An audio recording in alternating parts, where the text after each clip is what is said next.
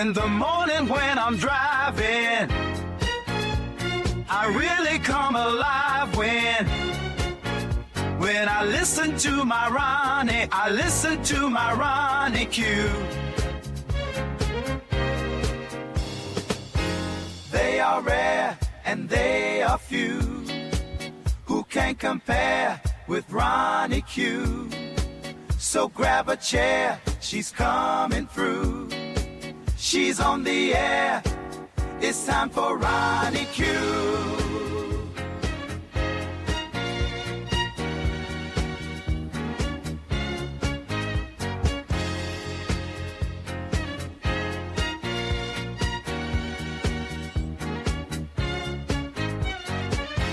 They are rare and they are few who can compare with RonyiQ. So grab a chair, she's coming through. She's on the air, it's time for RonyiQ.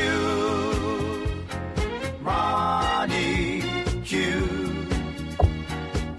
It's time for RonyiQ. RonyiQ. It's time for RonyiQ. In the morning while I'm driving, Ronnie, I really come alive when it's time for RonyiQ. I listen to my Ronnie, I listen to my Ronnie. It's time for RonyiQ.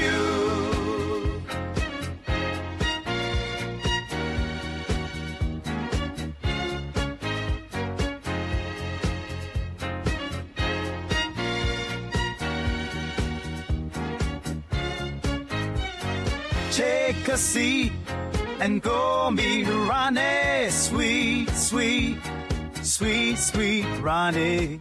No day complete without my Ronnie. She can't be beat. Sweet, sweet Ronnie.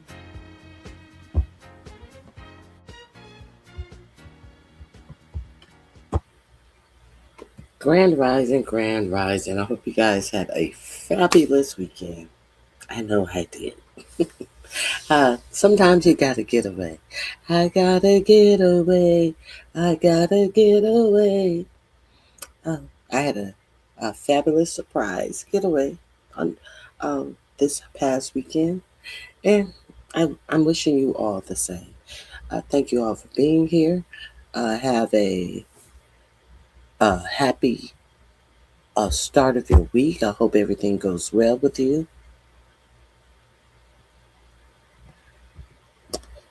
I hope all goes well with you. And let's get into the news. Why don't we? Did you guys see this? How Donald Trump ruined the. It was initially sponsored by a group of people. They called it 250 something, 250 fair or something of that sort. Now this group has been together for 7 years, planning, coordinating, and getting all the things in step to celebrate America's 250th anniversary. But you know what happened? You know what happened. Donald Trump came in and launched this phony ass committee to make it pretend like this was his idea, and he called it Freedom Fest or something 250. So understand, these people have been working 7 years to do this big like state fair. But no, Donald Trump administration denied all of their permits, and instead they permitted this trash that they presented as some, they always have to put some fake patriotism in there. And now you have newscasters at Fox News sitting up there talking about thousands of people have showed up. I don't even think that there was 1,000 people that showed up. They had a booth for every state. There was no representation of human beings in many of these booths from many states. They were, just like museum exhibits that had a little corny shit that the state is famous for. If it was Idaho, they had pictures of potatoes and all of this dumb shit in there. They had a big it wasn't even a big Ferris wheel. I've seen bigger Ferris wheels at street carnivals that are bigger than that shit that they had at that farce of a fair that Trump gave, and it was broken down. The electricity kept going on and off, on and off. Food was spoiling. There was no entertainment, because this is the fair that all of the artists who found out that this, in fact, was a Trump event as opposed to the event that they thought it was, and they all pulled out. And you know who didn't pull out? The only person who didn't pull out was Vanilla Ice. He was in all the way. They finally had to tell Vanilla Ice thanks, but no thanks. Now, they said Vanilla Ice was the last one. The last I remember, it was Vanilla Ice and Kid Rock. So maybe did Kid Rock have enough shame in himself to say, this is bad for my brand? I doubt it. I seriously doubt it. But I do know the last that I heard, Kid Rock and Vanilla Ice were the last two performers scheduled to appear at this farce of a fair. Did you guys see any footage of that fair? Did you guys see any footage of the fair? Because Fox News tried to make you believe that you were seeing something that your eyes were lying to you. They had a whole camera set up with the background of that Peddly fair. And then come yesterday, which was the 4th day. Now, this is supposed to be a 16-day fair that culminates on the 4th of July with a Trump hate rally. Doesn't that sound exciting? It hasn't the nation come so far in 250 years? He said, well, since no one wants to perform, I'll just have a Trump rally. Now, day one of this event, this opening of this boring, this snooze fest of an event, Trump was there. And Trump was addressing the public that showed up. Now, day one, there were over 8,000 people that showed up, but it was still a piddly amount of people that showed up. So what did your president do? Your president started doing a stupid stump speech, repeating all of the few things that his ass can remember. And then you see the people pouring out, leaving in the middle of him speaking. And look at this stupid triumphant Trumpian arch that he has. This arch that is reminiscent of the arch that Hitler wanted to put up in Germany. Reminiscent of the Hitler arch. It's not reminiscent of the arch in Paris. No, it's reminiscent of the arch that Hitler wanted to put up for himself, in my opinion. There is that. Good morning, Nappy Child. Good morning, Foot Soldier. It is good to see you, ladies. Yes, the arch, the triple. What is triple? The triple. I don't know. The triple E. No, that's no L in there. Yes, the arch, the the arch, the fake Trump. The triumphant. That's what I thought. Was built by Napoleon. Now, So you see that he actually had a replica of this arch built. Now, you see the disturbing part about this, the most disturbing part about this is that this shit cost the U.S. taxpayer $80 million. $80 million. And I'm curious. Now, they said they were selling hamburgers for $30, hot dogs for $20, all of this type of stuff. You, the president, now this 250 committee that has been working on this for years had procured all of the people from all of these famous state fairs, like what is it? I think the Iowa State Fair, all of these huge state fair venues were slated to come and show up as they show up for their own state fairs. And now you had Trump pimping the people out and trying to empty your pockets for a $30 hamburger at a poorly put together event. It is stated that this event was put together by what else? Of course, no bid contracts. The venue was given to his friends and buddies to, go ahead and make that happen. And they made shit happen as usual. They made shit happen.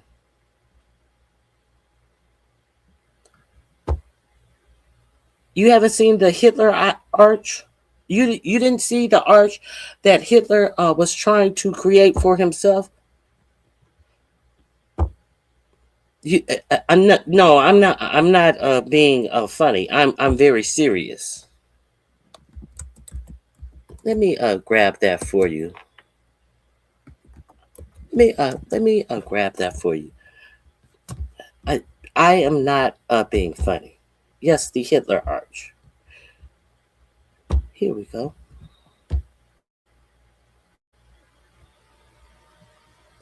Let me share my screen with you, since I don't have it in my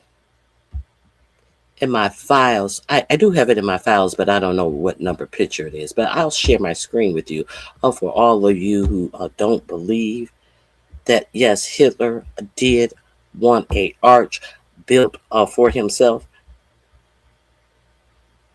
Let me share this with you. Let me remove this.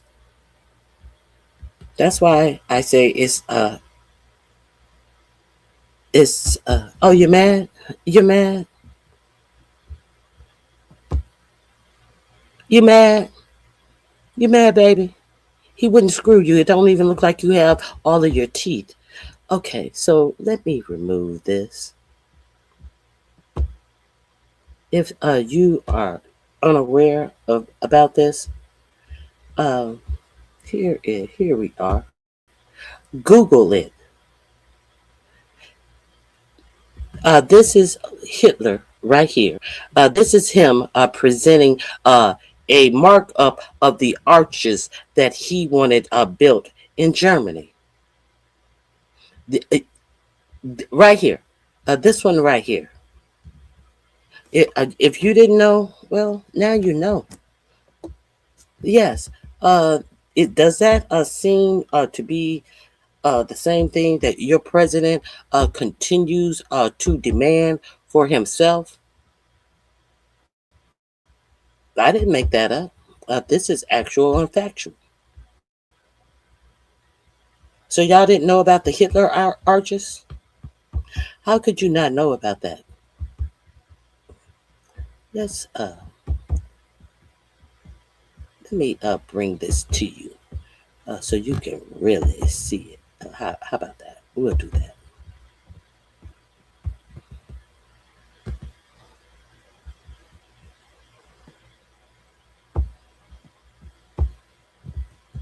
Okay. Hold on a minute. Hold on 1 second. Let me add this for you guys to see up close and personal. How about that? Because I'm just here to give you some information that you may or may not be familiar with. Now, the Trump arch down there, surely you see that arch. You didn't know about this arch? Not made for a city, but made that was to be made for a individual. You were unaware about this arch. You didn't know about this arch. You know about that arch? Well, obviously you haven't watched my show. Ever since he's been talking about this triumphant arch, or whatever he wants to call his arch, I've been showing you that this man right here with the balloon pants on, with the riding pants on, with the little center mustache. Yes, that was the arch that he presented, that he wanted built for himself. Sounds familiar? A lot of things, a few things more are about to sound familiar to you. Hey, Melissa, it is good to see you. And when those, let me see, what are you saying?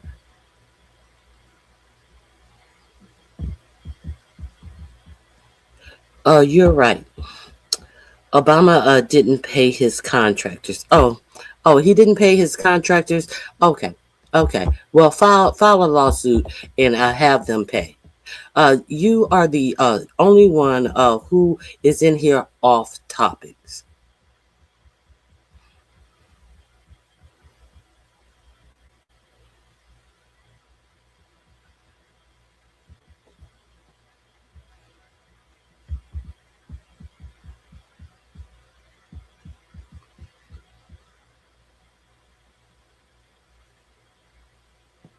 It's not only the arch that is weird, it's the fact that when you look at Trump's political career, he has copied Hitler in so many ways. January 6th was his hall uh hall putsch. What is hall putsch? I don't know what hall putsch is.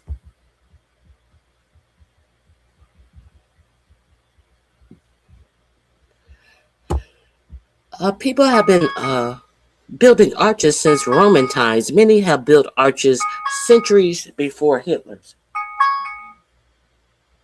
Um, but can you tell me who has built an arch dedicated to themselves?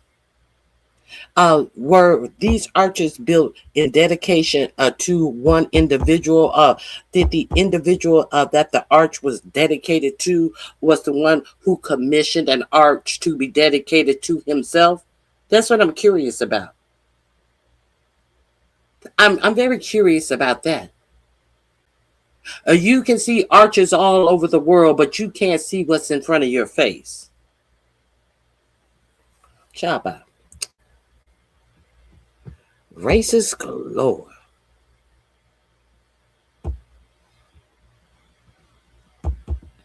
Let's see. Uh,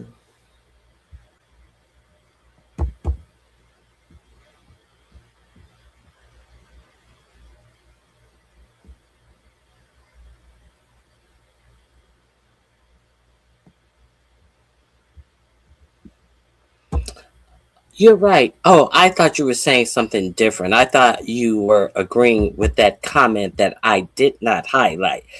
Oh, okay. So here we go. Let's play this. Obama didn't pay his contractors, his own people contractors, and you go. You're right. Obama didn't pay his contractors. The federal government did because they were the ones who hired those contractors. Trump stiffed contractors as a private citizen. Now, you notice the contractor that Trump is paying. You notice that Trump has not complained about a shoddy job. He's paying that mob boss looking contractor that he has known since he was in contracting in New York City. He's paying that big fat mob boss looking guy with the nothing. It has to be obviously money grubbing little young wife. He's paying her. He's paying him. I mean, now how is it that he is paying? There's no overruns. There's how it says everything's on time, and there's no overrun. Paying somebody over $13 million for a job that was bidded at 1.2 or $3 million. How is this person paid? And then less than a week later, the water turns green and full of algae. And less than 2 weeks later, the bottom of the lining is peeling up. How is Trump, who don't pay his own contractors, who always finds work with contractors on his own personal private projects, and they have to go back and forth for years trying to get their pay? Well, how is this a contractor getting paid? Because he's getting paid with your tax dollars. So Trump doesn't care. Just do you think that this man is getting all of this $13 million, especially since he's caused? I don't think that Trump has any embarrassment, especially since he's caused a backlash on Trump's poor decision making, to the effect that Trump is sitting up there lying and said that they're vandals and they're criminals, and they criminals in this Washington D.C. That he had cleaned up, and everything is so safe and everything is pristine. Take a walk and they don't have to worry about this and that and the other, since he put the National Guard around in D.C. But now all of a sudden, when it is obvious that he has slipped millions of dollars to one of his friends in a no bid contract that this man wasn't qualified to do, now all of a sudden, all of the problems that arise from him doing so is because of Antifa. They could have 250, 350. Pretty soon, it's going to be. They could have slid all the way around the whole perimeter of the pond, because every time he talks about it, the cut grows 100 feet. You know, kind of like the price on the ballroom. It's going to cost $200 million. It's going to cost $300 million. It's going to cost $400 million, until he stopped talking about the price. And then when he, the next time you heard about the price being talked about publicly is when he went, they tried to put some amendment through Congress to get $1 billion.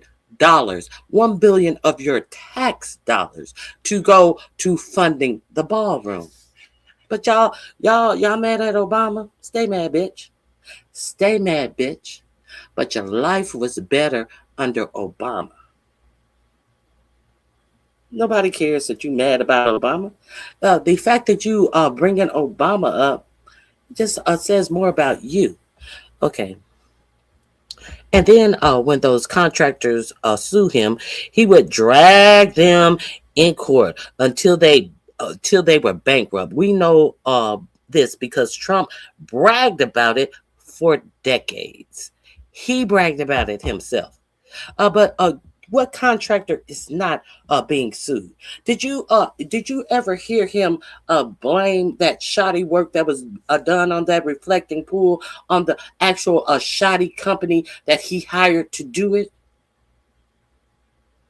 And with overruns of over $12 million? No, he paid them. He paid them because it's your tax dollars. That's why he paid them. And you guys are sitting up here fainting out over this type of person. But it just shows the character or lack thereof of yourselves. It just shows what type of people you really are. Did not Trump say he loves the ignorant, the dumb voter, the uneducated voter? He loves the ignorance, the ignorance that you people who continue to write in my chat, you just show exactly who his voter is. If you convince the lowest white man he's better than the best colored man, he won't notice you're picking his pockets. Hell, give him someone to look down on and he'll empty his pockets for you. Lyndon Baines Johnson. That's what you prove. When you come in here talking, trying to spread lies about Obama instead of facing the truth that is sitting in front of your faces. That's the only thing that you prove. Okay. Shall we continue? Let me see what else you guys are saying.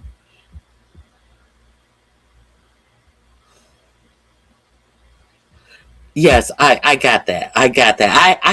I saw that comment and I just ignored it. Who's a dingbat? Who's a dingbat? Exactly whom is the dingbat? You're the dingbat?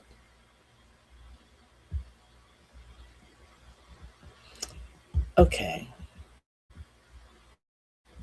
Let me catch up on the Beach Hall push. Okay, here it is. Beach Hall, I can't say that. Pouche is when Hitler back the 1920s had a rally where he whipped the people into a frenzy against the government and sent them off towards the government where several got killed. Oh, so you're saying January 6th was Hitler's a beach hall Pouche. Thank you for that information. Thank you for that information. But weird to believe we don't see what's going on right in front of our faces.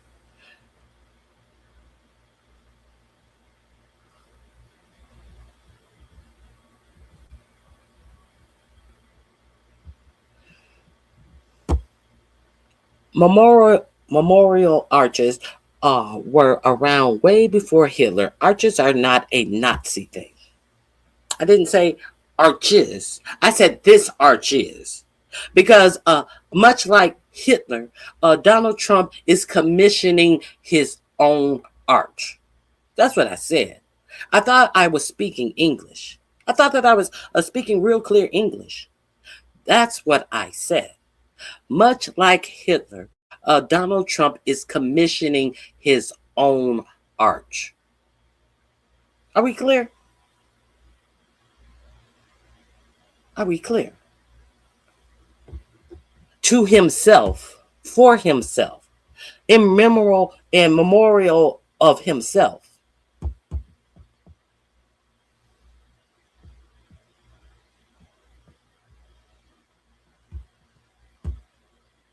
It's not a memorial arch if the guy who wants to build it for him is still alive. Thank you. It's not a memorial arch, it's a shrine. Thank you. Hey, Fred Shields, it is so good to see you.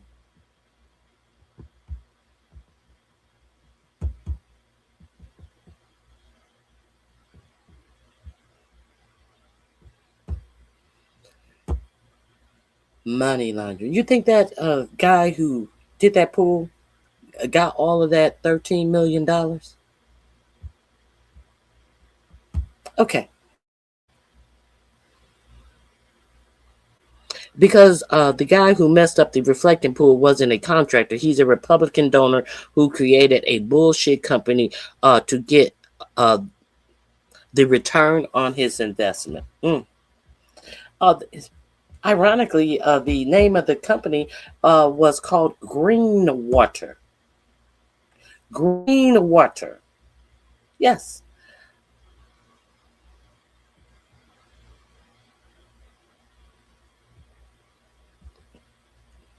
Oh, Mark, you're mad. You're angry. But I noticed, Mark, you're not talking about any of the topics. I noticed that you cannot effectively talk about the actual topics of this conversation. You have nothing to say about that, but stay mad, Mark. What about how he lied about Powell? Put the man through all those accusations on live TV for overage. Uh, did you see me show that? Did you see me show him and what is from South Carolina? Tim, who's like Rudy from the Cosby. I cannot ever remember his name.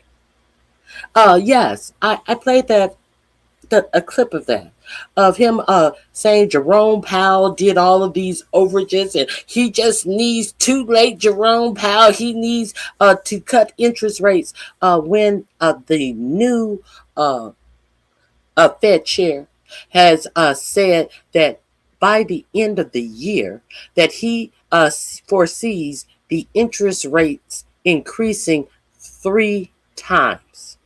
3 times he expects the interest rate to have to be increased. When your president was asked about that, oh, well, I don't know. I trust the guy. If that's what he says, I trust the guy. But Jerome Powell was so horrible, so bad, because he wanted to get that another sycophant in the Federal Reserve, in a Federal Reserve seat, actually vote on interest rate. Why do you think that Lisa Cook, a governor at the Federal Reserve, was fired from your DNI, the new person over DNI, Bill Pulte, who was over housing that discovered some trumped up charge on Lisa Cook, the governor of the Feds, and they fired her because she allegedly told a lie on her mortgage forms that were not even accessible to this man, that this man had no right of going through, even if she had irregularities in her mortgage fund. A guy who just got over Fannie Mae and Freddie Mac, who had someone else go into Letitia James. We're going to talk about her too.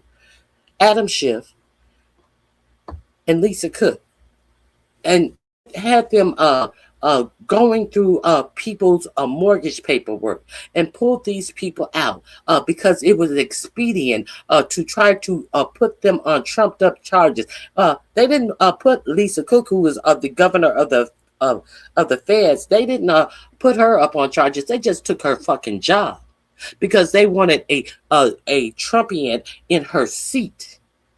Let's be real clear. But they tried to send Letitia James to jail on a case that was laughed out of court. Not one, not two, not 3 times, because nobody in the DOJ wanted to try it again for the 3rd time. They laughed that shit out of court. And the person who was responsible for saying if it was a case or not said this is not a case. After Bill Pulte, who was thrown out of his family home building business, this Nepo bitch baby, who donated to Trump as well, and that was his reward of getting a job in. Hey, your family has built houses all your life, so let's put you over Fannie Mae and Freddie Mac. Now, Bill Pulte is still over Fannie Mae and Freddie Mac, and he's over the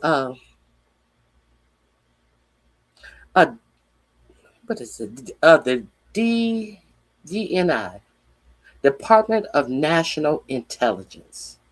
DEI is over the DNI. He's a DEI hire. You know that thing that they hate so much? How is this man doing anything in and Fannie Mae and Freddie Mac. Oh, he don't have to do anything in Fannie Mae and Freddie Mac because there are no homes selling in the United States because people can't afford to buy homes in the United States in a large part. So this man, if he did that in Fannie Mae and Freddie Mac? Now he's over all of our 18 intelligence agencies, all 18 of our intelligence agencies. And this man has no experience in intelligence. Well, why do you think that he's over all 18 of our intelligence agencies? Oh, because maybe he'll have access to all of the information that is in all 8 of our intelligence agencies, and he will be able to garner that information to have somebody who can go through whatever paperwork that he wants in those agencies, and then masturbate it and manipulate it into some type of crime.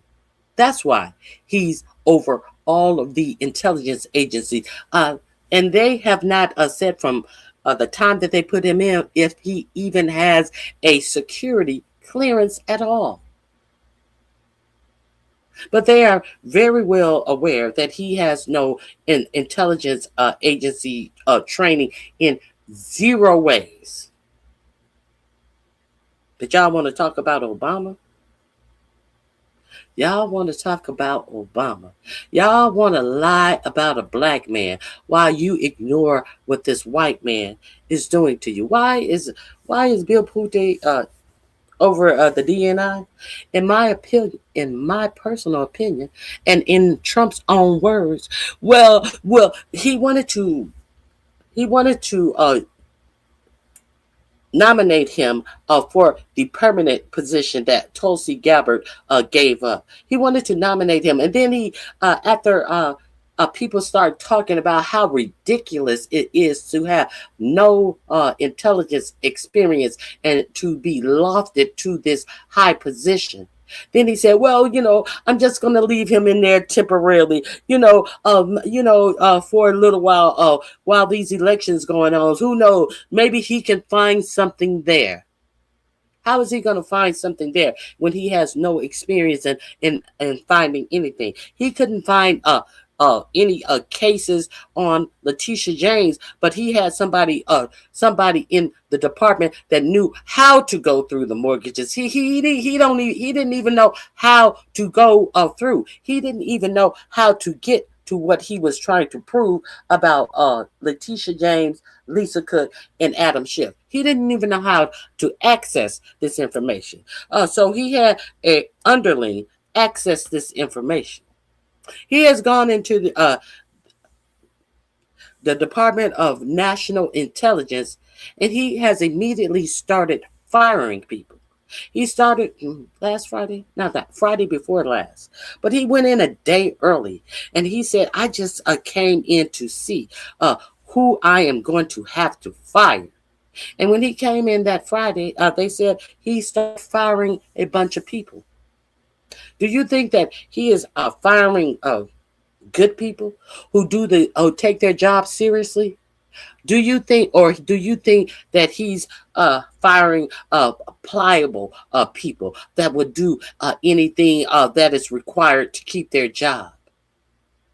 Do you think that he kept people who are skating in their jobs, and their job is hanging over their head, and they'll do anything to keep their job? Or do you think that he fired solid people who take securing this nation seriously?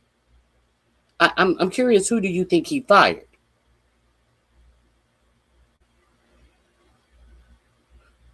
You think he left a bunch of people who are willing to show that they are partisan hacks in this job? Or do you think that he fired people that don't give a fuck about the politics of anything? They care about securing this nation. I'm just curious. Who do you think he fired? Oh, but nobody wants to talk about the obvious in that. Nobody wants to talk about that.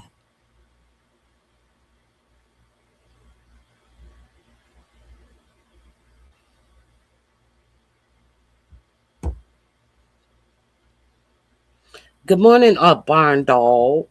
It is good to see you. Which people? Because the only people benefiting under a Trump administration are the billionaire class. The redneck voters base are feeling good about themselves, but they still live in a shithole. Correct. But hey, uh, you uh, you give them someone else to look at, and they think that they are winning.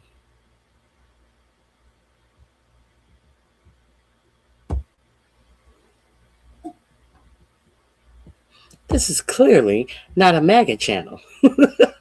I swear, these dumb cultists, MAGA nuts, have no chats to go to.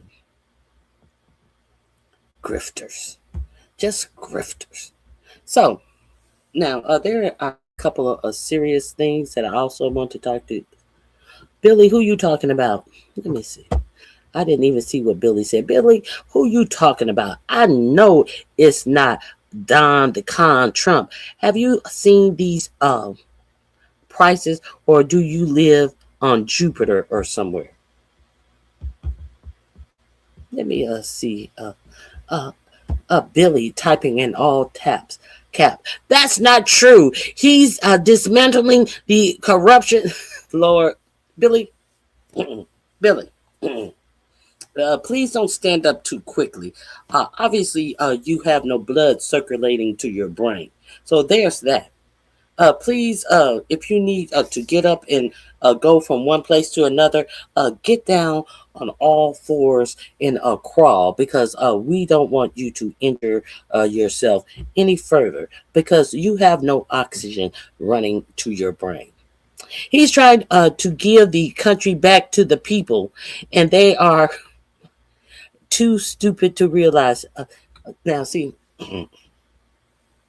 Billy, well, when you want to talk about people being too stupid to realize something, I think you're speaking of yourself, because you yourself, who's writing in all caps, mad and trying to call other people too stupid to realize.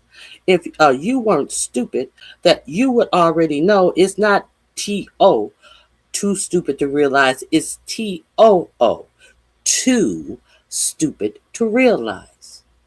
So, isn't it ironic that you're calling people stupid, and you don't know how to use the correct form of the word to, because you're stupid?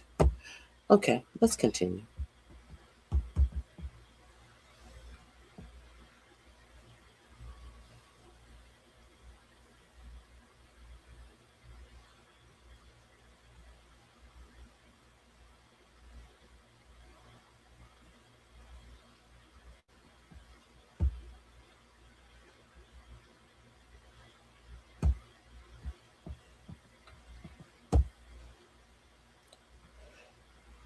So, what does Obama being half white have to do with anything we're talking about here?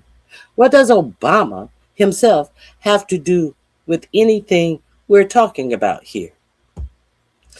Oh, so you think that you are giving everybody information that Obama is half white, and you think that everyone else is stupid? You think that people are all across the world don't know that Obama had a white mother and was raised by his white grandparents, but you think everybody else is stupid? Oh, okay, stupid. Let's continue. Okay, let me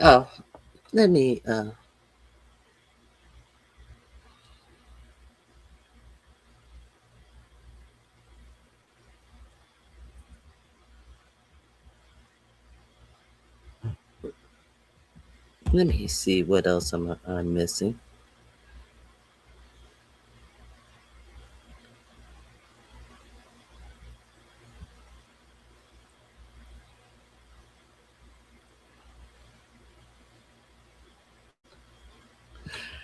Trump is dismantling the welfare scammers. He's giving it to his buddies. That's who is scamming. That is who the welfare scammers.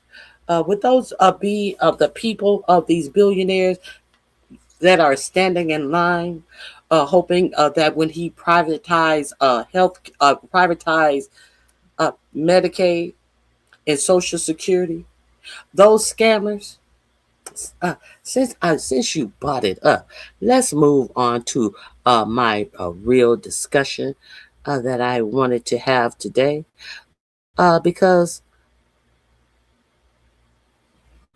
you may get your own feelings hurt when you find out what else your dear Führer has in store. The other big scam. See, I told you guys. Hold on one second. Hold on one second.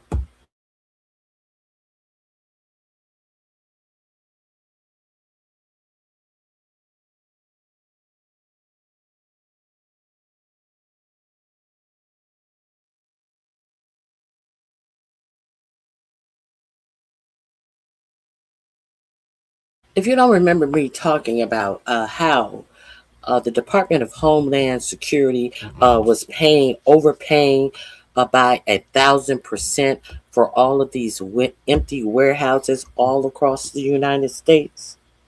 And if you don't remember, I told you that this is not for undocumented immigrants. There is no reason to be spending this amount of money on warehouses to hold 15 and 18,000 people in said warehouses. So we know what these private prisons spread all across the United States do. They enrich people who are already rich. We have seen the private facility detention center that they are holding of these ICE detainees in. This is a private facility where they are on a hunger strike because there's mold and worms in the food that they are serving them.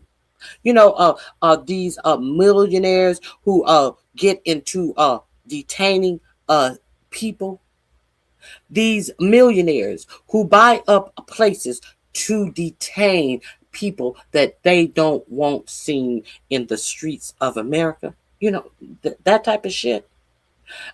Who pay, who take the lowest bid for healthcare in these facilities, for food prep in these facilities. The only thing that matters is who has the lowest bid to bring in food, healthcare, and other services into these facilities. You know, that type of shit.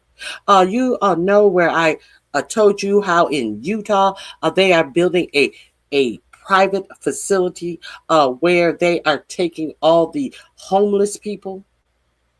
If you have nowhere to go, you are going to have to go to this facility in Utah. If you don't remember it, you should have been watching me a long time ago. You should have been watching me a long time ago. Y'all remember that? And these people were going to have to work for their beds. This private facility that is going to make people actually do the all of the cleanup. Everything that is done in this facility is going to have to be done by the homeless people. Is what did they used to call that? Uh, you know, when America was great for some of these YT people, they called that slavery. So this is the solution that they have put in place for homelessness. But what solution does Stephen Miller allegedly want to put in place for disabled people? They want to do the same thing for people with disabilities. Fuck giving people with disabilities a disability check. No, let's just lock them up in a facility. Who do you think is going to get a first dib on these facilities? Why do these people on disability need to be locked up in facilities? Oh, because they don't want to pay them a disability check. So are these facilities going to be run for free? Oh no, we're gonna give them in no bid contract to our billionaire buddies, and instead of paying you your disability money, they are going to receive a check for taking you in. And how are you going to be, as a disabled American citizen, going to be treated in these private facilities that only wants you in because that was a good grift to get money from the government? How are you going to be treated? You're going to be treated like every other detained person that they want off the street, out of sight in the United States of America. They are going to get the lowest bid on food. They are going to get the lowest bid on health services for you there. What you think they're going to treat you good? Do you think that they are going to treat these disabled people good? Let's get into it. If you are unaware about this, Stephen Miller said to drive wait a minute. Hold on.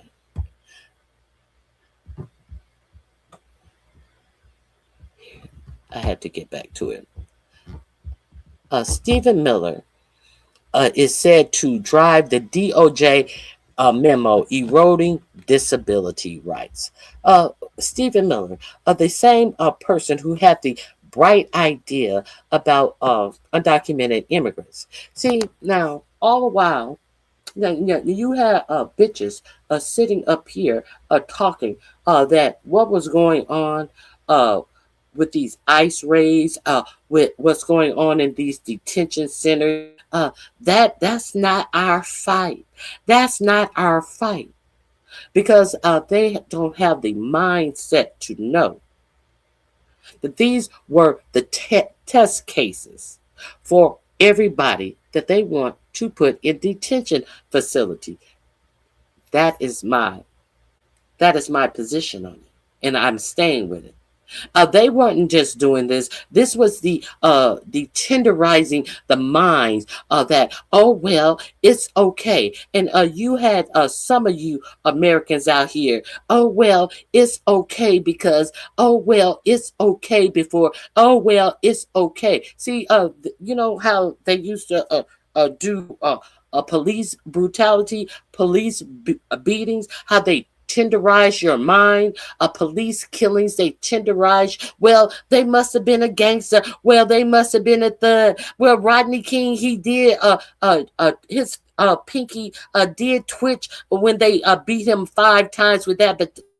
So I understand why they beat him 17 times more. And after they had 17 times more that they beat him with the baton, his right heel did roll over to the side, so he didn't stop moving technically. That's how they tenderize your stupid mind to this shit, this ungodly shit that you see them doing to human beings. You know?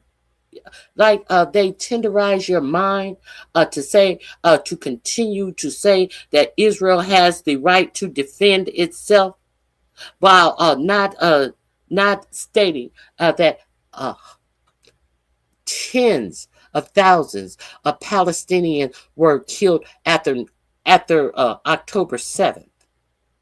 And you have people in this bought and paid for media, bought in large part by Israeli supporting billionaires. That Ellison guy gave millions of dollars to the IDF soldiers, the army. And now he is running one, and now he will be owning CNN, well, his son, media company, is going to be owning so much media. And you don't, and so all you hear your for-profit news media tell you is, well, Israel has the right to defend itself, and as Israel is knee-deep in another country, taking head shots, belly shots, groin shots at children. But your media don't want to talk about that. Okay, so do you think that all of and you sit around and you say nothing? And you say nothing, so because too many of you are so caught up on bullshit and think that it can't happen to you. Why do you think they are doing this? Because they want to see how much you will accept. And now that people are waking up, and now that people realize what real genocide that happened in Palestine. I've been talking about what was been happening in Palestine for years. For years. And a lot of people had no comment. A lot of people didn't even know what I was talking about. Blowing up reporters. Why do you think there's so many people who was trying to real reporters trying to get the word out that happened in Palestine? More independent reporters were killed in Palestine than all of the world's wars that have been fought by America. More reporters have lost their lives. Why do you think that there's not these large news conglomerates trying to get into Palestine, since they are allegedly have a peace agreement? Had you seen any reputable they're not reputable any large news company trying to get in and see Palestine? No, you haven't. No, you haven't. Because they're sympathizers to the genociding Israel. So they don't want you to see it. They want you to continue to walk around, skipping around, talking dumb shit like it's not going to happen to you. Why are they doing that? Because they understand that most of you are stupid. They understand that most of you don't care about anybody but yourselves and your whiteness. That if you can convince the lowest white man he's better than the best colored man, he won't notice you're picking his pockets. Hell, give him somebody to look down on and he'll empty his pockets for you. That's why they don't bother to show you this shit. That's why they try to otherize their depravities. They try to otherize it like, oh, well, it's happening to these undocumented people. Oh, all of Palestine is terrorists. Well, they're using their population as human shields. But God forgive if you strike in Tel Aviv, where Israel has one of its largest military installments. Is Israel also using their civilians as shields then? Has anybody ever said that Israel is using their civilians as a human shield? I'm curious. But what do they tell you when they take down a whole apartment building? Oh, well, when they was taking down those hospitals, and in one picture there was no weapons, and then the next picture there are all these weapons. What they told you, they said that the terrorists were hiding under the hospital, so it's not their fault that they tore up whole hospitals.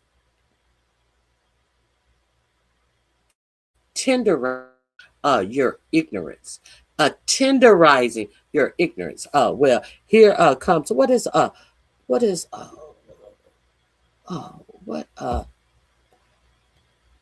was Hitler's right man's name? Goebbels.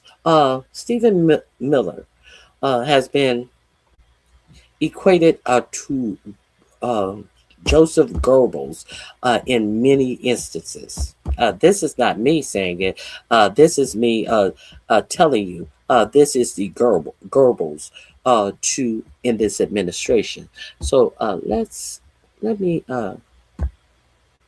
give you this information. And I want to know if you learned anything today. Please support the channel, because this is what I'm here today, is to give you information on things you may not have heard about. Okay, so White House advisor Stephen Miller was the driving force behind the Justice Department recent memo authorizing states to institutionalize people with disabilities rather than fund community based care, said people briefed on the situation. Miller, the president's powerful deputy chief of staff, was frustrated that the department's civil rights division was still reaching settlements compelling states to transfer those experiencing mental illness out of institutions, added that the individuals who spoke the individuals who spoke anonymously out of fear of retaliation. They said Miller felt DOJ's agreements, including one reached with South Carolina in December, would increase homelessness and didn't adhere to the President Donald Trump's July executive order pressuring cities and states to move homeless people into treatment centers. Y'all don't remember that? Y'all don't remember me reporting on one of these treatment centers for the homeless? Yeah, Utah. Look it up. The June 18th DOJ Office of Legal Counsel opinion concluded states may disregard decades of Supreme Court precedent and ensuring regulation mandating integration of individuals with disability into home or community settings. Spokespeople for the White House and the DOJ denied Miller played a role in the memo. The Civil Rights Division leadership team initially pushed back on the memo draft legal arguments, but the OLC's end product nevertheless would wound up reflecting the desires of Miller and his team. Excuse me. The people said the DOJ civil rights head Harmy Dillon. You know Harmy Dillon. Y'all remember Harmy Dillon, who wanted to charge Don Lemon on the Ku Klux Klan Act for actually doing his job? That Harmy Dillon. She's over the Civil Rights Division. And this is what Harmy Dillon is doing over in the Civil Rights Division. So, to let you be clear on who Harmy Dillon is. A DOJ civil rights head, Harmy Dillon, who's been vocal in promoting her realignment of the division's mission in pursuit of Trump's agenda. The realignment of the Civil Rights Division in pursuit of Trump's agenda. So, civil rights under Harmy Dillon is going to mean something totally different. Civil rights is only to mean Trump's agenda. Do you hear what is going on here? Well, obviously, if Don Lemon, who is doing reporting, is charged under the Ku Klux Klan Act, what does that tell you that Harmy Dillon is doing in the Civil Rights Division of this country? Let's continue.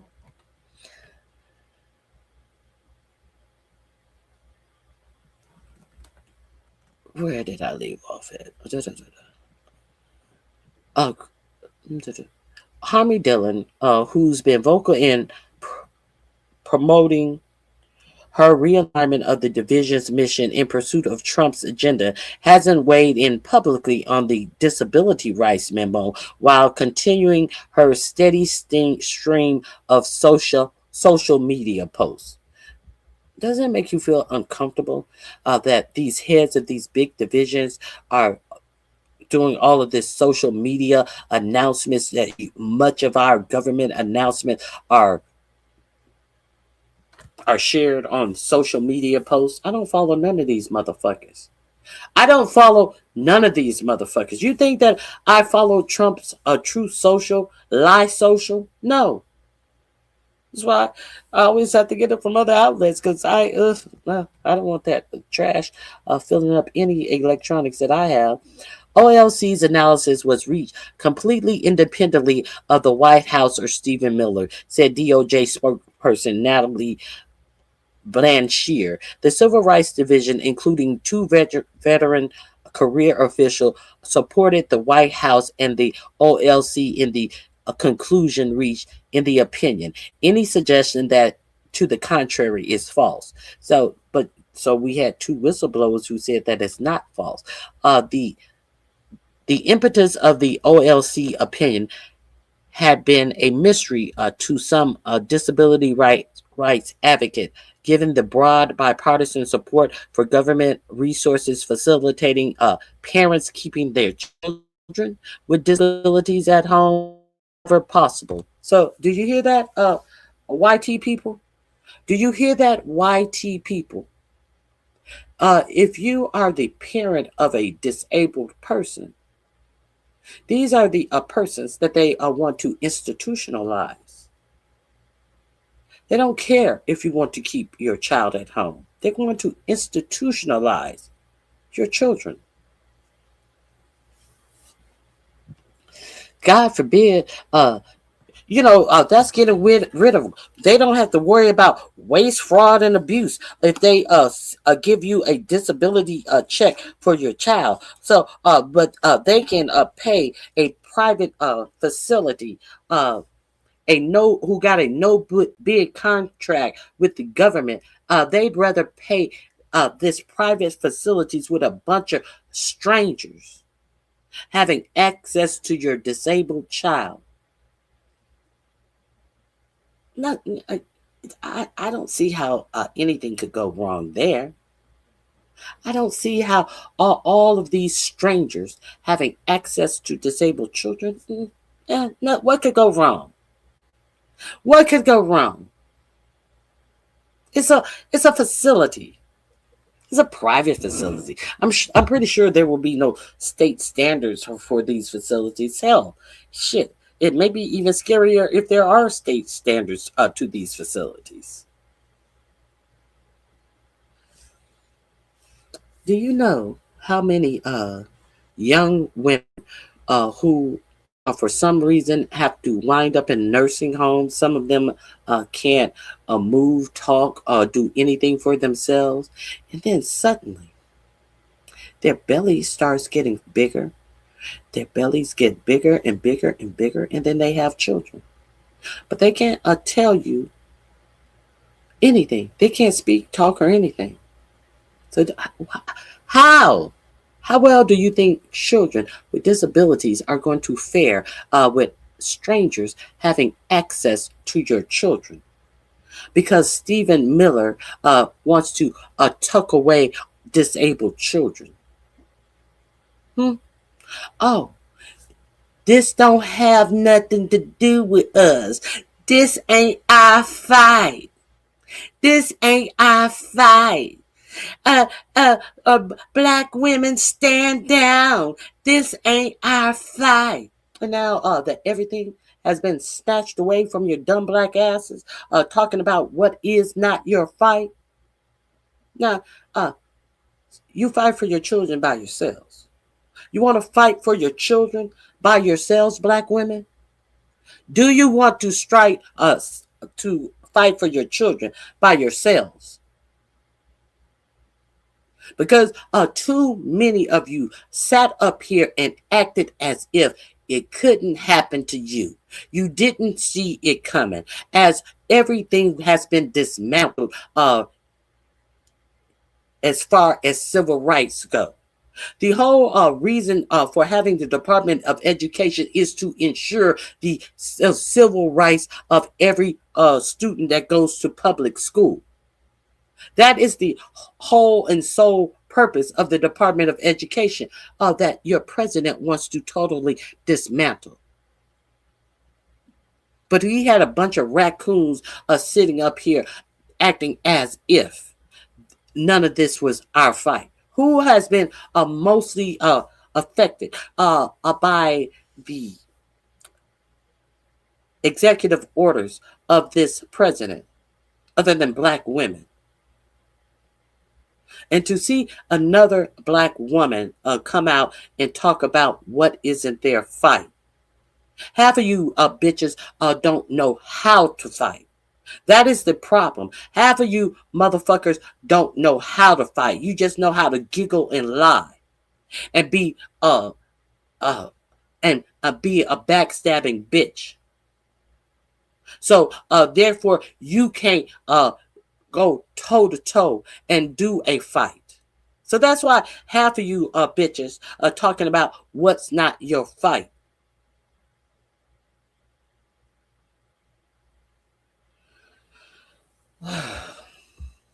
Anyway, let's continue. Let me see. Okay. The impetus for the OLC opinion had been a mystery to some disability rights advocate, given the broad bipartisan support for government resources facilitating parents keeping their children with disabilities at home whenever possible. Many organizations have criticized DOJ for adopting a position that they say threatens long-held community integration protections and that is contrary to numerous court rulings and to the views of civil rights division of political leaders in Trump's first and second terms. Miller's sprawling domestic and international portfolio included directing DOJ law enforcement surges aims at reducing street crime in Democrat-led cities. In Democrat-led cities. So, black women, you gonna fight for your children? Black women with disabled children, are you now ready to fight for your children? Black women with disabled children who thought that what was going on in this administration wasn't your fight. You not even warmed up for your fight. And now your first fight is going to be about your children. How good will you fare in this fight? I would do everything. I do everything for my children. But all of these other fights that you saw, those wasn't your fights. Those wasn't your fights. What is the famous quote about the Holocaust? First they came for the machinists, and I did nothing because I wasn't a machinist. Then they came for the something else. I think it was, I forget the second person. Then they came for the lobbyists, and I did nothing because I was not a lobbyist. Then they came for somebody else, and I did nothing because I wasn't something else. And then they came for me, and there was no one left to protect me. Well, why should there be someone to protect you? You didn't protect nobody else. You didn't protect nobody else. And now you, when they come for you, and you see that there's nobody else because everybody else has already been taken, and there's no one to protect me. Who did you protect as they were taking everybody else? You didn't protect nobody. But now we to believe that you are this big bad ass fighter. Everybody needs to get off of this color shit, because they're coming for all of us. They're coming for all of us.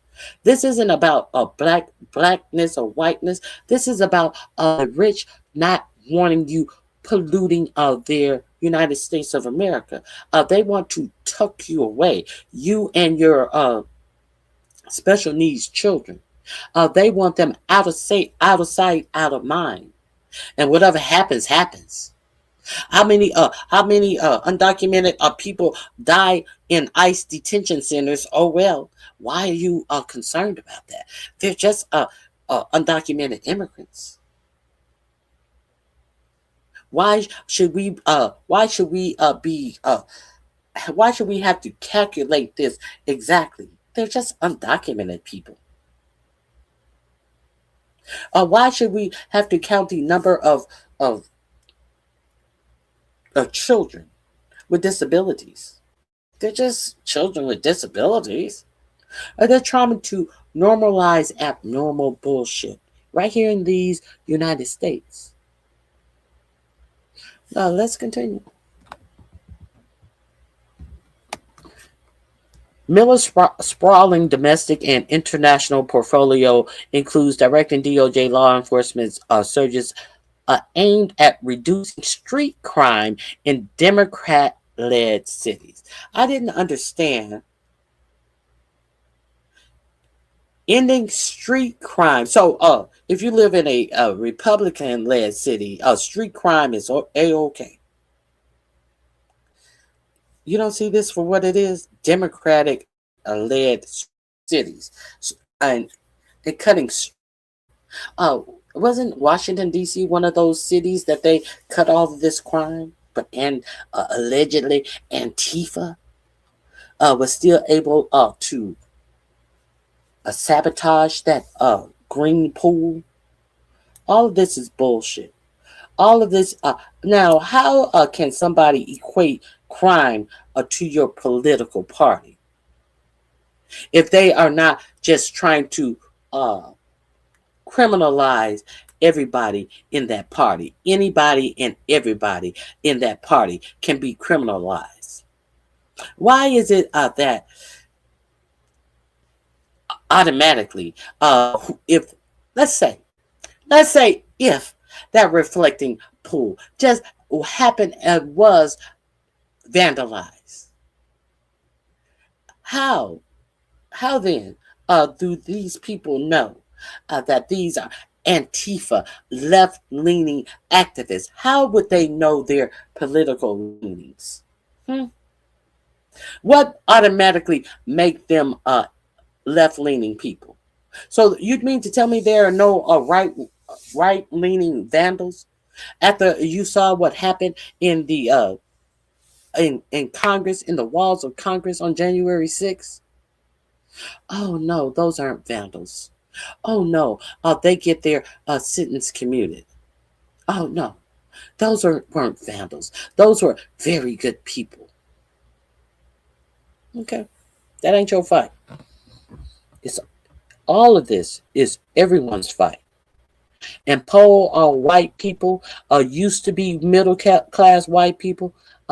You are going to have the same fight, because now they're not just distinguishing this as color. Now they're going in and saying, hey, you have an inept child. You are inept yourself. You are no longer a use to society. So therefore, we're going to lock you up and throw away the key. Because no one wants to see you and your ailments out here in the great United States of America. We want the United States of America to start looking like that that freedom fair. We want to empty the United States of America and give billionaires more room to roam around. And we want the United States of America to look like this Trump 26 event. And the billionaires need more room. We're going to tear down your houses like they did in Gaza, like they're doing over in Lebanon. And what did Jared Kushner say? That Palestine, that's great land, waterfront property, and we can make something beautiful. And I think we should just get rid of all of them, take them off to the desert somewhere. The remaining Palestinians. Jared Kushner said this at a Harvard event. I showed you this when it first came out, and more people start showing this. Some of you poor people live in a property that just needs to be torn, razed to the ground, because this is the mindset of people who are really letting their talents come out and showing you who they are and exactly what they think.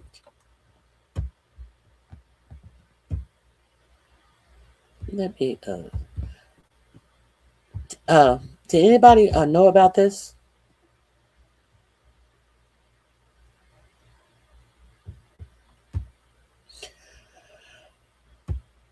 I remember I warned you that the gas prices are expected to double by the end of the month. So we're at the end of the month. We are depleting our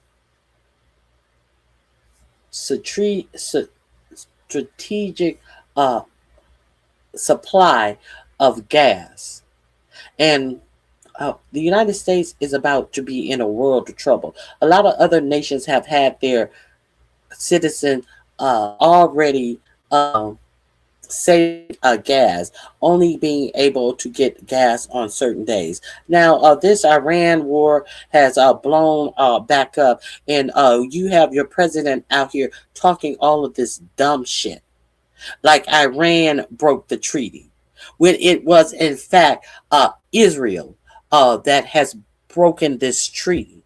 But your president don't want you to look at Israel. Your president has not told and demanded that Israel move out of Lebanon. No, your president did none of that. And when a strip tried to go through the Strait of Hormuz, tried to be like, fuck Iran, we going through. And Iran did what they already told you that they were going to do.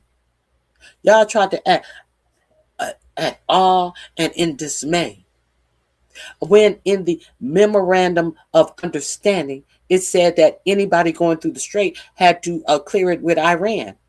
Why are you acting surprised that a ship that went through and didn't clear through Iran was struck? Why are you trying to act as if this was a reason why America needed to strike Iran? Huh? Make that make sense. Make that make sense. We're not supposed to go by what's on the paper. He don't want you to look down at the paper. He just wants you to, well, that wasn't a part of the agreement. Well, the agreement is on paper. And we're clear what the agreement is. And we're clear that they did not break the agreement. And we are clear, they told you that what would happen. Now, you notice that your president has not told Israel if they do not leave Lebanon, that they will stop giving them over $3 trillion in your taxpayer dollars that they give them every year. Is it 3 trillion? 3 billion. 3 billion or 3 trillion. You know, I think it's hard. 3 billion. The 3 billion, let's say 3 billion. The 3 billion in, I think it's trillion. Let me, or these 7 billion in weapons that they are going all across their region because they gets an additional 7 billion in American weapons. Let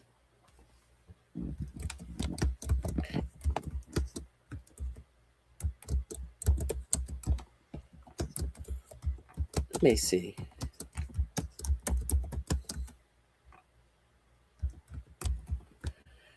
I think it's a billion.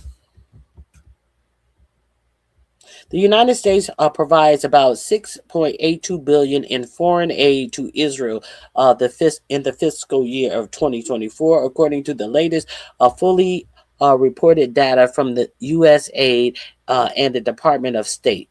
The USAID has been crumbled by Elon Musk. Over the long term, the U.S. has given roughly $174 billion in bilateral assistance and missile defense funding to Israel since 1948. When is Israel going to stand up and be a big child, be an adult, take care of themselves? When is Israel going to finally pull themselves up by the bootstrap?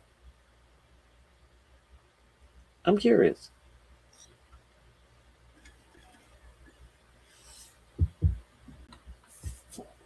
Adjusted for inflation to $2024, the total is about $298 billion over since 1948 when it adjusted for inflation.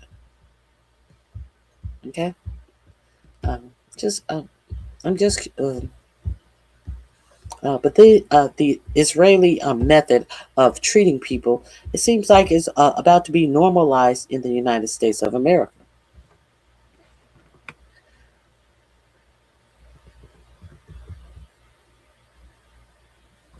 Let me see, where did I leave off? He is widely considered among the most prominent figures in Trump's second term dismantling of the department's decade-long independence from the White House on charging decisions and legal analysis. The homelessness order, which people said Miller believed DOJ wasn't complying, called on the Attorney General to terminate and appropriate cases any consent decrees that thwart the U.S. policy of encouraging civil commitment of individuals with mental illness risks who pose risks to.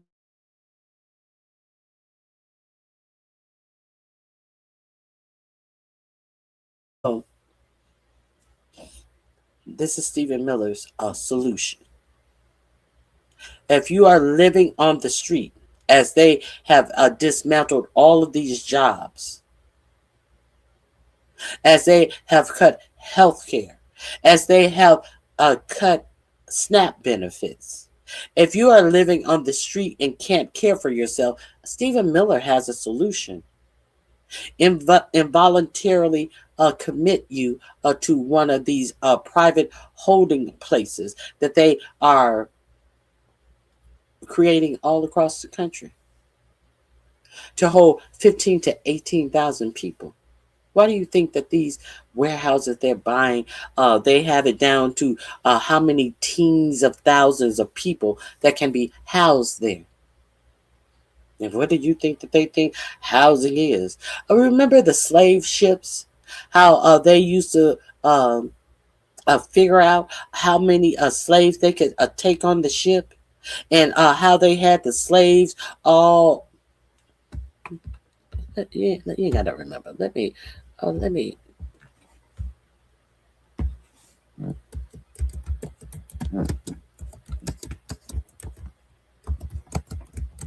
let me make it clear. I remember how they used to figure out how many humans, but they didn't consider them as humans. Let's look at some of these pictures.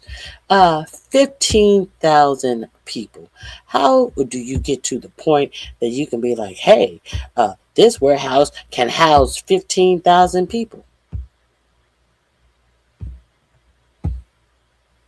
Let me share this with you.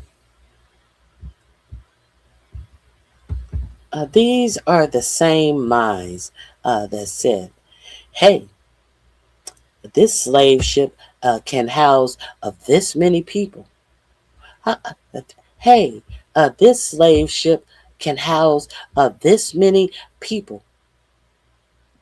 Hmm? We can get this many slaves over to America.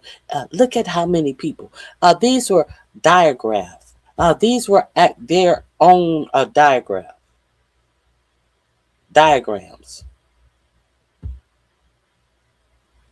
Their own diagrams.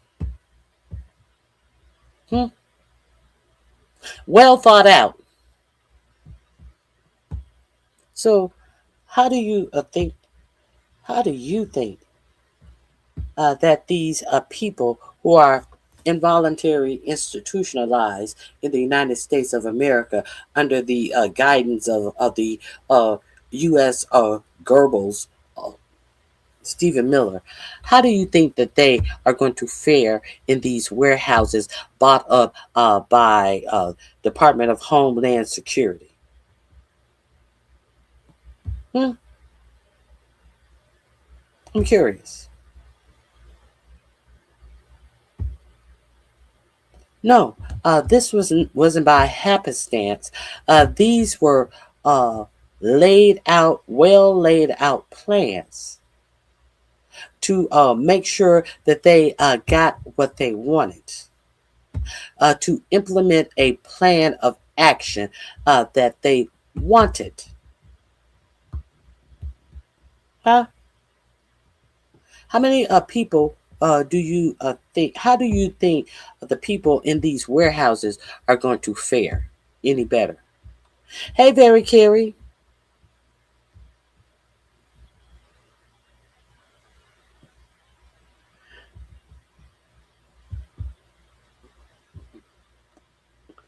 Chaz, bye, bitch. Very Carey told you bye. First immigrants. Now, we're gonna talk about this. Uh, we're gonna talk about the Supreme Court ruling about a temporary protection status being lifted, and all of these white nationalists that are pounding on their chest and just saying the sickest shit out loud. And let's get to birthright citizenship. I can't wait till we get to that. Uh, Now, there have been some elected officials who said that they need to review the 14th and 15th Amendment as well. So, why is everybody so excited about birthright citizenship?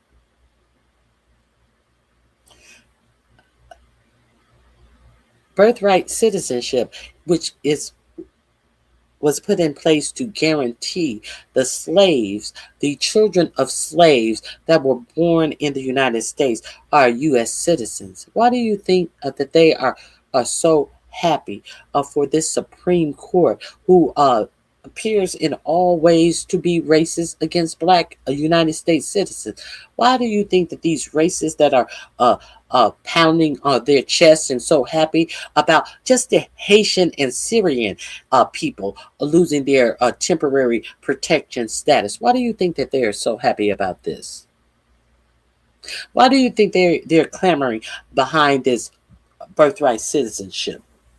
They try to make it seem like, oh no, we're just talking about the Hispanic people who came over here and they had anchor babies. You know, anchor babies like Marco Rubio. You know, anchor babies like the what's his name? The Indian guy who's running for the mayor of Ohio, who was supposed to work, Vivek Ramaswamy. No, we just want to get these anchor babies out of here.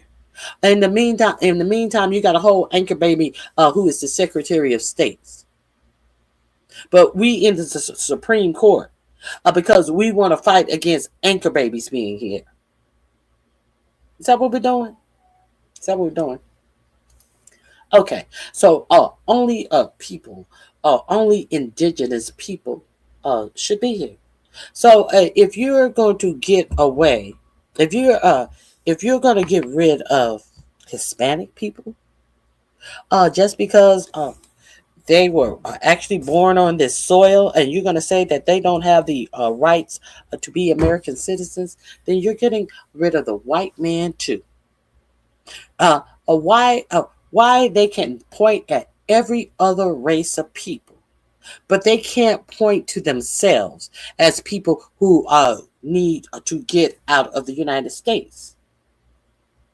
Because they are all of them are anchor babies, and Trump's own children are double anchor babies. So why are we acting as if these things that they are hammering for don't include the white man? You notice how all of this shit that they are hammering for to illegitimize everyone else's citizenship, it only brings a light on how their own citizenship is illegitimate. But no, it works for you and not for me. I'm just saying.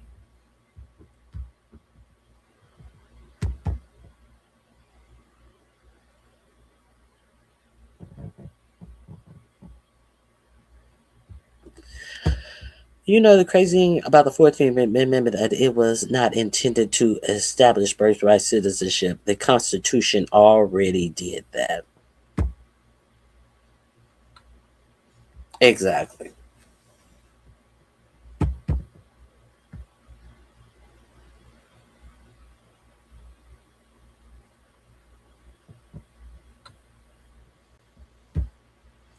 The uh, the purpose of the 14th Amendment was to legally define what the U.S. citizen was, because up until that point, there was no official legal definition of a U.S. citizen. Birthright citizenship was based on a British common law, which was also based on more ancient common law. Welcome to the channel, everyone. Please consider hitting the like button, sharing, and subscribing. Melissa, did I miss you? Thank you for becoming a member, Melissa. The hypocrisy is deafening. Deafening.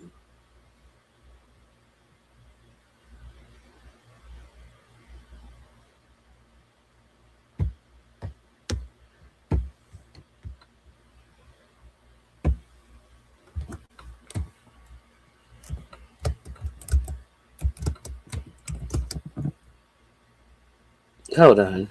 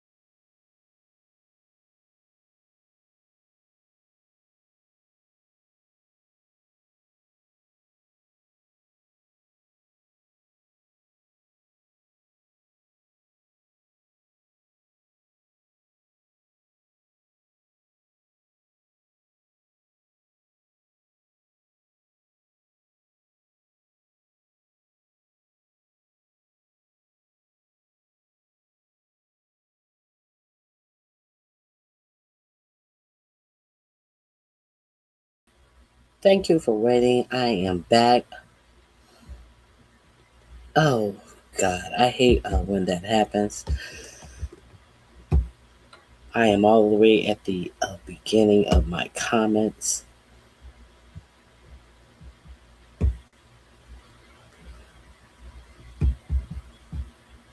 Okay. I when I have to come out and come back in, I lose all of my comments. So not all of them, all of the ones I haven't seen yet. Okay, so let's get back to what Stephen Miller has in store for the disabled citizens. And let's really understand that Stephen Miller has made all the policy around the immigration and all of this stuff. So there is that. Let's finish reading this. Let me see.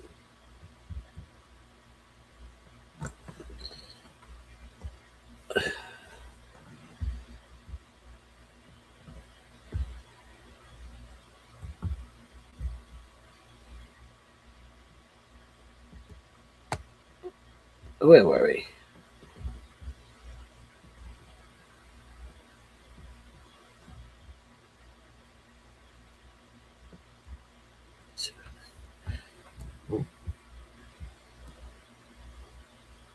Realignment of the Civil Rights Division.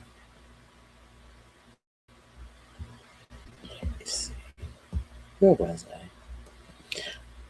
Impetus. Okay. Let me see. The homelessness order. Okay, that's where I was. Okay.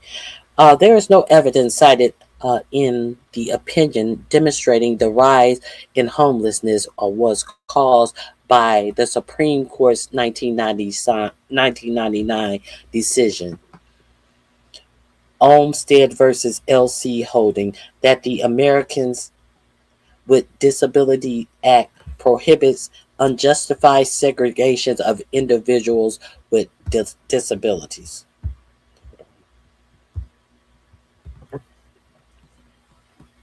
In a recent case study, Brandeis University researchers highlighted how states have used their Olmstead settlements to reduce housing costs for low-income people with disabilities. So, why would they do that? But when they're catering to millionaires and billionaires in this country, perhaps statements from the White House and DOJ didn't prepared statements from the White House and the DOJ didn't respond to requests to provide evidence that DOJ's prior posture ensuring community living generated a uptick in homelessness. Hold on. Jesus.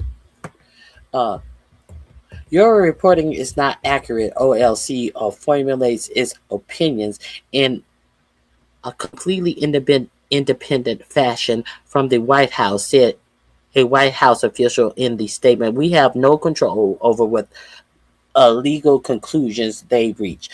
Stephen was not involved in any OLC activity. The DOJ legal counsel office has long held outsizing functions, advising the president and executive branch agency on thorny legal questions. As is typical in similar OLC memos, the author of last week's Disabilities Right memo noted that a request from an executive branch official, in this case the counsel to the president, triggered the office's exploration of certain questions. The office has traditionally taken the view that the White House should be influencing the legal analysis conducted by the DOJ lawyers, and a former OLC career attorney said. The former attorney, who was granted anonymity to provide candor, said OLC underwent a shift at the start of Trump's second term from carefully integrated facts provided by the White House to a culture that restricted its independence. Another administration official said that in an interview that the memo's author, number 2 OLC official Lenora Pettit, had considered the issue before entering the administration. Pettit, who arrived at the DOJ last year directly from serving as Texas Principal Deputy Solicitor General. That's a mouthful. Texas Principal Deputy Solicitor General didn't speak with Miller while writing the opinion, the official added. Also, it was her idea alone. The Cicero Institute is a conservative Texas-based think tank with ties to the Trump administration. Also appears to have informed DOJ decision-making. The Institute advocates against housing and community-based care requirements to give states flexibility in the treatment of mental illness to address homelessness. Devon Kurtz, the Institute's public safety policy director, said that White House took an interest in its topic as a policymaker following the outcry from state lawmakers and health secretaries saying that these federal rules are out of step with our needs in our communities. For some people with serious mental illness, the highest need individuals. Hold on. So, who are these secretaries of states and all of this? They're saying, hey, we need to do something about these crazy people on our streets.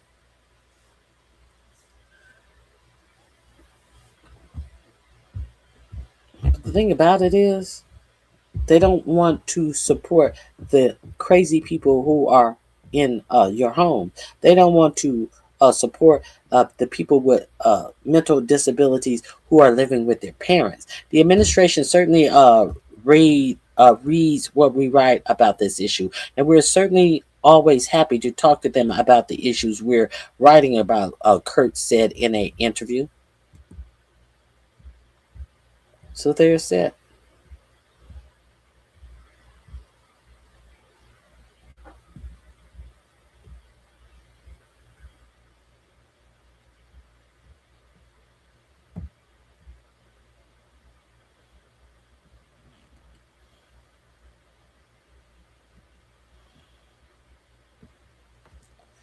Trump's voter ID executive order was struck down by a third judge. So there's that.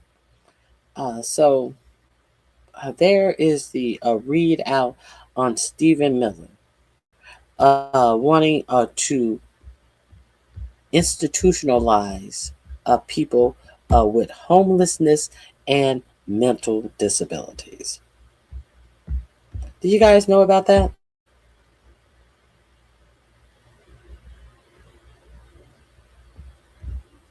Now, let me talk about these deportations that the Supreme Court has ruled that Haitians of that TSP status can be lifted whenever the president feels like it. It is not the state's job. It is no one's job. It is within the president's purview to lift TSP status for people who have come from war-torn and failed states like Haiti, war-torn countries, not states, countries like Syria. So let's get into this. We may have to watch a commercial. Hold on. Let me share this with you. Explorers, renegades, pioneers, mavericks. Call them whatever you like, but they've always been drawn here. Because Wyoming attracts a certain type of person. This is a long For those that fit the bill, we say, welcome.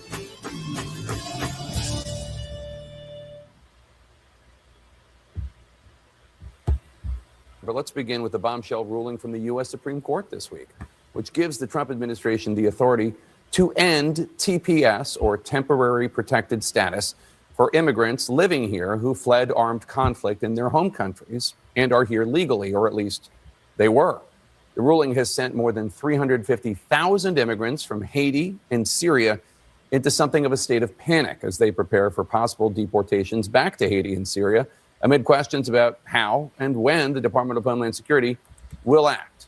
Joining us now is the Secretary of the Department of Homeland Security, Mark Wayne Mullen, who joins us from his home in Oklahoma. Thanks so much for joining us, Mr. Secretary. So more than 350,000 people from Haiti and Syria who have lived and worked legally in this country under TPS. Will you be deporting all of them? Will they be all deported back to their home countries, Haiti and Syria? And when will these deportations start? Will it be immediately? Well, Jake, first of all, temporary protective status was never intended to be permanent. And there's a lot of people that came over here 15, 20 years ago underneath TPS that's already changed their status. The whole time these individuals have been here underneath the temporary protective status, they could have applied for a visa. They could have applied for a LPR.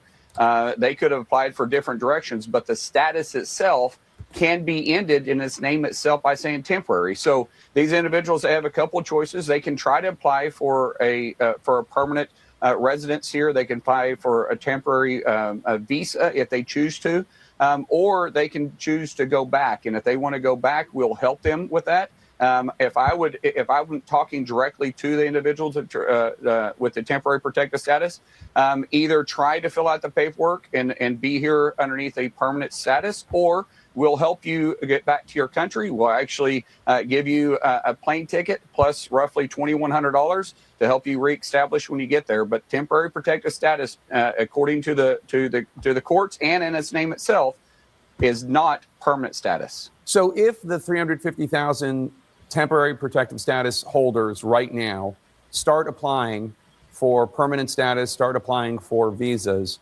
will they not be deported? Is that a way for them to stay in the U.S. legally? Well, it depends on if they qualify or not. Underneath some visas, when you overstay your visa, when you have to go back to the country you came from. Underneath TPS, while it is still in order, you're able to apply for different status. Now, that doesn't mean that it's going to be accepted. There's a lot of things that take into consideration. First of all, have you been here and been charged with a felony, or do you have a criminal background? Do you have pending charges against you? Those won't be accepted. If you've been here and you've been living off the taxpayer dollars, meaning that you're part of social programs, those won't be accepted either. If you've been here and you've had a full-time paying job, underneath some circumstances, those would apply. But you have to go through the regular steps that every other immigrant that wants to come to the country legally has to go through. So I can't say that everybody's going to be accepted, but you are eligible to apply. Nothing prevents you from applying filling out the application, but nothing's prevented them since they've been here underneath TPS either. So obviously you're correct that the T in TPS stands. So what he's saying is that you weren't prevented from applying while you already had status. So you should be applying for a more status. This is your fault. This is your fault that we gave you a TPS status, and that was all. We did no follow-up, and we told you that you should do follow-up because this could end. This is your fault.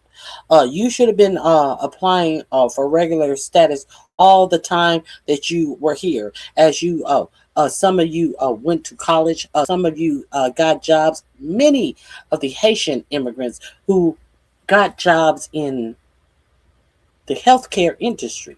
Now, the healthcare industry in many states said that they are going to suffer a lot if they unilaterally take away these Haitians, because there are so many Haitian people who are working in healthcare.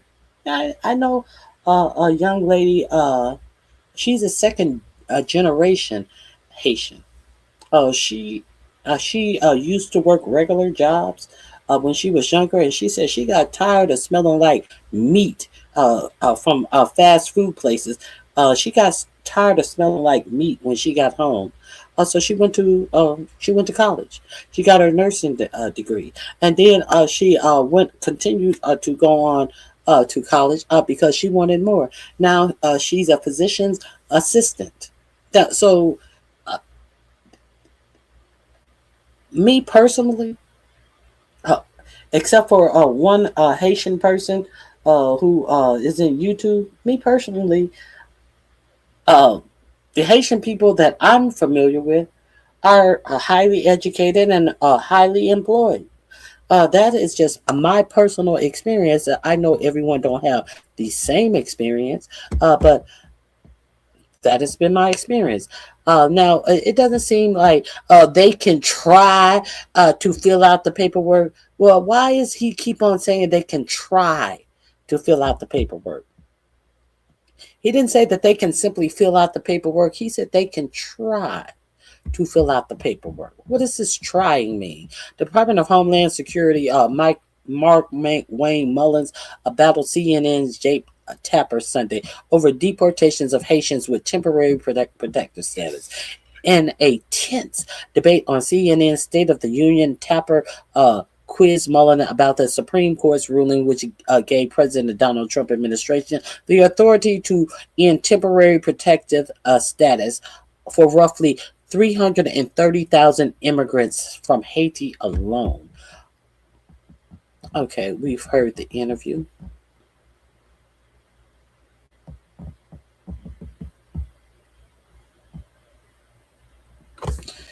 Let's see what his follow-up is. Now, but do you maintain that it is safe in Haiti to send these people back? He never answered that question. Of course, it is not safe in Haiti to send these people back. So why are we even having this discussion? So this link is in my description box if you want to read it. But I also ran across something that you guys may find interesting as well.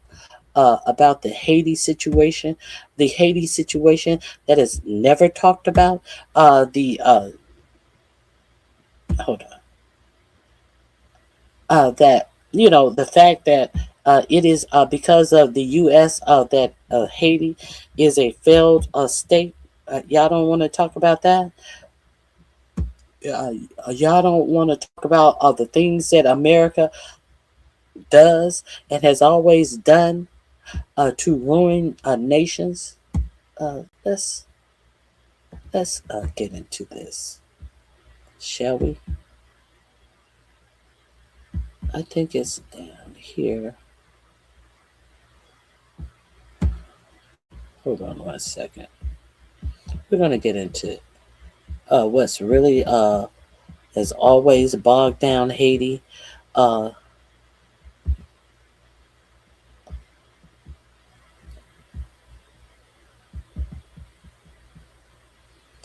Putting in these puppet governments. You know, the thing that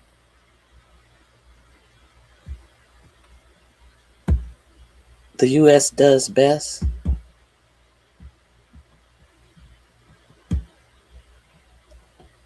I think this is the same thing.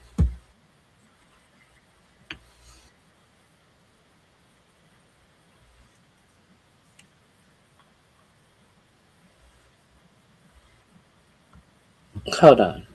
No, this is another part of this conversation I want to share with you. Excuse me. I want to make sure I get everything out. Here we go.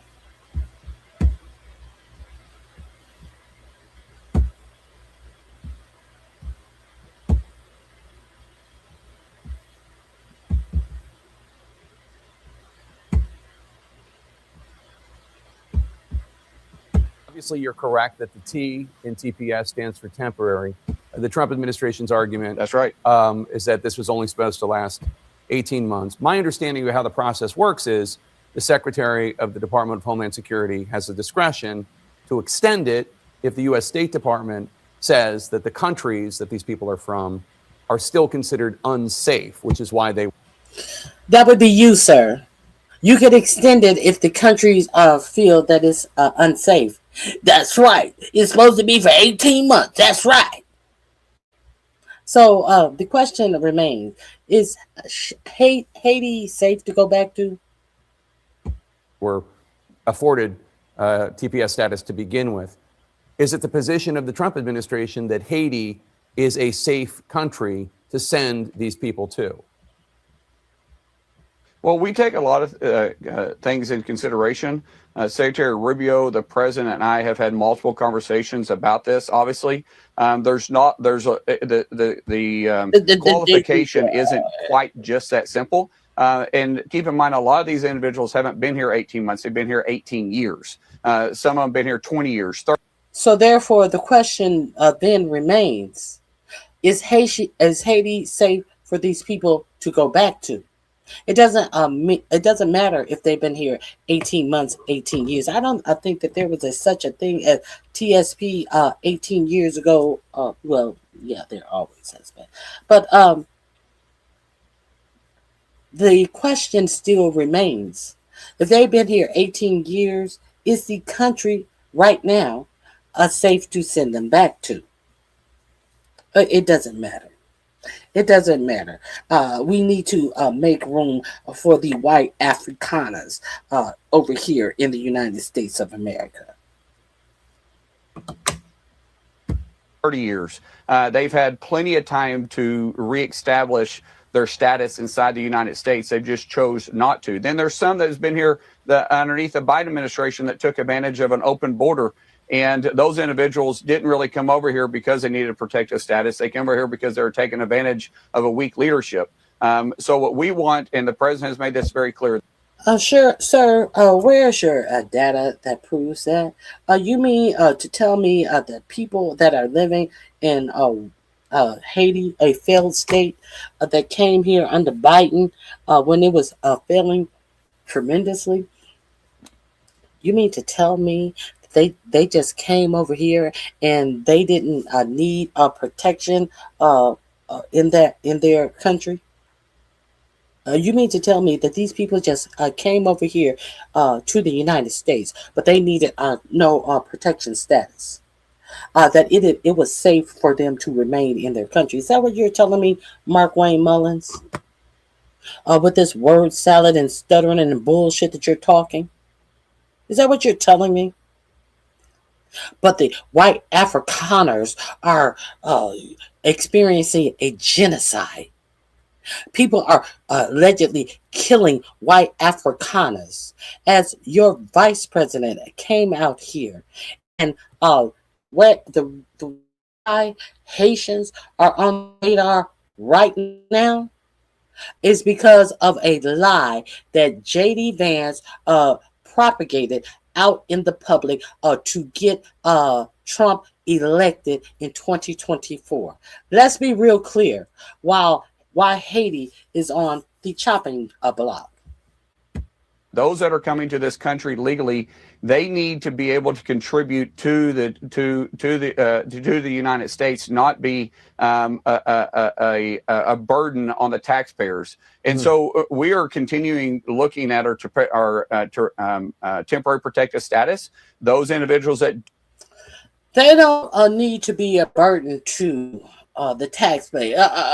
They need to. Are you burdened when you take their?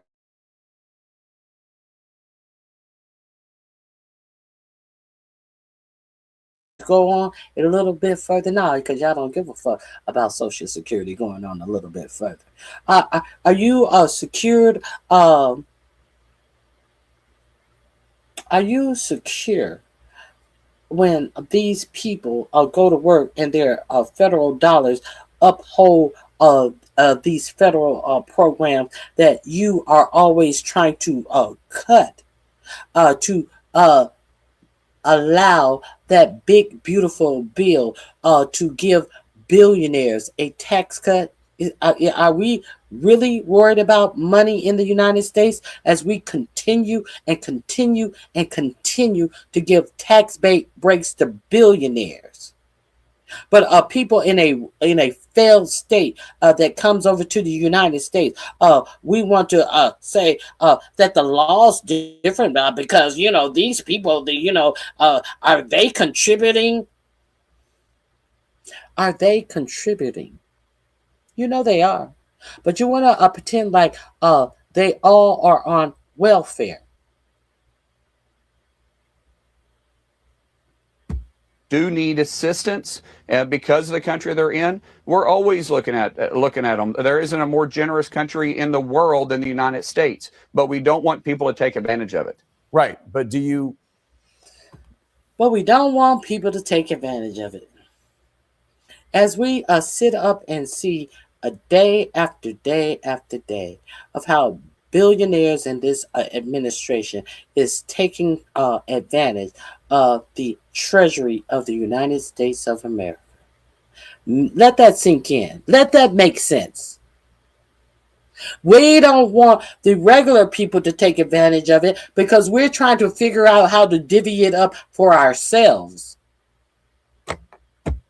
Maintain that it is safe in Haiti to send these people back. Well, I think, like I said, Jake, this is a decision that's being made from the State Department, from myself and the president. And there's a lot of things that we look at when we take this in consideration. It's not just one factor that plays into this. Well, first of all, city officials have not. Okay, so we remember when Donald Trump went on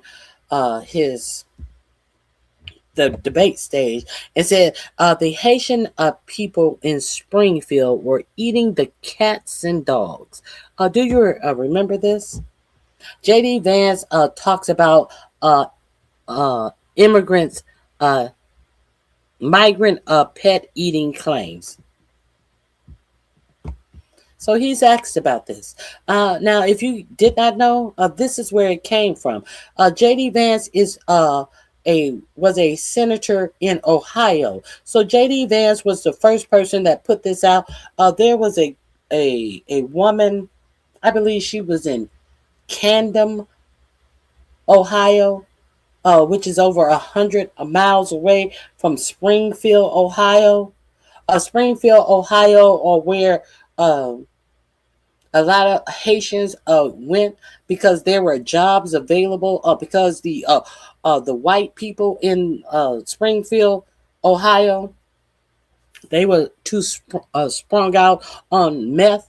That they were not accepting the jobs, and if they did get a job, they would half-ass do a job. They wouldn't stay on the job. They'd be late. They didn't care. Now, then these Haitian people come in, and they take the job. And after this debate where Trump said this, they did an interview with the CEO of a company that he said he had 30 Haitian immigrants that work for him, and I think he said, and I wish I could get 3 times as more because they stay at their machines, they do their work, they're not lollygagging all over, they do the amount of work that is scheduled for them, and they do the job. And I wish I could have 3 times as many of them working for me. But your president and your vice president decided to take a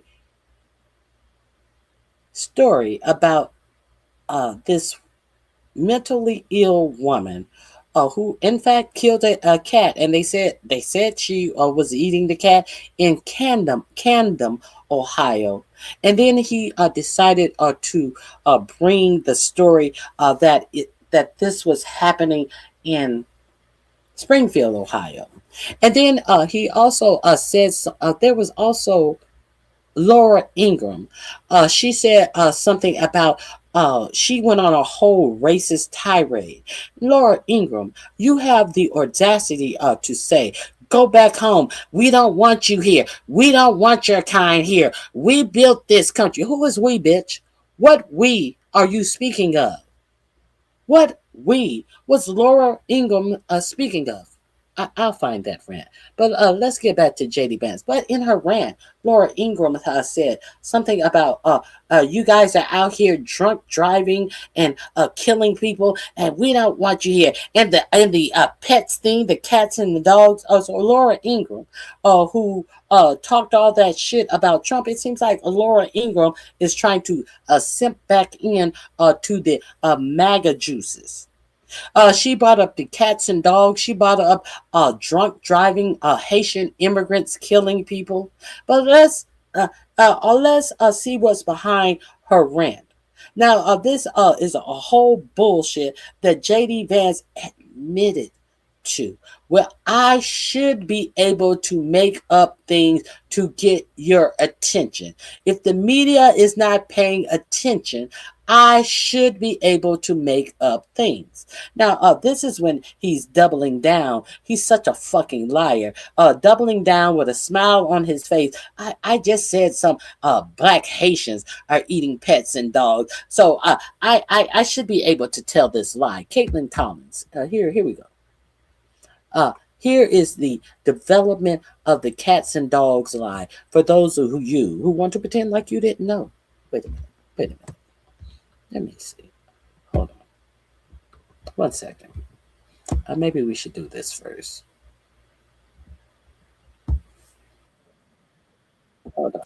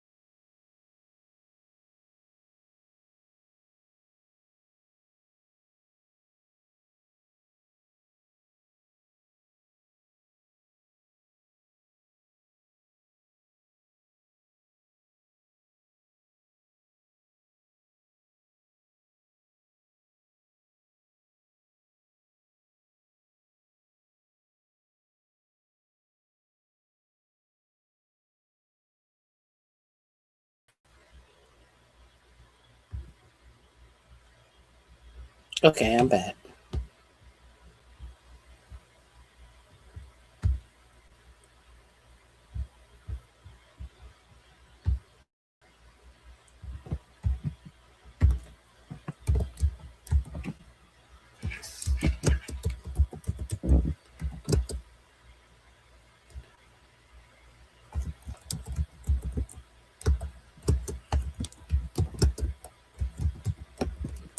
Okay, here we go.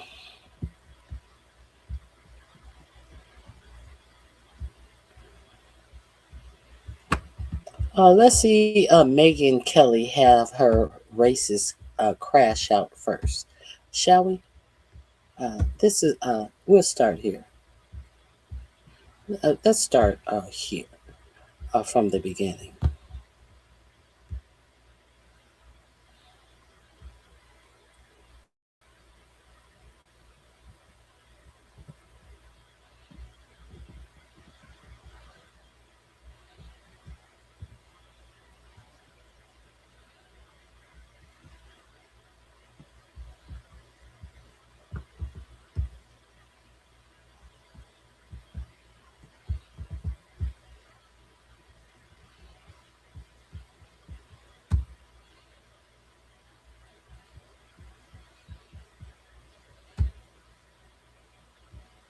That is so true.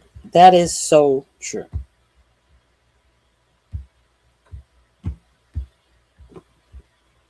And you have to look at who's going to fill the holes. These were factory jobs that they were filling in Ohio, in Springfield, Ohio. They didn't have any workers to work in these factory jobs. And then these Haitians came in. They started working the jobs, and then they start either renting and or buying houses, and they were upset that they were bringing up the property values so much that these bummy regular people from Springfield, they were mad that the prices of houses were going up and rents were going up because somebody came in and they made their property value rise. Now, you think they be happy that their property value rise. But the degenerates of Springfield were complaining because they could no longer find a decent flop house to flop in for little of money. Can you imagine? Can you imagine? Oh, let's get into this. Let's start here first. Let's start from the announcement of the TPS order being slapped down, in my opinion, by this ridiculously racist Supreme Court. With our work ethic, go home, get out. We know our country's better than yours. That's because we filled it with our work ethic and our... We built it with our work ethic. Bitch, who built this country? Black slaves built this country. You had no work ethic. If the only work ethic you had and still have is stealing. Is stealing. The simple fact that you say that we built this country because of our work ethics of working slaves till they died in the field, abusing and having children with them, but looking at them as if they were animals, but we still bed down with them and had children with them. Those are your ethics, Megyn Kelly. Those are your ethics. You have no ethic, and you built nothing, bitch. Black slave labor built the whole U.S. economy. You built nothing. And she's mad. Go back home. We know our country is better than yours, but we're going to get on to that too. This dumb bitch. Our culture and our values. You being... Our culture and our values. Bitch, what are your culture? Your culture is stealing from other cultures. Your culture is cruelty, bitch. That is your culture. You have no values. You value nothing. The only thing that you value is free labor and manipulating other races of people. That's what those are your values, bitch. I'm not going to say anything else. Go home. Get out. We know our country's better than yours. That's because we filled it with our work ethic and our culture and our values. You being here only dilutes it for us. Hey, I started the first half of the show making a joke about tomorrow being my birthday. That's not the joke. That's true. But I asked if you could subscribe on YouTube and like and follow the Facebook page, Dollemore Daily. And really, I would appreciate it if you would. The birthday thing's a joke. I mean, it is my birthday, but it's a joke that it would be a present to me. Really trying to make this show. This link is in my description box. Go over there to Dollemore Daily because he has a great channel. Yesterday with the Supreme Court decision, Donald Trump's Nazi Supreme Court. People don't like when I say Nazi, but, you know, listen. We have a Supreme Court that is replete with white supremacists, Sam Alito, even Clarence Thomas, the black man who's been on the court for decades now, since 91 or whatever. It carries water for white supremacy, bends himself into a pretzel to make justifications for white supremacy policy. So it's a racist court, without a doubt. And yesterday, they gave Donald Trump carte blanche, full power to dismiss from the country black and brown people at his leisure, at his most flighty, whimsical, racist ideas can be brought to against desperate people in this country. Haitians, Somalis. And let me tell you, listen, Megyn Kelly tweeted this absolutely horrific, garbage Nazi shit. And then I'm going to play a video of her. But I want to tell you a story very, very quickly. After Renee Good was killed, 2 days after Renee Good was killed, Brittany Page and I were on the ground in Minneapolis to go protest outside the Whipple Federal Building.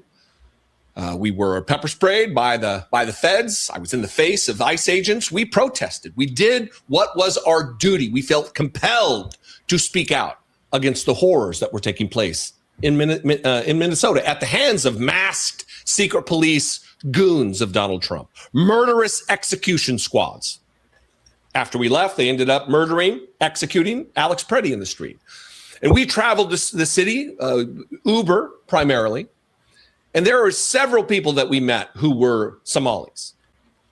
And you're going to hear Megyn Kelly say, "Get the fuck out of here. We don't want you here. You can't assimilate," and all of this garbage. And the guy we met was a father of multiple children. They all went to college. They played college sports. And he was worried. He was a naturalized citizen, no different a citizen than me, other than the fact that he wasn't born in the country. No more right to call this his country of anybody else. And he was afraid. He was afraid of being pulled over and yanked out of his car and maybe murdered by ICE. And just because he doesn't live his life the same way I do or you do, doesn't mean he's not assimilated. He sent his kids to American colleges. His American citizen children went to American colleges. They participated in college sports. They went on to get jobs in finance and other things. It's an American. What is assimilation if you don't live your life like the white supremacist Catholic? Megyn Kelly, you're not assimilated. Am I not assimilated for you because I grew up poor? And you're wildly wealthy beyond your dreams, Megyn Kelly? I wanted to say that before I started here because of the fact that what she's getting ready to say is about the most vile attack on a population of people that I've ever heard. It's just mask off Nazi shit now with these people. They feel emboldened because the Supreme Court, after all, agrees with Donald Trump that he can do anything he wants. He can be the Führer of America. She tweeted this. There's another element I'll talk afterward, but Megyn sends a message to the Haitians who lost their TPS today, temporary protective status. And then the quote here. I don't need to read the quote because you're getting ready to watch the video of this vile, sickening representation of a human being. It's hard to tell with all the plastic surgery and the hair extensions and all the things that are gender affirming care from this transphobe bigot. Very difficult. Watch this, and then we will talk about it on the other side. And look, this has been going on for over a dozen years. Go home. Get out. We know our country's better than yours. That's because we filled it with our work ethic and our culture and our values. You being here only dilutes it for us, those who built it and live it. And half of you people, more than half, you won't assimilate. We don't want you. We don't care if you're offended. Get out. Go home. Go back to fucking Haiti. Sorry. I'm thinking about our friends in Ohio who've been dealing with these. Okay. I'm thinking about our friends in Ohio. Let's get to it. TPS Haitians for years now who are drunk driving all over their towns and killing people. This is the whole cats and dogs thing. Like they don't want to live. This is the whole cats and dogs thing. Okay, let's continue. Like Americans live. And no one wants to live like you live. Always botching up your face and you're still a hard-faced bitch. going back and forth of supporting Trump or not supporting Trump. Because you have to blow with the wind to keep attention on yourself, you stupid bitch. Let's. This link is in my description box. This is. We've gotten there. Let me see. Now this is interesting. What you wrote about this Mary Louise person.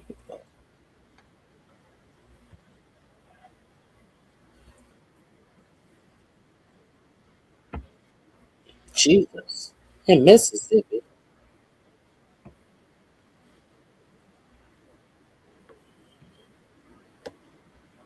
We're gonna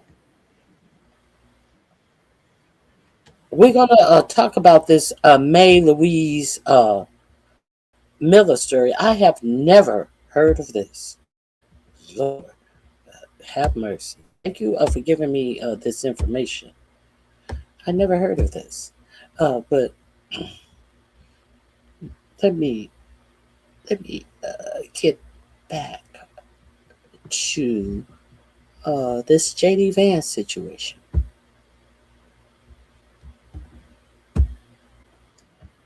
Okay, so she talked about the Springfield situation. What is the Springfield situation? This is where it all started. He bought you the Springfield situation. Said it's not true. They've said they have. Well, first of all, city officials have not said it's not true. They've said they don't have all the evidence. They said they have no evidence. So she's asked him about the claims about Haitians eating cats and dogs. Caitlin Collins said city officials said that it is not true. And he says, well, they said that they didn't say it wasn't true. They just said they don't have evidence of it.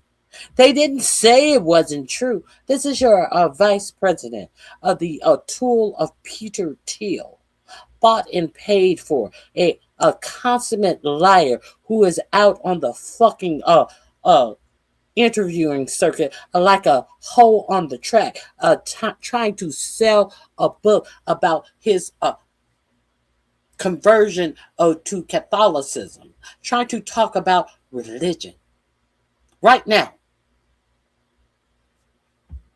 instead of doing the job of a VP who carries his ass to do peace agreements and can never seal the deal. This motherfucker right here. Let's see what he says. Again, understand what the question is. Well, first of all, city officials have not said it's not true. They've said they don't have all the evidence. They said they have no evidence. We've heard from a number of constituents on the ground, Caitlin. The city official says they have no evidence. And he, with all of this, we heard from many officials, of many citizens on the ground, not officials, many citizens on the ground. Now, the woman who initially made the claim that her cat was stolen by the Haitians, a racist ass bitch who obviously, if your cat is missing, of course the Haitians did it. She found her cat. To both firsthand and secondhand reports saying this stuff is happening. If someone calls your office and says they saw Bigfoot, that doesn't mean they saw Bigfoot. Why? I mean, you have a sense of responsibility as a running mate, and he certainly does as the candidate to not promote false information, Look, right? Caitlin, it's a totally fair point, but nobody's calling my office and saying that they saw Bigfoot. What they're calling and saying is we're seeing migrants kidnap our dogs and cats, and city officials aren't doing anything about it. Senator, officials, the mayor, other local officials have said there's just no evidence of what you're saying, that it's baseless, those claims. Can't you just make your argument about immigration without making those claims, Senator? Why not just make an argument about immigration? Why do you have to delve into repeating these baseless claims that, again, Senator, have been repeated by neo-Nazis? Kristen, I hear you saying that they're baseless, but I'm not repeating them because I invented them out of thin air. I'm repeating them because my constituents are saying these things are happening. I mean, But there's just no yesterday, evidence. a video came out of a migrant 30 miles away eating a cat. Clearly, these rumors are out there because constituents are seeing it with their own eyes, and some of them are talking about it. Now, look, we also have to talk about and should primarily talk about the effects that this has had on car insurance rates, on disease rates. Those are the things that I'm spending 95% of my time talking about, Kristen. But again, the media didn't care about this story until we started sharing the 911 call about the geese. That is an indictment of the American media. But the real problem here, Kristen, let me just finish this point, is Kamala Harris opened the border with no plan for how to assimilate 20,000 people. It's made the community worse off. That's what we should be focused on. Senator, I have to say, though, that the mayor from Dayton in that video that you're talking about and police chief responded forcefully to that new video you just referenced. They say there's absolutely no evidence to even remotely suggest that immigrants are eating pets. Thanks for watching. Stay updated about breaking news and top stories on the NBC News app or follow us on social media. But we're not done yet. Are we done? Maybe we're done. Let me see. Maybe we're done with that one. We're not done yet. All of these links are in my description box. I just wanted to remind you about what we are really dealing. This one reporter causes Donald Trump to have a meltdown in his office over. Hold on.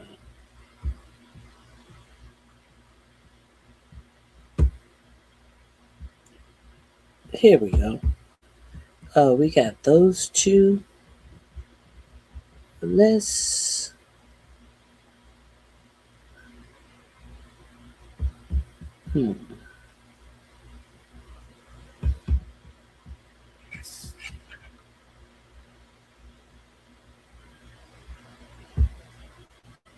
Aiden Clark, who is an 11-year-old boy who was killed in Springfield last year. It was a car accident involving a Haitian immigrant.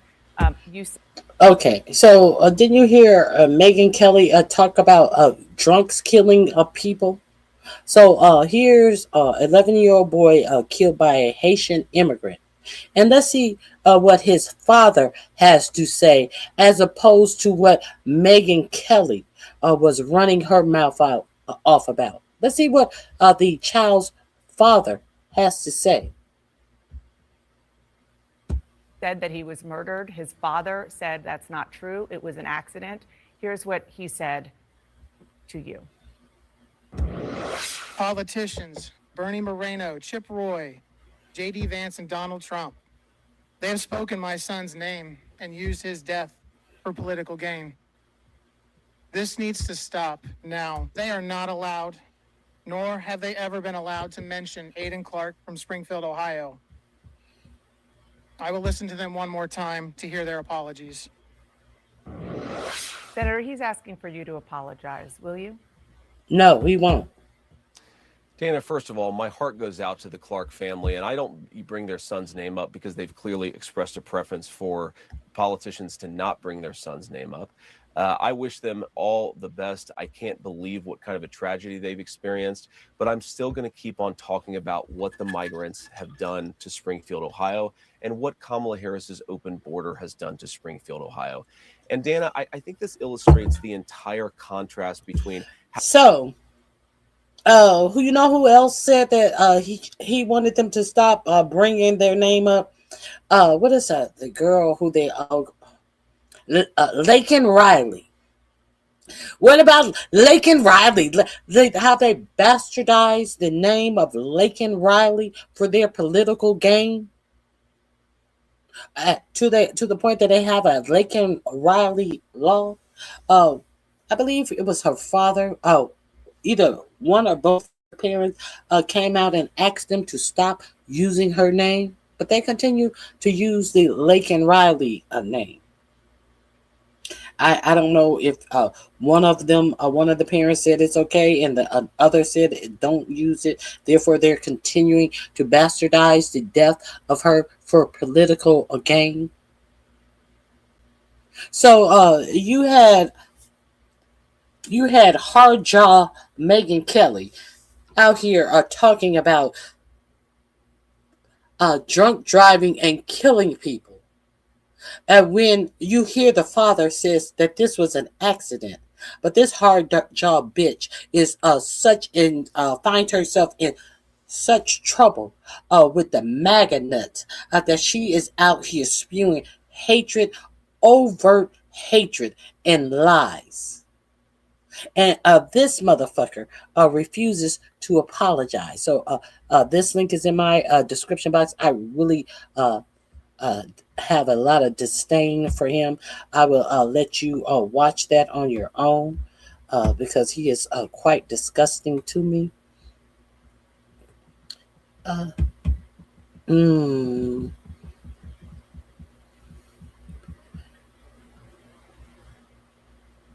Now, we're going to finally get to the meat and potatoes of this. You heard him defending this stance, and his constituents were coming out and telling him that they have seen it, and this is why he talked about it, and blah, blah, blah. We may have to go a little bit further on this. I want you to hear him pontificate on and on and on about these migrants from Springfield. How we're trying to go about this debate and how a lot of the Democrats are trying to go about this debate. They're talking about 12 Proud Boys marching in Springfield, Ohio. They're talking about the frankly fake debunkings of a lot of these stories that are out there.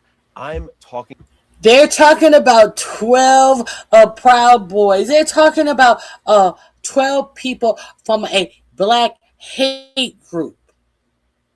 Who needs to talk about that? They're talking about things that have been debunked. But what are you talking about? To my constituents, and I'm hearing terrible things about this debate. They're talking about 12 Proud Boys marching in Springfield, Ohio.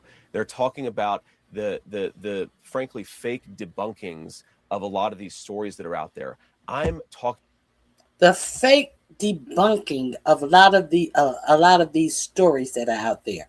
So what he said there, that the 12 Proud Boys, these white nationalists brought themselves to Springfield on the report of these Haitians eating cats and dogs.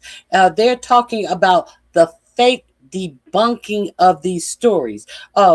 So what he's saying is they are saying that these stories have been debunked, but it's fake. The fake debunking of these stories of Haitians eating cats and dogs. He's going in on even after the stories have been debunked, and he said that they are talking about fake debunking of the stories of Haitians eating cats and dogs. Are we clear on the racism that we're hearing? The lies that we are hearing to further this story until you got 12 white nationalists walking through the streets of Springfield, Ohio behind this bullshit lie? To my Frank Proud, I think this illustrates the entire contrast between how we're trying to go about this debate and how a lot of the Democrats are trying to go about this debate. They're talking about 12 Proud Boys marching in Springfield, Ohio. They're talking about the frankly fake debunkings of a lot of these stories that are out there. I'm talking to my constituents, and I'm hearing terrible things about what's going on in Springfield, and Kamala Harris's open border policies have caused these problems. The hospitals are overwhelmed, Dana. The schools are overwhelmed. The local services are completely overwhelmed. You have people who can't afford housing. Homelessness has gone up. Murders are up by 81% because of what Kamala Harris has allowed to happen to this small community. I'm going to keep on talking about that. Now, of course, we can criticize violence. We can also still talk about the problems that are happening in Springfield, and we should be able to do both those things simultaneously, Dana. Just once and for all, you again started this in part by saying that, at which Donald Trump repeated on the debate stage, that, and he didn't say anything about the policies that you're talking about. He just said Haitians are eating dogs and cats. Can you affirmatively say now that that is a rumor that has no basis with evidence? Dana, the evidence is the firsthand account of my constituents who are telling me that this happened. And by the way, I've been trying to talk about the problems in spring. The evidence is the first-hand account that my constituents have told me. No, I cannot say that it's not false. Not right now. But let's move forward in time a little bit. This is all of the bullshit that this lying motherfucker. Well, first of all, that's not it. Well, city officials have not said it's not. Hold on. That's not it. Is it this one? This one? Let me see.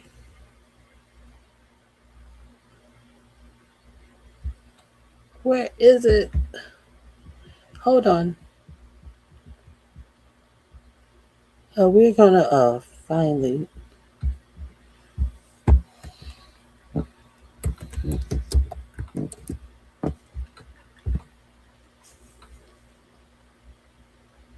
Here we are.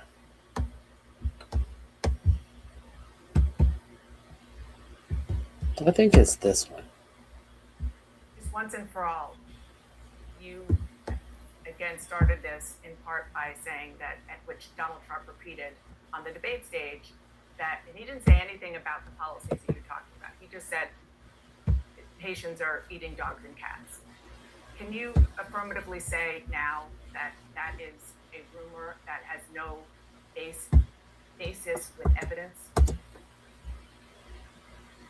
Dana, the evidence, the first-hand account of my constituents who are telling me that this happened. And by the way, I've been trying to talk about the problems in Springfield for months, and the American media ignored it. There was a congressional hearing just last week of angel moms who lost children because Kamala Harris let criminal migrants into this country who then murdered their children. The American media totally ignored this stuff until Donald Trump and I started talking about cat meat.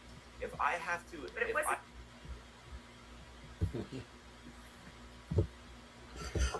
Yeah, I gotta put my 2 cents into this. Hold on. I already had it. I apologize.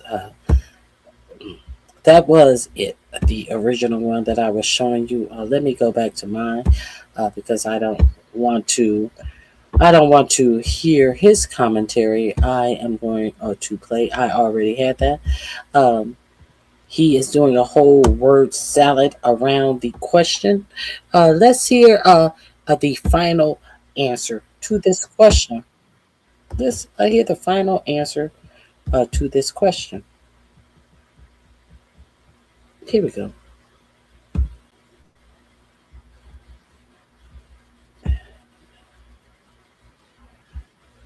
Hold on.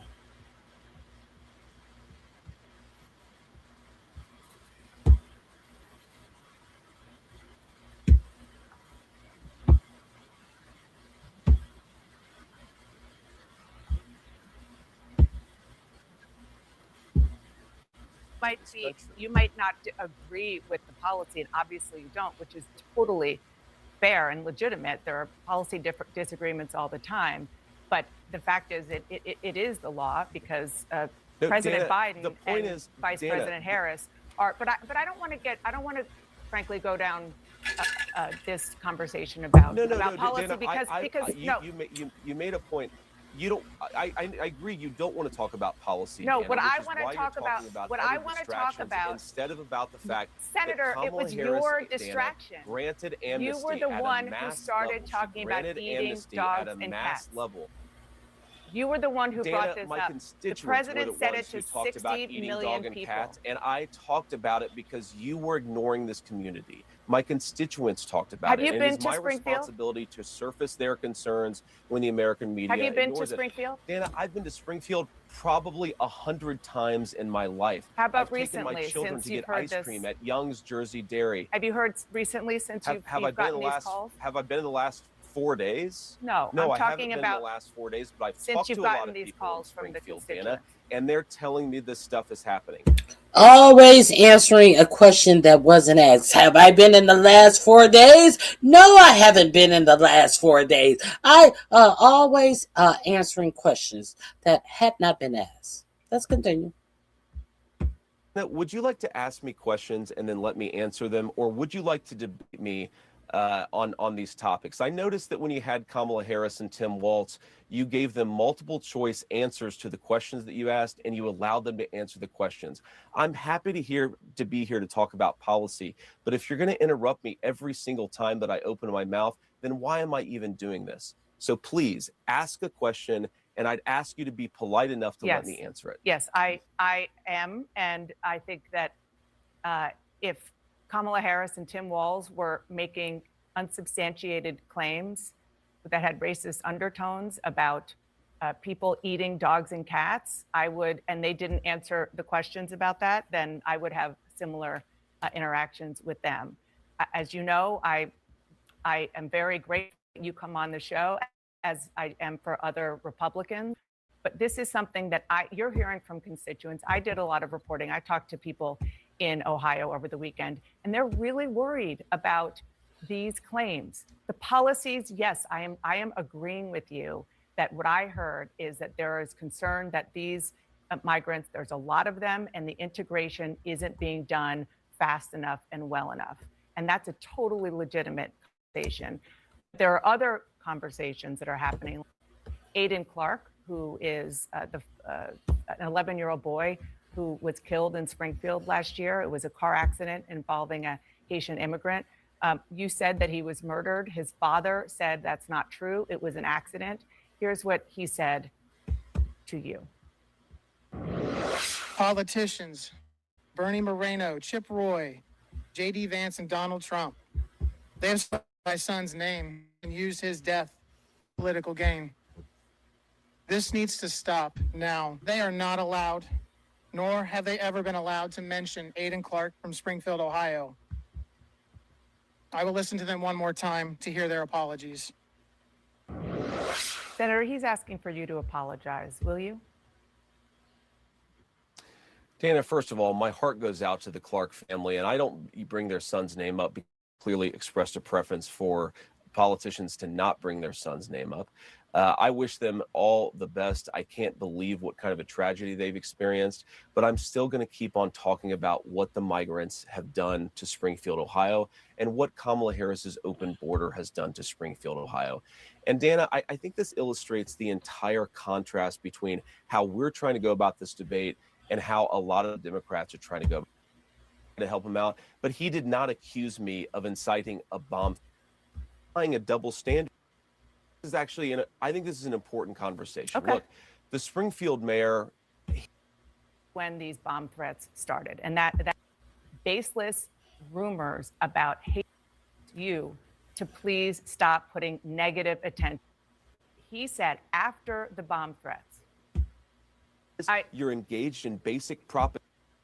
Well, what is the implication, Dana? I actually love to have this conversation right now live on air. Right. What is the implication when you say you calling out these problems has caused a bomb threat? You accused me of causing a bomb threat.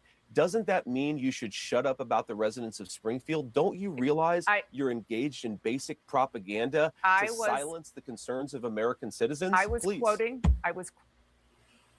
Now, the mayor said you're inciting bomb threats. What are you telling me to do? To shut up? To not bring forth the fears of the racist constituents who are saying that Haitians are eating cats and dogs? You don't want me to propagate propaganda? Is that what you're saying? This is where all of this came from. I just need you to remind you. This is where all of this came from. This administration spewing lies about Black Haitians who came from a failed state that have protected status and are about to be have lost their protective status and could be possibly on their way back to a failed state. because of this overt racism and the cheers that you hear about overt racism based on this motherfucker's lies. You notice that he didn't present a constituent? No. Thanks to Kamala Harris's policies. Her policies did that, but yes, we created the actual focus that allowed the American media to talk about this story and the suffering caused by Kamala Harris's policies. Do you condemn the Proud Boys, even if it's just 12, even if it's just? We created this the area where you can talk about this. Yeah, you created it.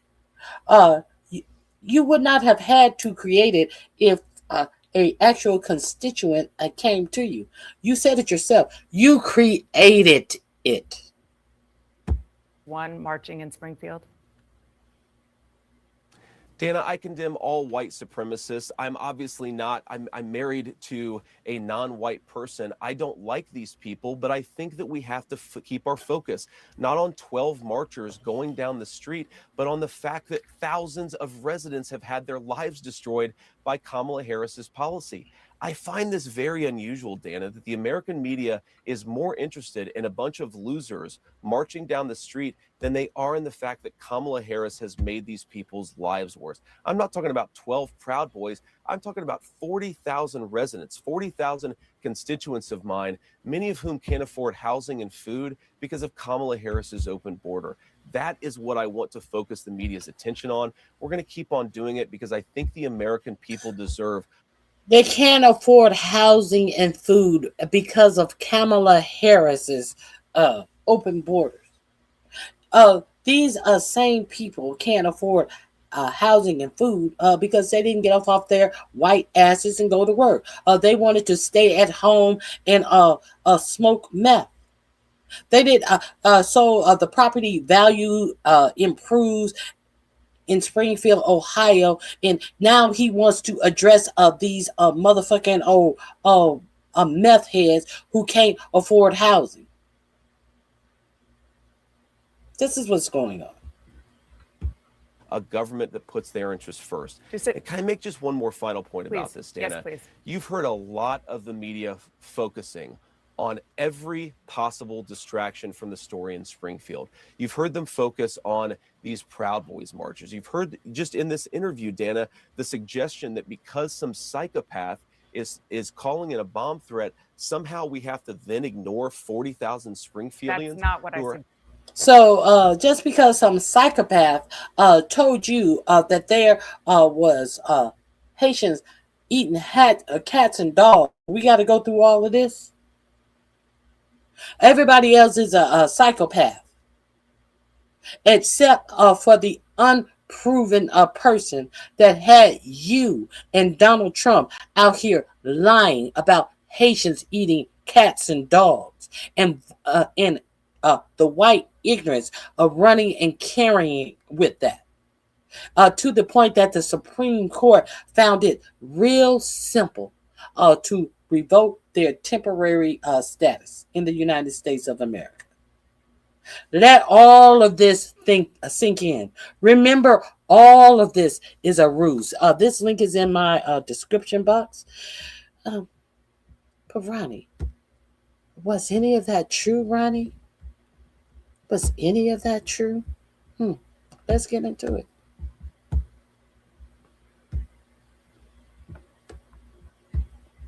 Of course it wasn't. It was all bullshit, and gave the opportunity for schools to get bomb threats, grocery stores to get bomb threats, all because this J.D. Vance decided to tell a lie against black people because he know how easy and malleable white people are to their racist tendencies. So let's get into it. CBS News confirmed team has looked into claims by Senator J.D. Vance and Trump running mate and other conservatives that Haitian immigrants in Ohio are eating pets And CBS News confirmed found those claims are baseless. So here's the backstory. Vance posted on X, formerly known as Twitter, yesterday discussing the impact he says undocumented immigrants are having on Springfield, Ohio. He included a claim saying, quote, reports now show that people have had their pets abducted and eaten by people who shouldn't be in this country. At last check, the post has been viewed more than 9 million times. Our CBS News confirmed team talked to a spokesperson for the city of Springfield, Ohio. She said there are, quote, no credible reports or specific claims of pets being harmed by migrants. A county parks official said the same. It's not clear where the claim originated, but a local newspaper reported that it could be linked to a viral post in a local Facebook group. But I ordered my coffee and I'm walking out and I see a big flag flying. But your vice president said that somebody came to him and told him, one of his constituents, and then it became constituents, was the one who informed him about the horrible things that were going on in Springfield. Do you remember him saying that? It came from some posts. Let me see. Let me see.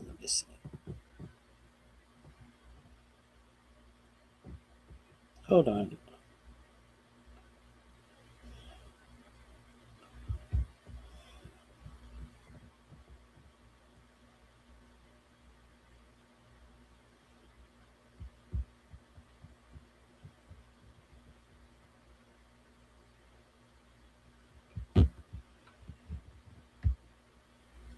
The town of Springfield, Ohio, was thrust into the national spotlight after false accusations quickly spread of Haitian immigrants there stealing and eating pets. The claims were repeated by former President Donald Trump and Senator J.D. Vance. And since then, many Haitian residents say they have been concerned for their safety. The issue is likely to come up. Walls take the stage tonight. CBS News immigration and politics reporter Camilo Montoya Galvez joins us now from Springfield. Camilo, tell us how these rumors got started and why Senator Vance continues to promote these false claims. Hi, Lindsay. It appears that these false allegations about this small city in Ohio first emerged online in right-wing groups and by right-wing figures. And they were, of course, giving a lot of oxygen by Senator J.D. Vance and other Republican lawmakers. Of course, former President Donald Trump talked about this claim during his presidential debate with Vice President Harris. And it is very important to note that despite not just local authorities disproving and debunking these claims, officials here in Ohio, including Republican politicians, have also said that these allegations are not true, including the governor of the state, Governor DeWine, who is a Republican and who's also supporting J.D. Vance and former President Donald Trump for the presidential ticket in 2024. And despite all that, J.D. Vance has yet to correct the record. He has in many ways doubled down on these claims, saying that constituents of his are calling his office to report some of these claims. But again, there has been no corroboration. And I'm sure we're going to get to this, Lindsay. There are legitimate policy discussions to have about the migration pressures that towns like Springfield are having in the past few years. But of course, these claims are not just misleading, inaccurate, and false, but they can be dangerous because we did see threats against buildings, including schools here in Springfield, in the wake of those allegations. Can you please fact check for us who these migrants are, how they're able to be there? I mean, I know that we've heard from the governor. He's been talking to local businesses who have said they've brought some of these businesses back after the pandemic. Well, this is another inaccurate claim that J.D. Vance has made about the Haitian immigrants in this community. He has called them illegal aliens, Lindsay, despite the fact that they entered the U.S. lawfully and are here in the country legally. They have been able to come to the U.S. legally under two Biden administration programs. One of them allows people who have American sponsors to fly into the country legally and to work here lawfully. And another allows people in Mexico who are waiting for an appointment to enter the U.S. to be processed legally at an official border crossing and then to work in the country lawfully.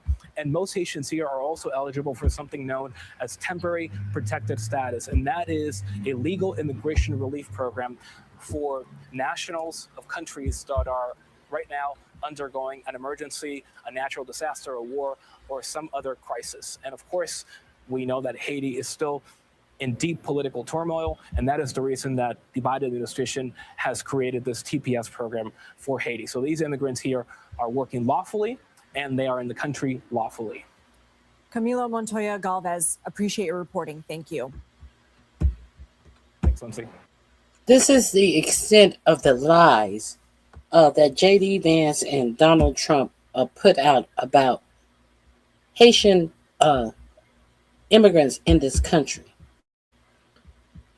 Let me find one more thing that I wanted to play about this.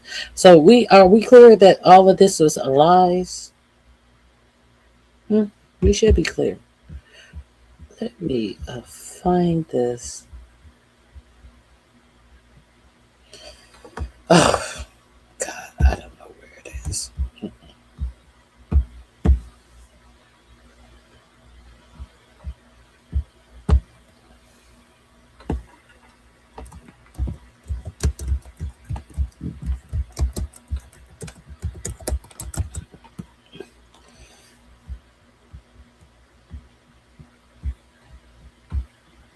Hold on 1 second.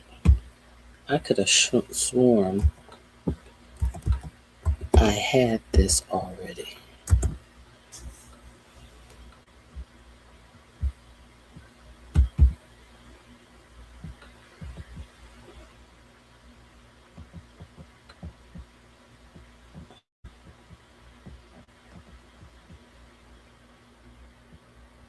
Hold on.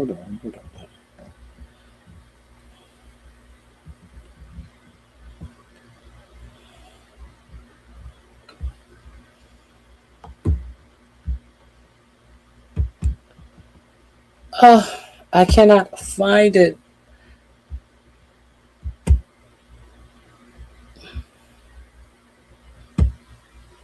Unfortunately, I can't find what I'm looking for. I apologize. I will play this for you tomorrow.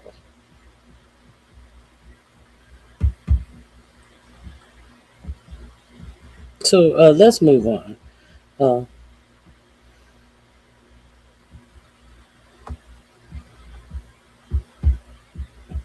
Let's move on to what I do have to present on today. Jesus Christ. Let me share this with you.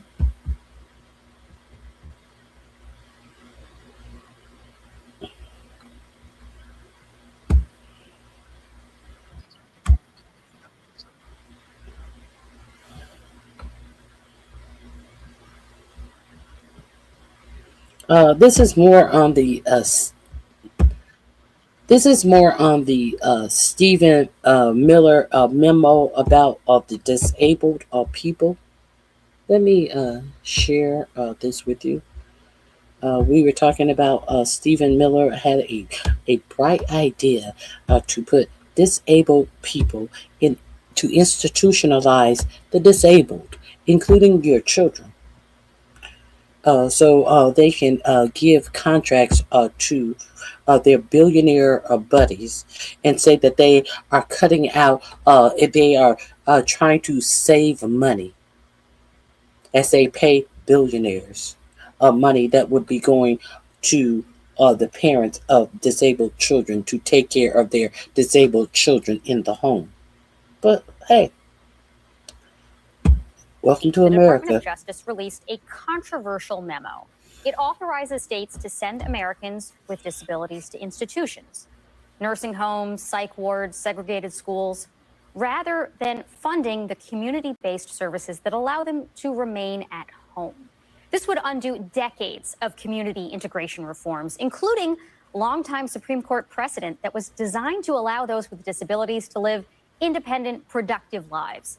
This week, we learned that White House Homeland Security Advisor Stephen Miller was behind that memo, according to Bloomberg Law, who spoke to people who were briefed. And while spokespeople for both the White House and the DOJ denied that Miller played a role in the memo, this attempt to remove folks with disabilities from their communities tracks with his exclusionary vision for this country. Miller is infamously obsessed with demographics, crowing just today about deporting Haitian migrants and refugees.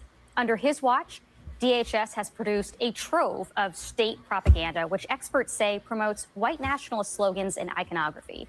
He is also, of course, the architect of Trump's draconian immigration policies. And as the New York Times reports, during a private meeting during the last presidential campaign, Trump reportedly told staff that Miller wants to deport more than 2/3 of this country's population, leaving behind only those who look like him. For its part, the White House denies that reporting, but it certainly seems consistent with an ethos that says, if you can't deport your undesirables, at least hide them away.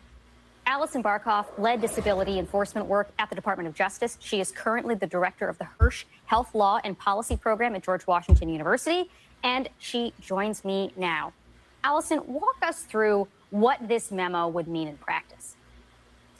So this memo is shocking in its reversal of 50 years of policy by the United States government that states should provide services to people with disabilities in their own homes and in their own communities instead of locking them away in institutions, hiding them away from society.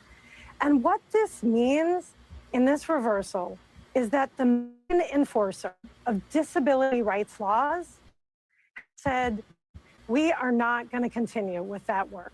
That's going to mean settlement agreements being undone, new positions in court, and the memo talks about undoing decades-long regulations that have been in place. So why have there been these regulations that mandate community integration?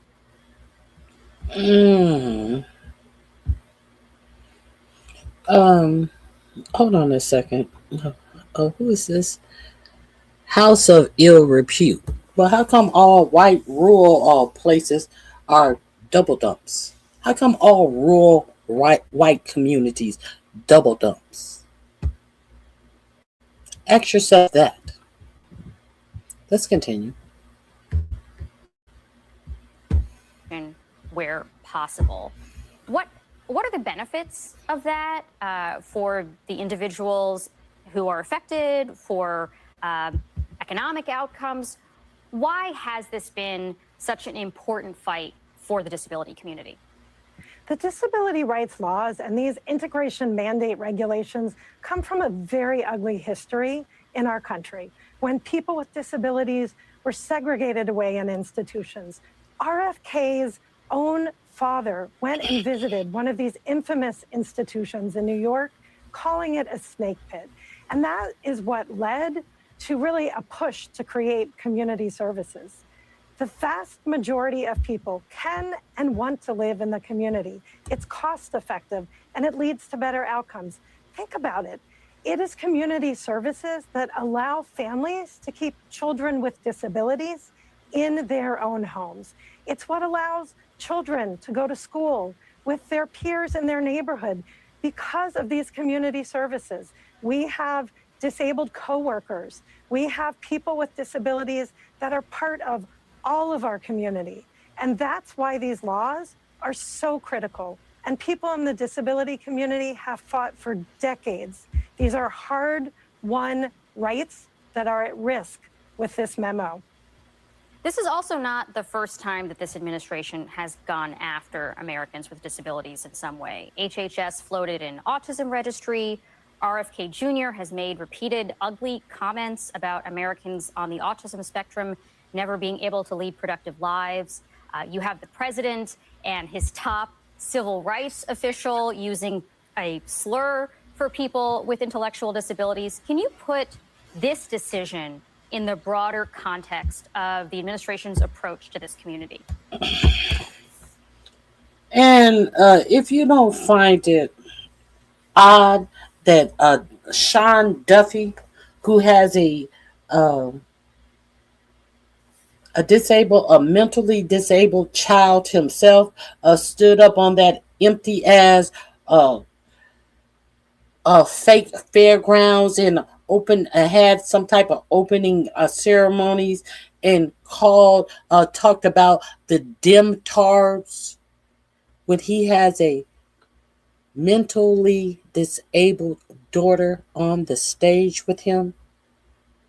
These people are unserious people. It's been a pretty astounding last year for people with disabilities. Just in the same week as the Department of Justice memo came out, the Trump administration announced moving all of the programs that support students with disabilities out of the Department of Education into the Department of Health and Human Services, segregating programs for students with disabilities from programs for students without disabilities.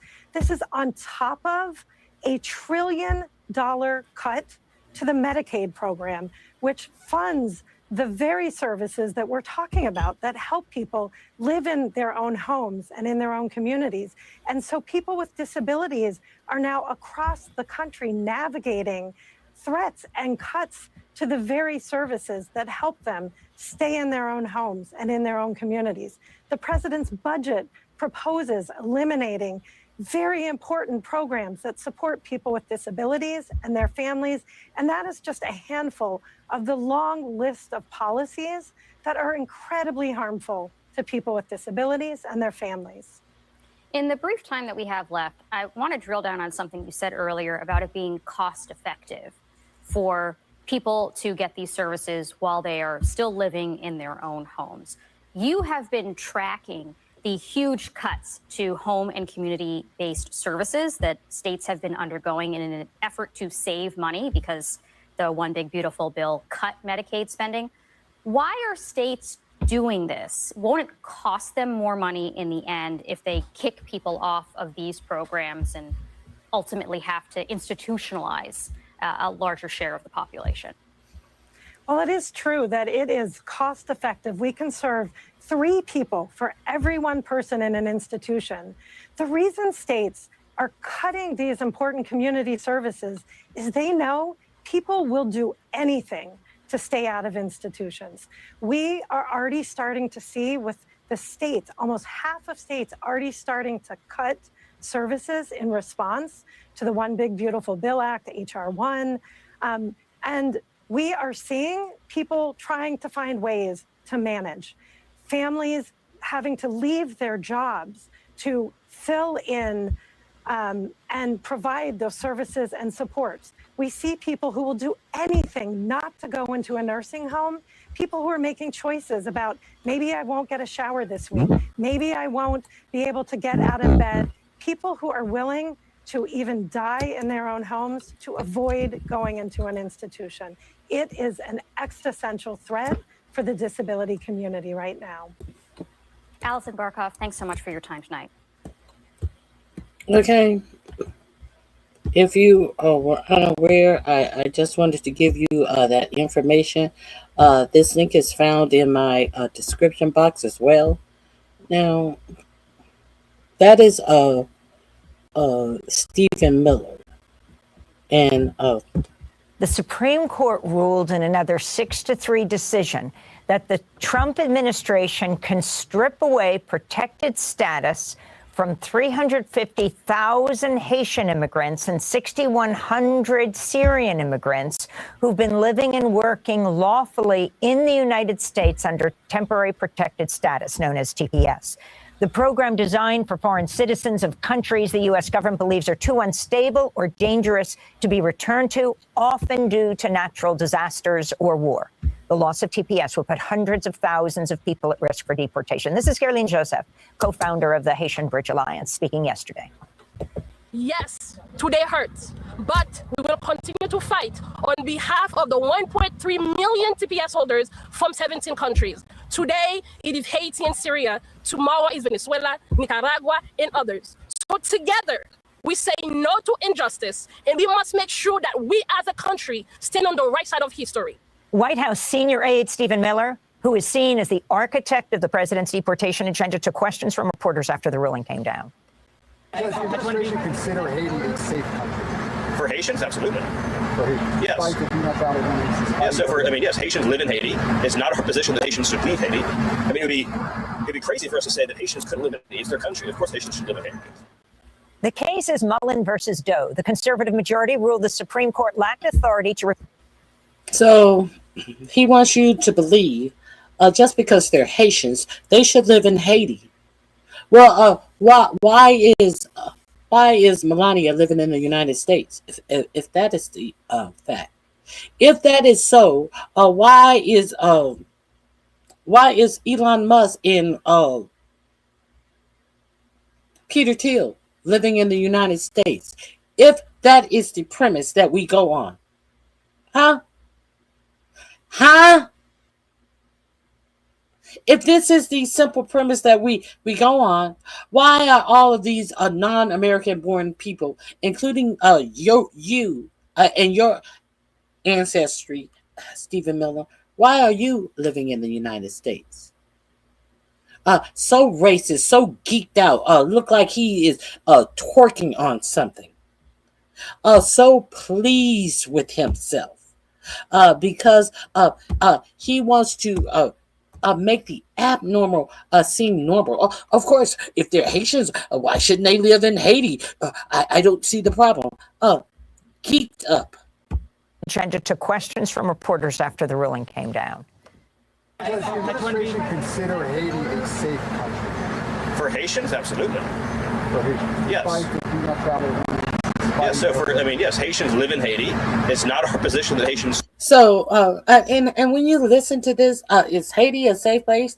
For Haitians, yes. It's not an odd proposition that Haitians should live in Haiti.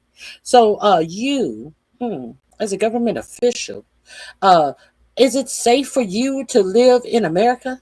Is it safe for you, Stephen Miller?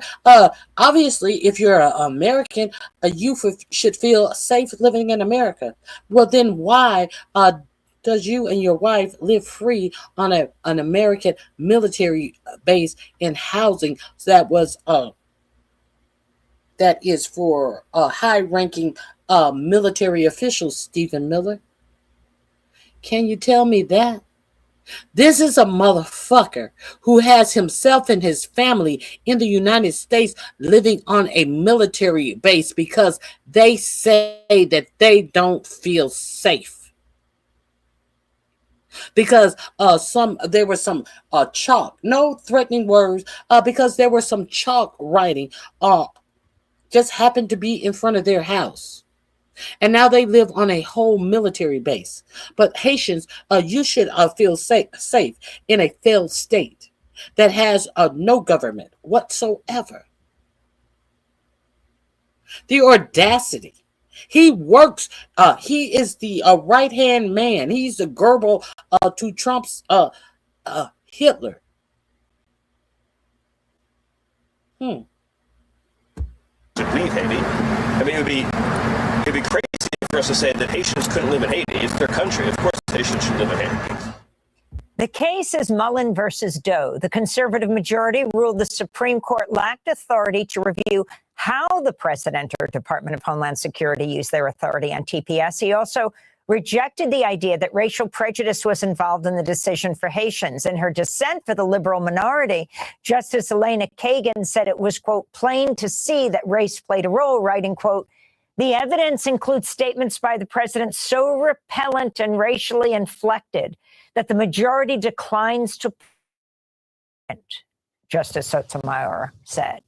For more, we're joined by two guests, Guerline Joseph, co-founder and executive director of Haitian Bridge Alliance, joining us from Washington, D.C., where she held the news conference yesterday. And with us in New York is Lupe Aguirre, deputy director of U.S. Litigation International Refugee Assistance Project.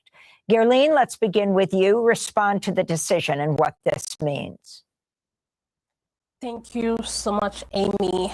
As I mentioned several times yesterday, the community was devastated, but we continue to make sure we push through. This decision literally means that we have over 350,000 Haitians and 6,000 Syrians whose lives are in the balance, at risk of deportation, family separation, detention, cruel situations where we are continuing to see, knowing the conditions on the ground. In the narrative that the government is using against the community, we know very well that it is truly based on racial slur that, again, we continue to see happening even after the SCOTUS decision yesterday. That's why we continue to push in asking the Senate to uphold and vote in favor of extending TPS for 3 years for Haitians that is currently on the floor of the Senate. But the reality is that the decision yesterday is devastating. I cannot tell you how many people have been calling, not knowing what tomorrow will bring.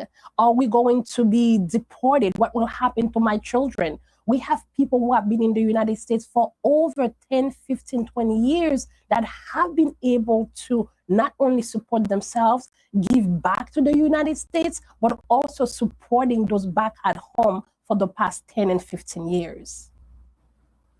And Darlene, in terms of the impact in the United States itself, there are estimates that as many as 1/3 of Haitian TPS holders work in the U.S. healthcare system. If all of these folks in the next few months or a year are suddenly declared no longer documented and can't work, the impact that might have on the U.S. healthcare system, that's being completely ignored in this, isn't it? We have been talking to several hospitals, healthcare providers, and they tell us that they are afraid that the workforce will be eliminated.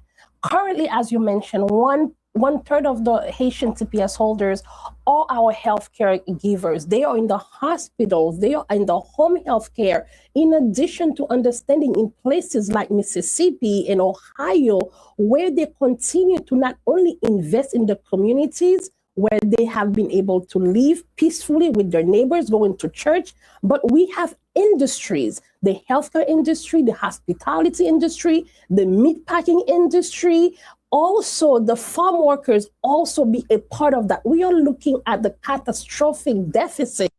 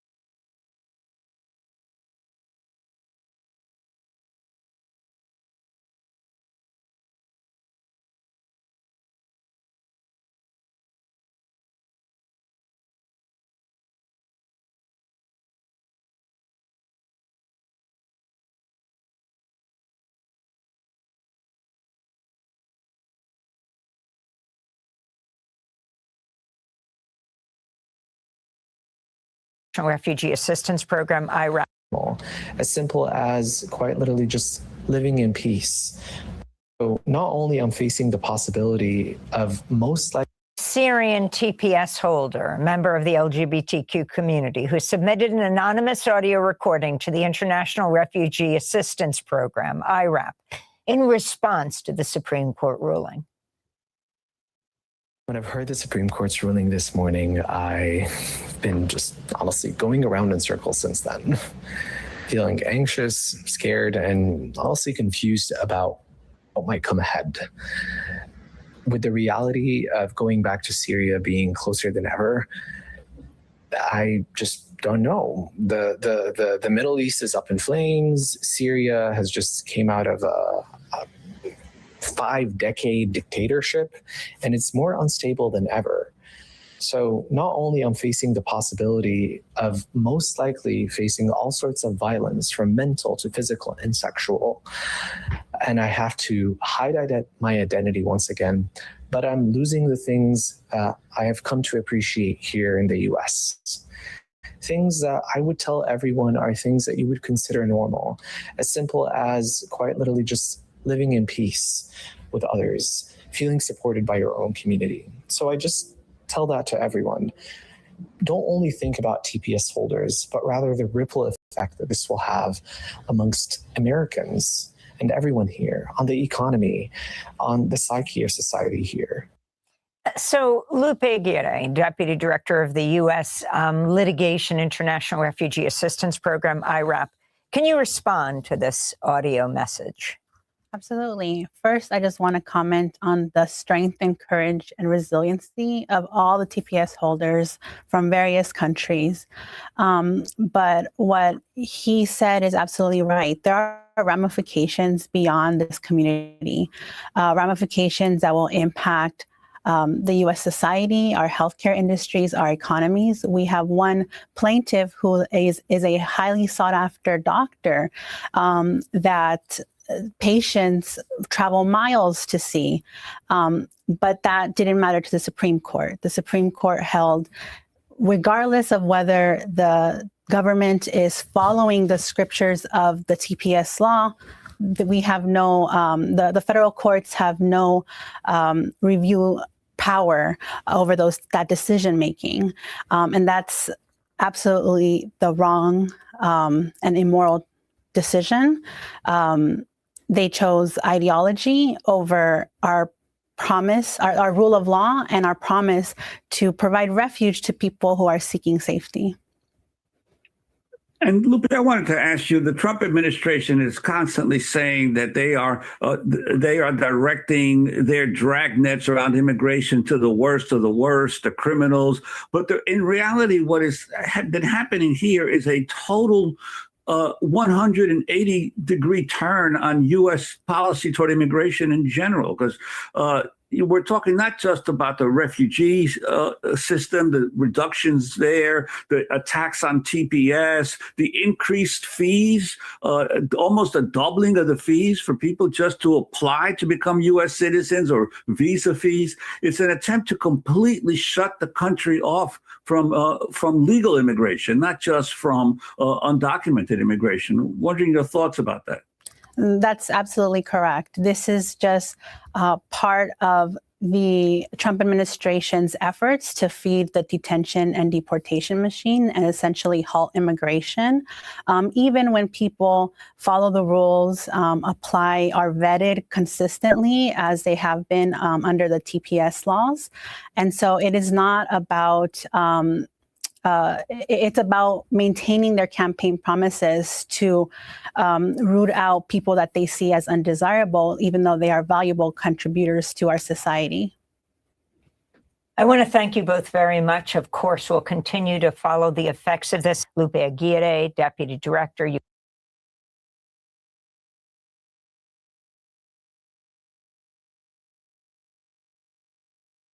I was on mute and I was just talking earlier. But what is missing in this whole conversation? What is missing? What is missing is the fact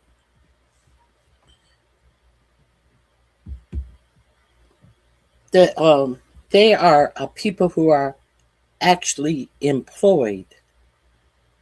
They're trying to make it seem like these are people who don't want to work. I want to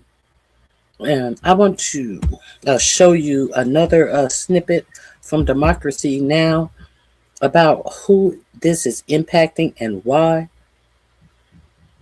Let me see. I think it was.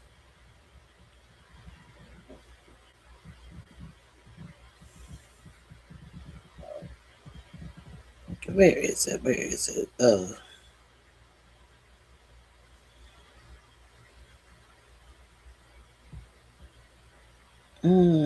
I think it is here. How Haiti. The Supreme Court ruled how Haiti has been impacted by American policies to the point that President Clinton has come back and apologized for the policies that he used in Haiti's too late type of shit.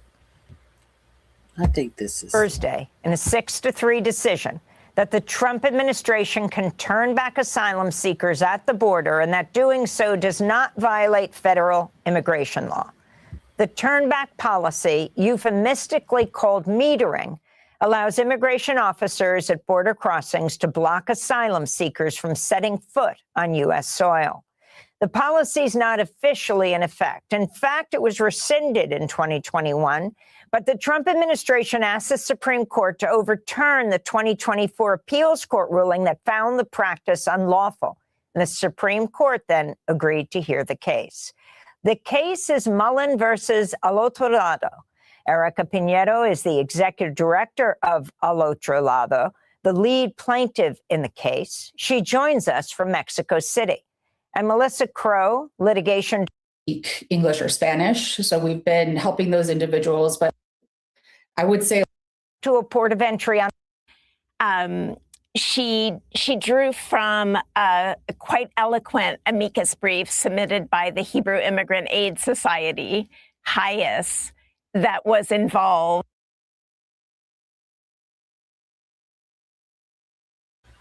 No, that's not the one. Let me find the one, please. Please wait. Please bear with me. I think that it is important.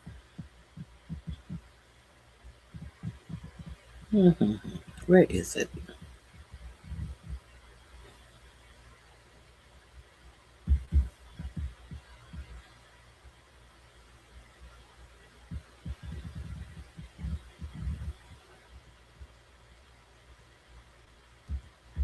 It may be here. Hold on 1 second.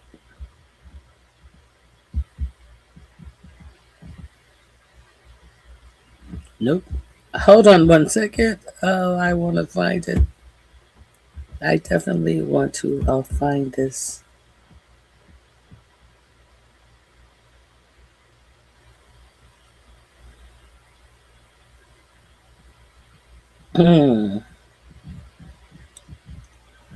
Can't be there. It can't be here.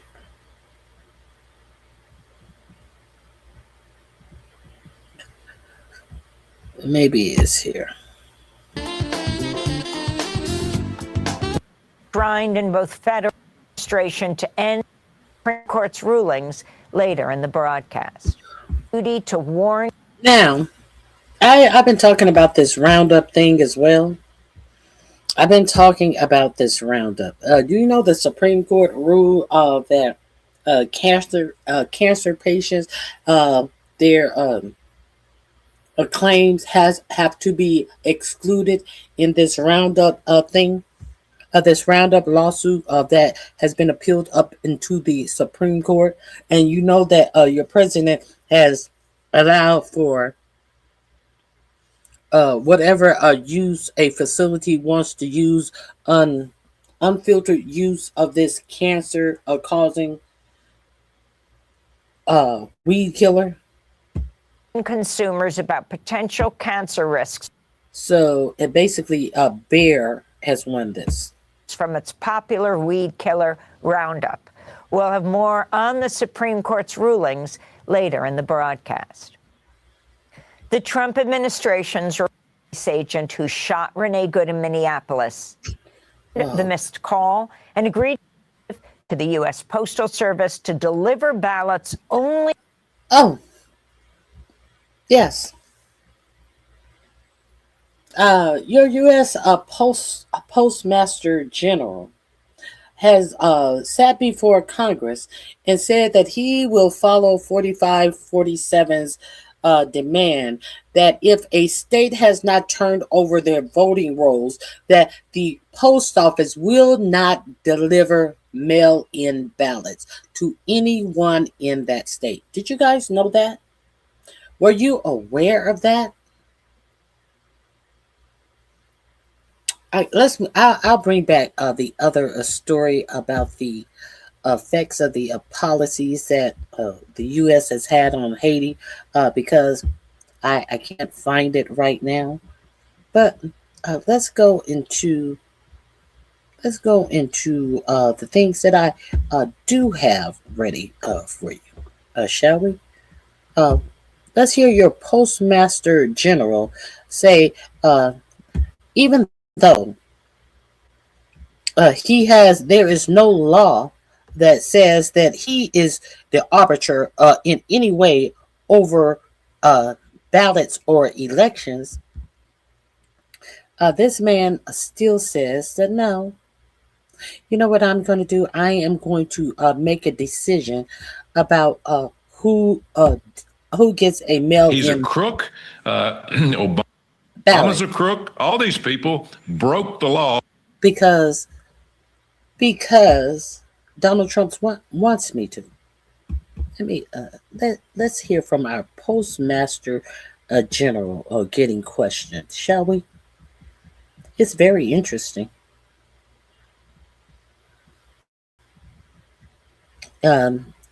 Also, did you hear about how they are downplaying the severity of the injuries of our U.S. military forces who are over in Iran? Some of them, it is expected that they have traumatic brain injuries and concussions, and your military, who have them over there fighting at the behest of Benjamin Netanyahu, from what it appears, have not even seen neurologists. Some of these people are having round-the-clock headaches and stuff, and your military is not giving these war fighters, these lethal war fighters, medical treatment, and they're trying to hide the numbers of the people who have gone back into duty. Being in a hospital, they are classifying these war fighters as back to duty, as if they are A-OK and back on the lines for fight. And these people are laid up in hospitals. Did you know that? Are you aware of that? This is what's going on in your government, as they telling you that everyone else is creating fraud. Let that sink in. Let's get to the Postmaster General being questioned and saying he will not deliver your ballots. Here we go.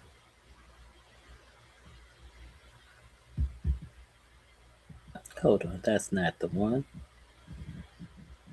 I'm coming. Here we go. Senator Blumenthal. Mr. Chairman, I didn't want to interrupt your eloquent closing by making my entrance before now.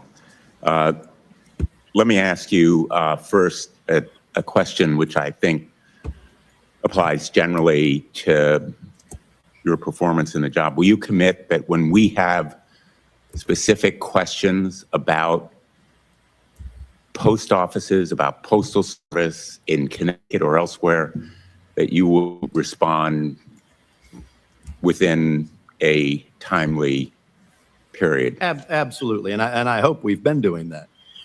And I know you've probably been asked about that in the past. I want to ask you about the recent executive order. I'm sure you've been asked about it so far, and I apologize. I've been in a Judiciary Committee meeting. But the United States Postal Service is not an election administration agency, is it? No, absolutely not.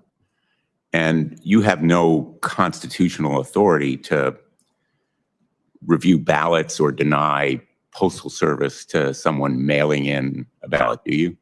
I don't remember my constitutional law class that well, so I would have to defer that to lawyers.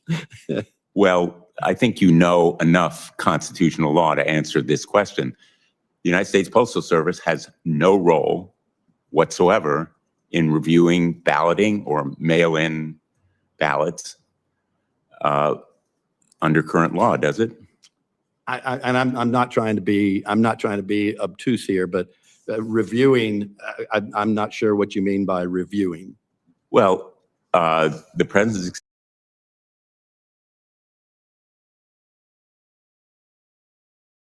I'm not trying to be obtuse here. I'm just a Trump loyalist dummy that's going to do whatever he says.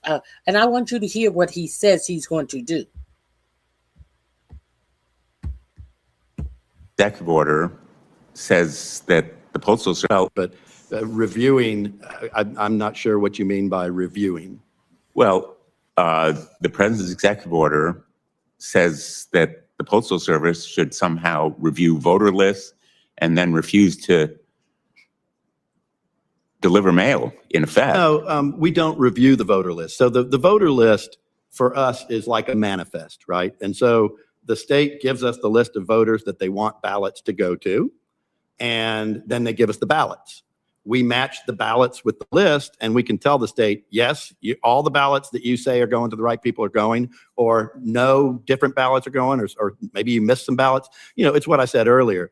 It really is trying to help the state make sure that the ballots that they send to the voters actually get there and get to those voters. And so it's strictly a manifest for us to make sure that the right ballots are going to the right people. And do you have authority to deny delivery of ballots?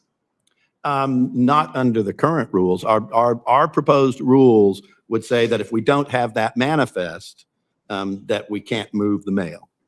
But you're not going to deliver, you're not going to refuse to deliver ballots to a voter that the states say is registered. Yeah, absolutely not.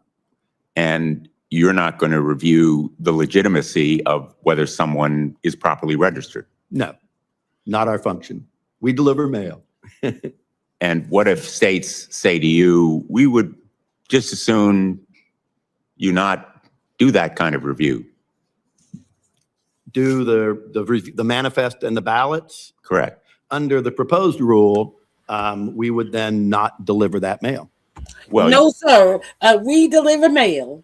Well, under that proposed rule, if that rule goes through, we will not deliver your ballots.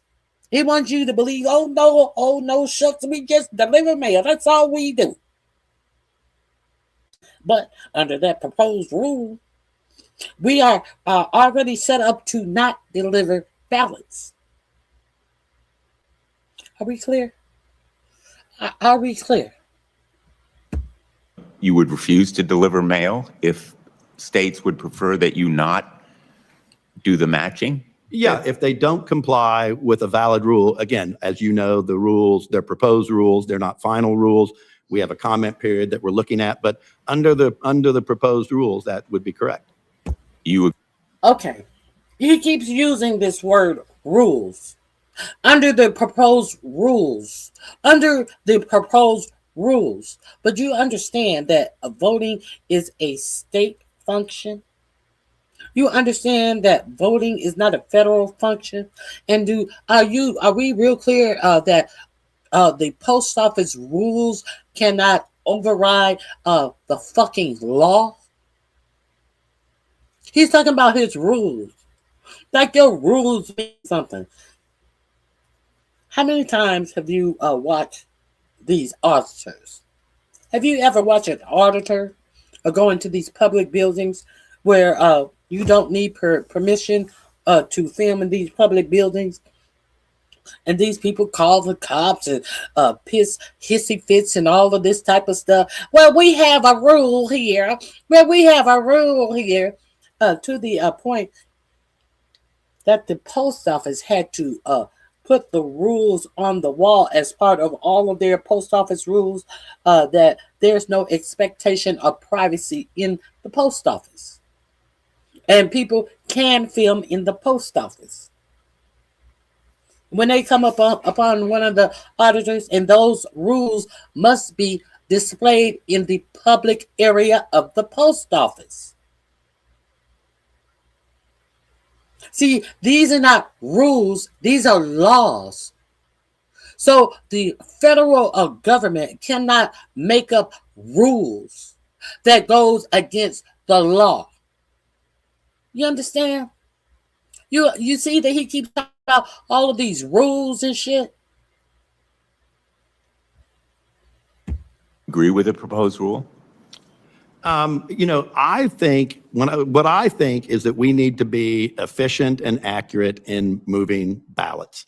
When you look at what we've suggested to states now for years and years and years and years, it is exactly this rule. If you look at it, whether it's Connecticut, Michigan, California, we have something we call Kit 600. And we have a lot of people that educate your folks in the state as to how to do it. The Kit 600 recommends unique barcodes, unique envelope. Well, so if, this is not if the something state we of haven't been Connecticut doing says for to years. you, we want you to deliver mail-in ballots without conducting your purported, supposed, so-called review, which is unconstitutional, you will deliver the mail to Connecticut voters. Is that correct? I'm confused. Under the proposed rule or under current rules? Under the Constitution of the United States, you have an obligation.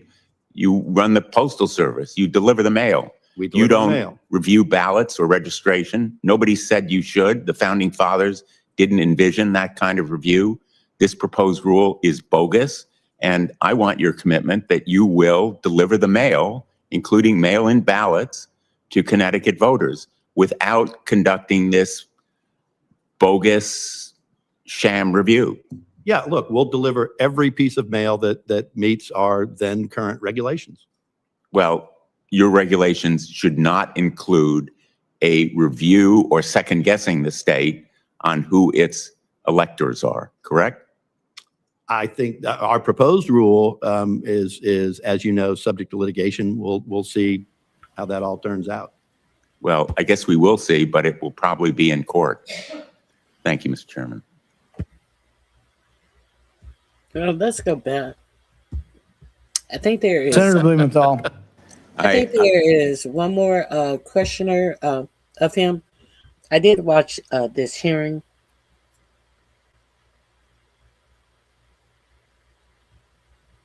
Here it is. Senator Slotkin. Thank you. Thank you for being here. I think you've heard in a bipartisan way the importance of the Postal Service, particularly to rural Americans. It's a lifeline. And I just, hearing you talk about there's going to need to be reductions in service because you don't have the cash. When most Americans have just watched us, launch a war that we think is going to cost at least $80 billion. You can imagine how that hits to someone who said. But here we are now. We're going to have to get rid of people because we don't have enough money to pay the people at the post office who delivered mail, who has what is his name?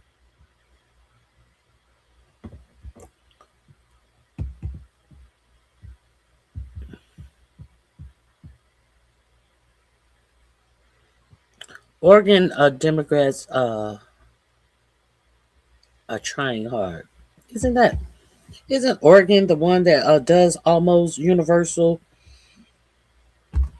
mail-in voting? What is his name? Are you, I don't know what your name is. Are you serious? It looks like, oh, that's your name. Anyway, like you were saying, the post office had been very, very profitable. What agency has to fund their pension 75 for 75 years and is still expected to remain profitable? That is what they did to the post office. I forgot. I did not remember it was 75 years, but it was not until they demanded that the post office fund their own pension, and they had the money sitting there. And pretty soon, like Social Security, do you think that these people in government will borrow from the money and not pay it back, and then act as if they're surprised that the funds is unsolvent 50 years before it is supposed to be unsolvent? Okay, so let's get into this question.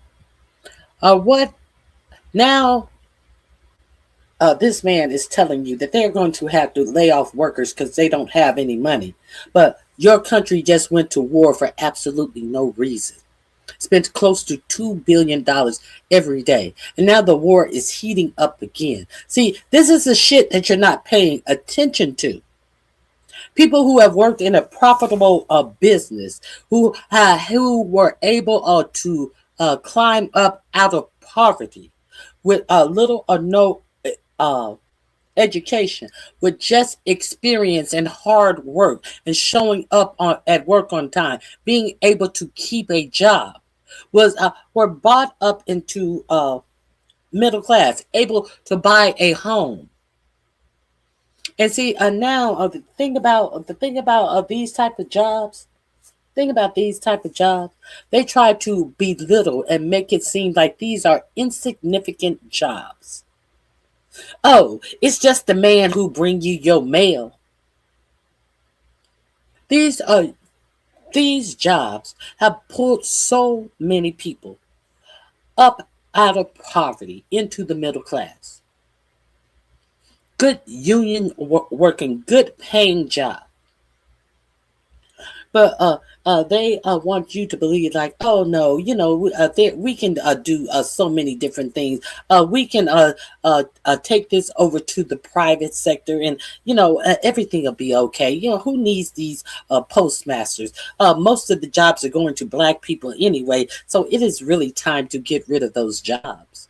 When it becomes time to get rid of jobs, when non-white people are not the majority of the workers. That's when it's time to get rid of good paying, respectable, good jobs. That's when it's time to get rid of these jobs. I digress. How do we not have the ability to fund my rural postal delivery so I can get my medication or vital information in my post box? But we somehow have money for everything else. So I encourage you to advocate and push back where you can. And we want. Hold on. Bronco, please be sure you hit the like button on the way out. Since you're such a fan, hit the like button on your way out. Toodles.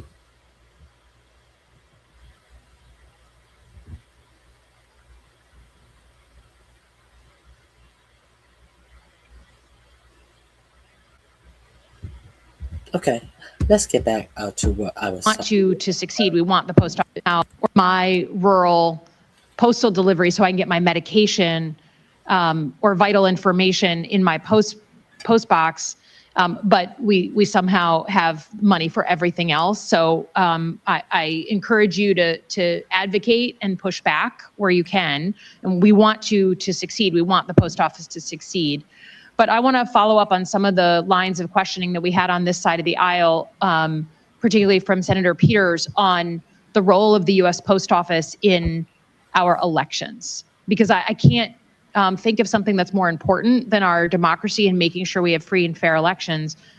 But the U.S. Postal Service is now part of this bigger story of this president desperate to federalize our elections. He has tried every which way to say that if he and his party don't win in these November elections, they were rigged. He said it in the State of the Union. And now we have this new rule that you've put out saying that states have to turn over their voting rolls, and you, the U.S. Postal Service, will decide, okay, who's approved to send their ballot through the mail. It's just another backdoor way of trying to influence this election. And to show the level of obsession that this president has, he's literally left the leader, Mr. Thune, Senator Thune, on the stage right now and canceled the signing of a housing bill like 8 minutes ago until we pass the SAVE Act, this obsession he has, which will disenfranchise a huge number of voters. So he's obsessed with this, and he's pulled in the U.S. Postal Service. Have you ever voted by mail? I have not. Do you believe that a piece of mail that's put in a mailbox should be sent no matter what? However, the president voted by mail, and when they asked him, "How did you vote?" I voted by mail. Well, I'm the president. I should be able to vote by mail. You're also a convicted felon, so if anybody was going to do anything criminal via voting by mail, who would it be? A non-criminal? A regular citizen, somebody who's serving in the military, a senior person, or somebody who just want it to be more convenient for them. Who is more? Do you look at with one eye voting by mail? The 43-time convicted felon, or just a regular Joe Blow who wants convenience, a senior citizen who is homebound, who needs the convenience. Is this what we're saying? Is this what we're saying now? Let's continue.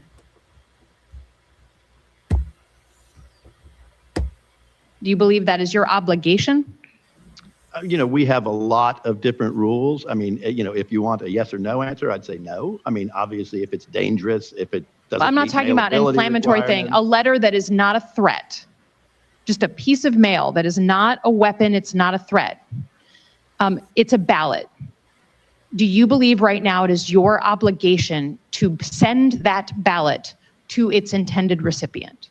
Yeah, we send every piece of mail that we send in accordance with our regulations and the mailman. But the state of Michigan is about to start mail-in voting end of June for our primary. If a 60-year-old woman in Grayling, Michigan, puts that ballot after June 25th into one of the U.S. Postal Service's mailboxes, as she's done for May election, will you direct the Postal Service to deliver that ballot? I don't have to direct the Postal Service to do that because we do that every day. That is exactly what. So then why are you demanding actually that for Michigan's voter rolls in other states to be presented to you? The president has sued us, okay? We're in court right now. He sued us and a bunch of other states for our voting rolls. So he's obsessed with this. The Constitution gives the right to states to execute elections. So you are a pawn in this, unfortunately. I don't think you're a bad person from what I know of you. You run a big company, but you are part of a much bigger story that's playing out literally on a stage right now. And so if you don't get Michigan's voter rolls for the general election in November, will you move those ballots in your mailboxes? Remember, right now, we only have a proposed rule. The answer is no. You see how they avoid very simple questions. You didn't have to even wet your tongue to give the answer to this, but you want to pontificate on a question that was not asked of you. To say, Yes or no? Yes or no, bitch? So there are no new rules. But have you proposed it? Bigger story that's playing out literally on a stage right now. And so if you don't get Michigan's voter rolls for the general election in November, will you move those ballots in your mailboxes? Remember, right now, we only have a proposed rule, so there are no new rules. But have you proposed it? We will move those. You've proposed it. We did. Okay, so we will move those ballots in accordance with whatever rule is in effect at that point in time. So, but you proposed it. It's your rule, right? We did, yes. Okay, so you want it to pass? Yes. I mean, as I said before, this is not something that's new. This is something that we've been recommending for. My new rule isn't new. This isn't something new. It's a new rule, but it's not new. Got it? You ain't never lied. You ain't never lied. Many, many, many years. And again.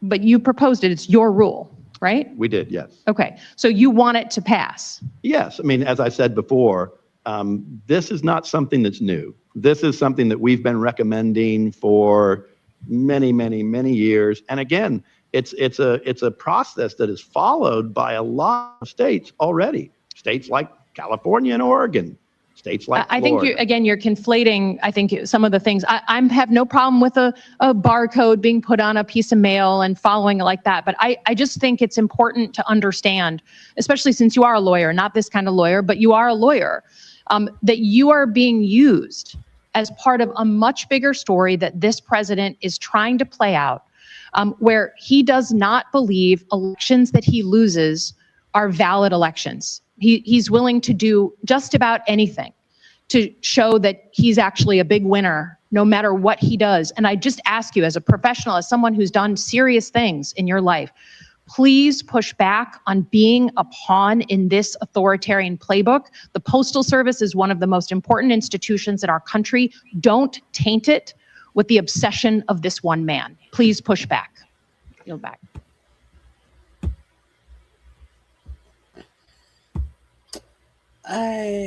Is there one more? There may be one more. Let's go right here.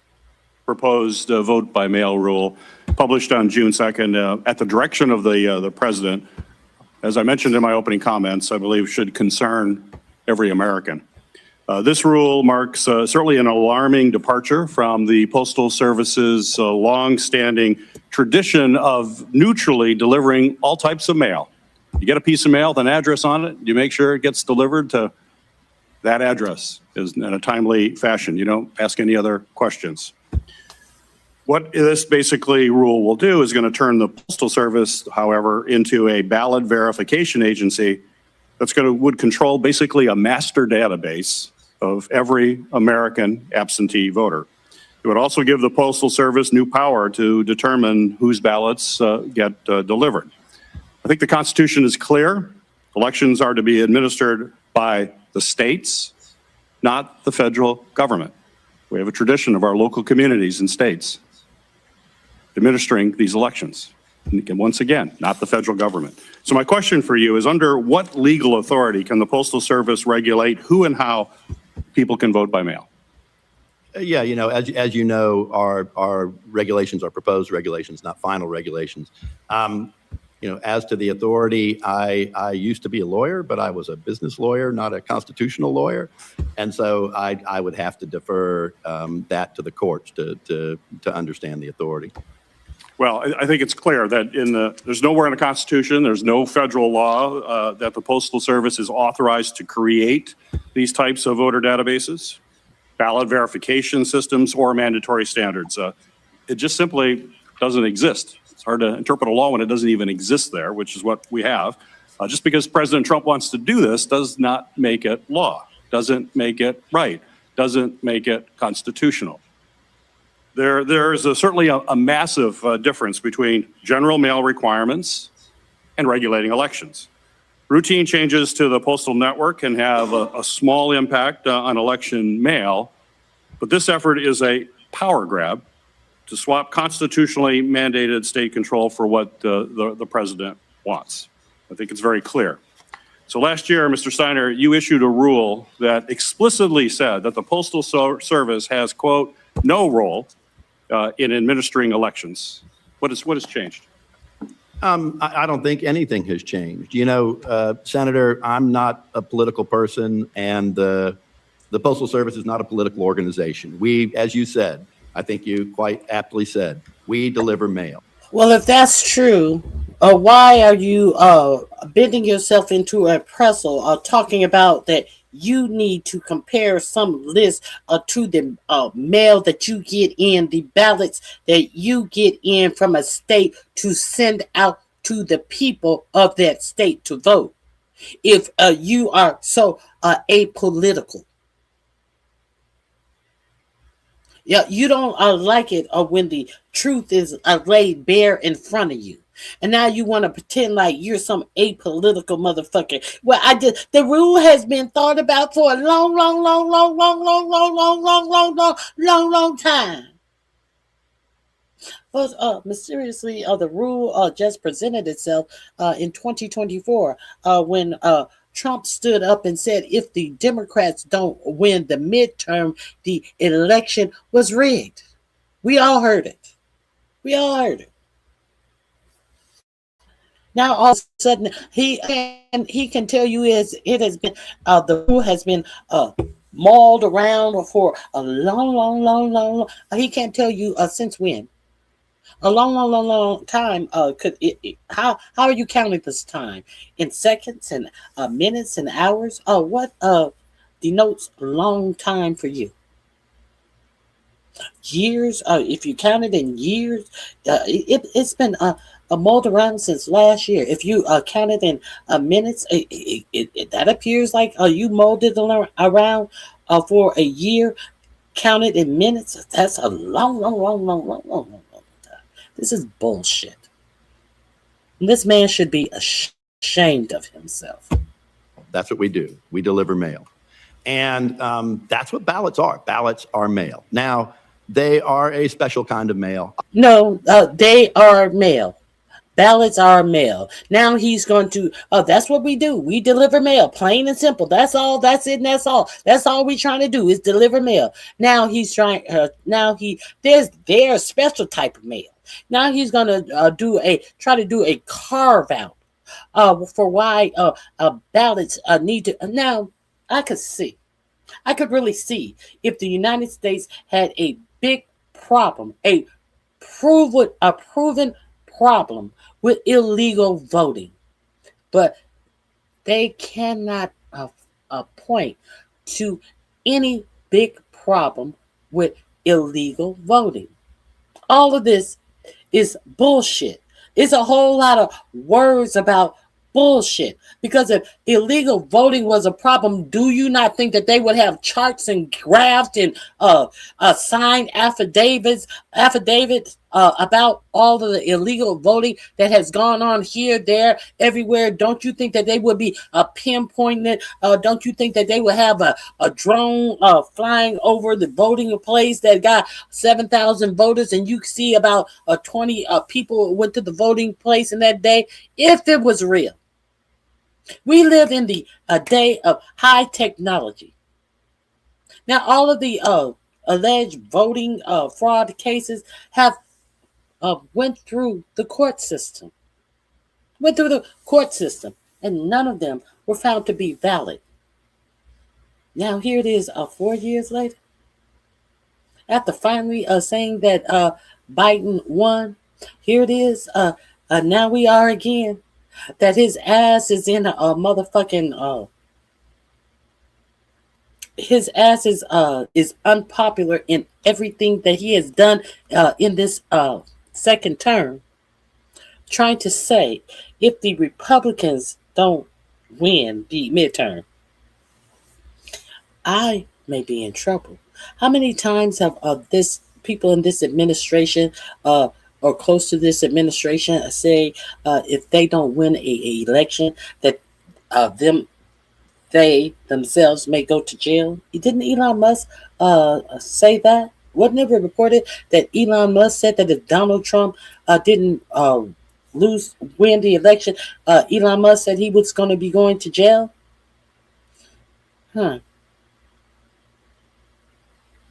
Does it seem like Donald Trump has any interest in actually running this country? I'm very serious. The campaign tagline was "Make America Great Again." Does it appears to anyone that Donald Trump is trying to make America great again? Does it appear to you that Donald Trump is trying to make America great in any way, as Donald Trump has made America the laughing stock of the world, the whole entire world? Or does it feel like Donald Trump is some old fool stuffing his pockets on his way out the door with one foot in the grave and the other one on a fucking skateboard, as he stuffed his pockets with the Treasury's money and the money of foreign countries? I'm curious. What about this presidency make you believe that he has any intention of making America great again?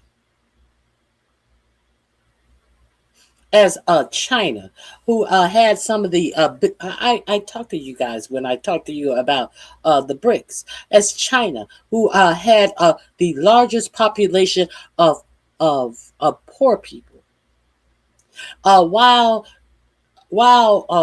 your politicians are telling you why unions are bad for you. You know, the unions that make sure you get good pay, make sure you get good vacation time, make sure you get good overtime. These unions that fight for workers' rights, the last 30 and 40 years, your government has been telling you why unions are bad for you.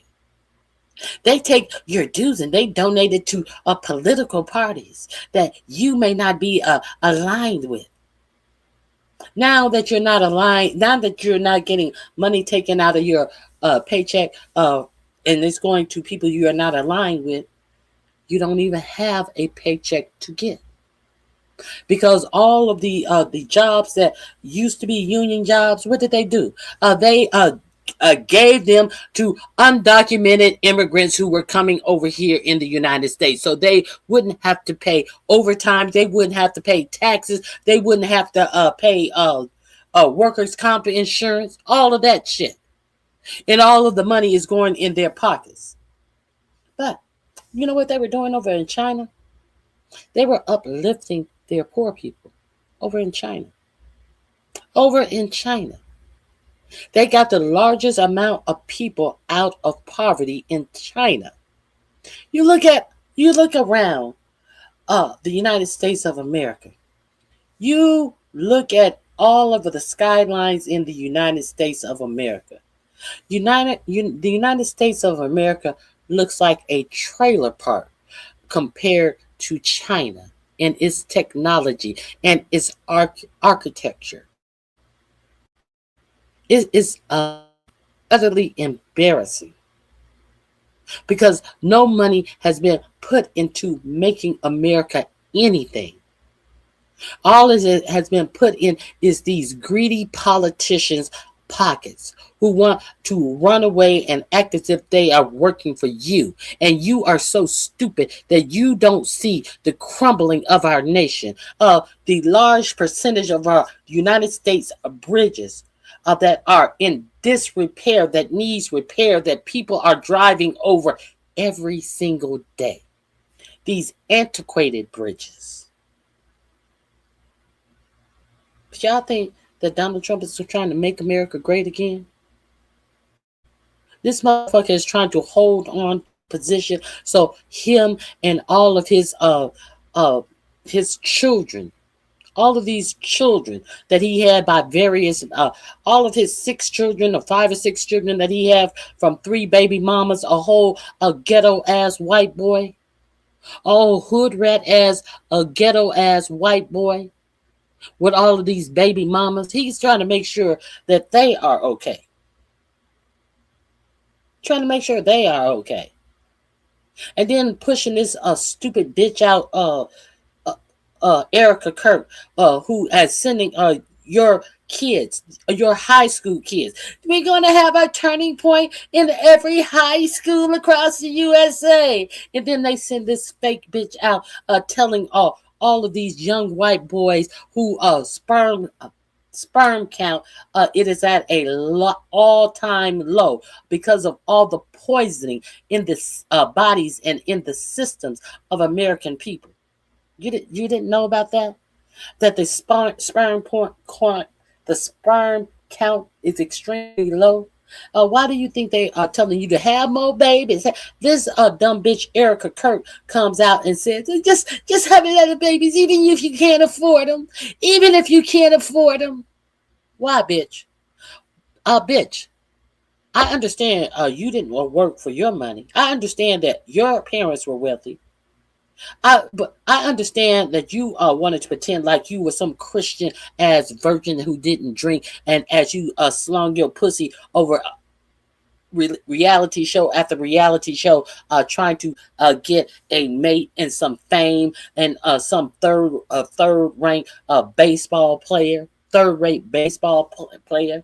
But now they got Erica Kirk, of all people, who pretend like she is such a Christian, telling your young people to have as many babies as you can, even if you can't afford them. But isn't it miraculous that bitch can afford a whole lot of stuff? Is Erica Kirk telling you to have all of these babies? What's going to happen to these babies? Are all of these babies that people can't afford going to be orphaned off? You know, like that orphan that Erica Kirk went over. You know, where was that? I forget where it was. Where a lot of children are SA'd and trafficked. Is that why Erica Kirk wants you to have more babies than you can even afford? Where was it? Where was this? I'll think of it sometimes later. Are these people trying to make America great again? Is my question.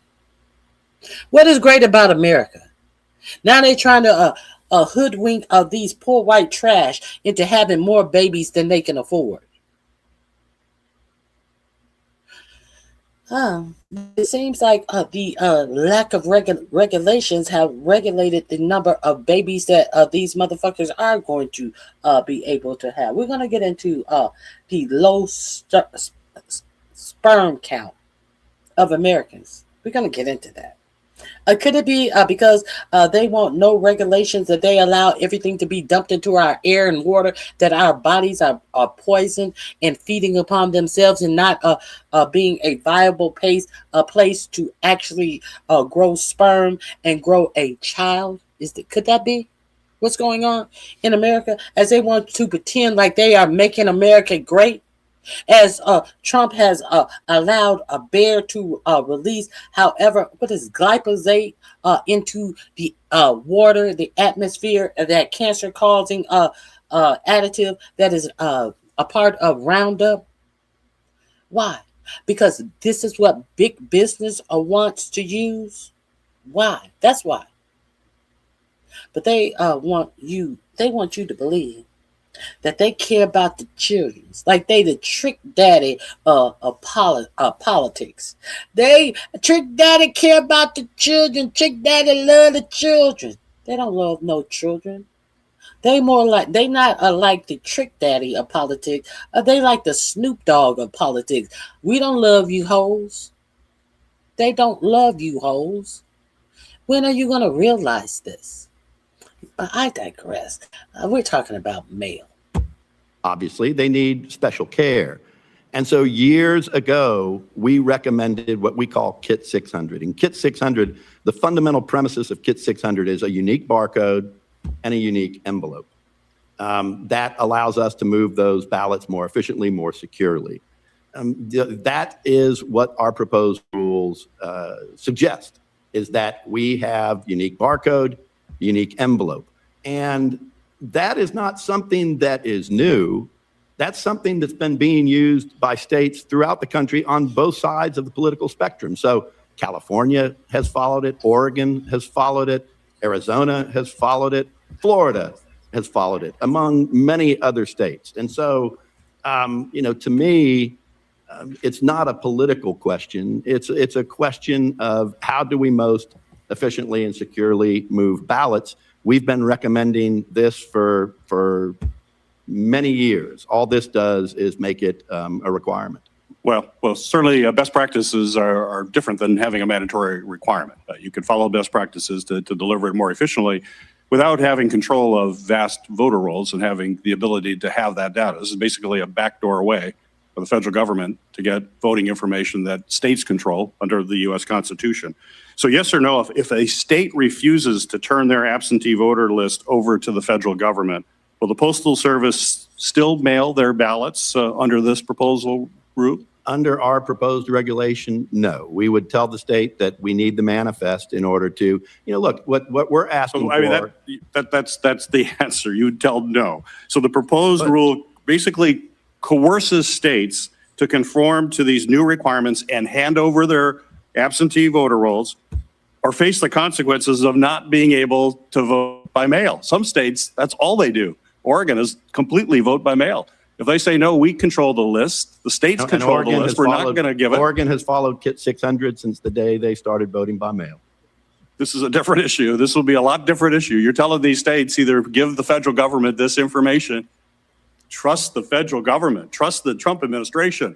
We'll take good care of these. And if you don't do it, you can't mail absentee ballots. You're going to make a decision that people cannot vote by mail. That's unacceptable. Well, Thank all you, Mr. Chairman. all that does, Senator, is make sure that we match the ballots that a state believes they're sending out to what actually gets sent out, right? And so all the state gives us is a list of here are the voters that are supposed to get ballots and here are the ballots. We then compare the two, make sure that the ballots that are supposed to be sent get sent. If Maryland had followed that, they probably wouldn't be in the problem they're in today. So it is a much more efficient, a much more effective way to make sure that states, I would think that states would want the information to ensure that the ballots that they think are sending out are the ballots that are actually being sent out. Well, they do know what they're dropping mail. I think they can understand that. They think if they put an address with their voter rolls on a piece of mail for a ballot and give it to you, they do expect you're actually going to deliver it. You don't have to say, we want all of your information. We want that information in our control. You mentioned Maryland. I think that was a printing error. This regulation wouldn't have done nothing to fix what happened in Maryland. The states control their own elections. That's pretty clear in the Constitution. And an effort by this administration to nationalize elections and have the federal government having this information is incredibly dangerous precedent. You can imagine sharing this information with the Department of Homeland Security and using these lists for a variety of nefarious purposes. We need to protect the integrity of the voting rolls. We need to protect the separation of elections from federal government and ensure that our state and local governments are the one administering their own elections. That's what this is about. Period, point blank. Now, let's move on. Senator Pete.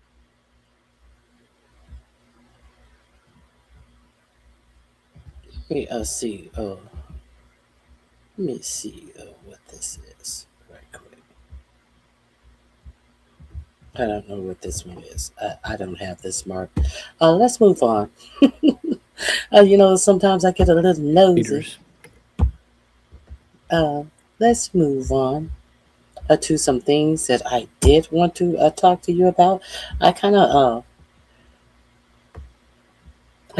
touched on them. Let's talk about Texas. Y'all want to talk about Texas? Let's talk about Texas. Why don't we? Many of you, if you have been over here watching my channel, I gave you a preview of how of what was happening with this Texas law. Did y'all know about the new Texas ruling that they are celebrating over there in Texas? And it will not be Mary J. Blige, even though this is what you're seeing at the top of this. No, they're not celebrating Mary J. Blige in Texas, maybe in Houston and Dallas. But no, that was just a commercial. Hold on. Let me get my glasses together. And I'll show you what, in fact, they are celebrating in Texas.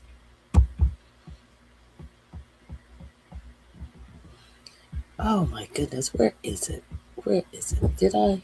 Hold on.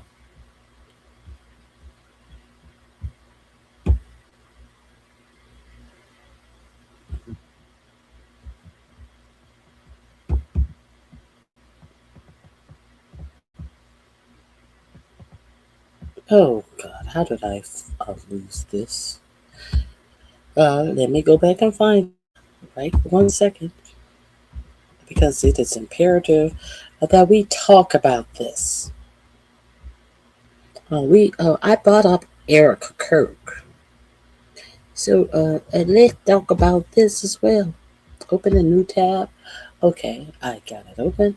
Let me close this tab and let me get us to where I need to be at. Excuse me, I appreciate you for waiting on me. Let's talk about Texas, shall we?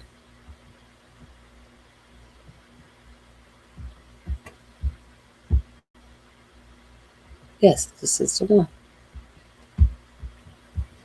Okay. Texas becomes first state requires students read the Bible with required literary tests. Let me see. Did you guys know about that? As they bow their heads and put a hand over their heart in all of this to demand that Texas schools have to have Bible lessons as part of their public education curriculum. Did you know about that? State Board of Education member Jill Pickin praised during the invocation before a meeting on social studies standards at the Barbara Jordan building in Austin. Okay, the State Board of Education on Friday gave the final approval to a literary test that will require students to read a dozen passages of the Bible, enshrining Christianity as part of classroom instructions. Why only Christianity? This is not a Christian state. You have noticed these white nationalists come out and make all of these commercials. Your elected officials and some of the Trump appointees come out and proclaim that the United States is a Christian nation when in fact it is not. The State Board of Education on Friday gave the final approval to the literary list that will require students to read a dozen passages of the Bible, enshrining Christianity as part of classroom instruction for all 5.5 million students in Texas public schools. Did you guys know that? Did you guys know that? The Republican-led board passed the reading list at a 9-5 vote. The board also continued to debate new social study requirements. This is not only reading. Now they want to put the requirements of the teachings of the Bible. They want to incorporate it into social studies, but they haven't quite figured out how they're going to do that as of yet.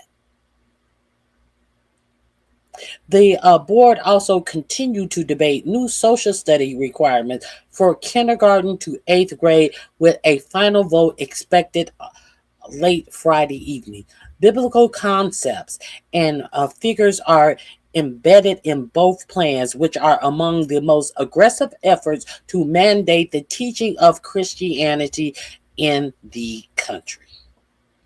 The read list will be worked into an annual standardized exam and will be rolled out into classroom in phases beginning with elementary school in the 2030-2031 school year. Republicans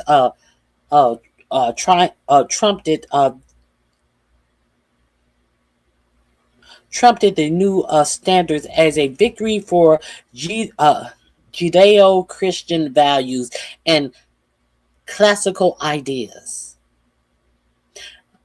Judeo-Christian values. What values? Be specific. The only way that you could teach values in school is based upon a one particular religion. So what you saying that there are no teachable rules about values in Judaism, in Muslim, in being agnostic or an atheist? You cannot find as an educated teacher, as a whole school system in a whole state, you cannot find any other ways to teach any type of values other than your religious values. Are these going to be white nationalist Christian values that you're teaching? You know, because this Judeo-Christian values, maybe I don't want those values. Maybe those are some values that I don't agree with. Okay, proponents say that the Bible infused provisions, including required lessons on Jesus, Abraham, and Moses, are designed not to evangelize, but to help children develop moral compasses and appreciate America exceptionalism. Make that make sense. It is to develop a moral compass. Well, maybe you should make that demanded reading for the president and his cabinet. Maybe that's where we should test this out before we start testing it out on students. And American exceptionalism. Where in the Bible does anything happen in the West? All of the things that happen in the Bible actually happen in mostly Muslim nations. So how are we going to learn about American exceptionalism in a book that is broadly take place in the Muslim hemisphere? I'm curious. I'm really curious about that. But we're not teaching Muslim. We're not teaching Islam. I said Muslim. We're not teaching Islam. We're teaching Christianity, and to help them appreciate American exceptionalism.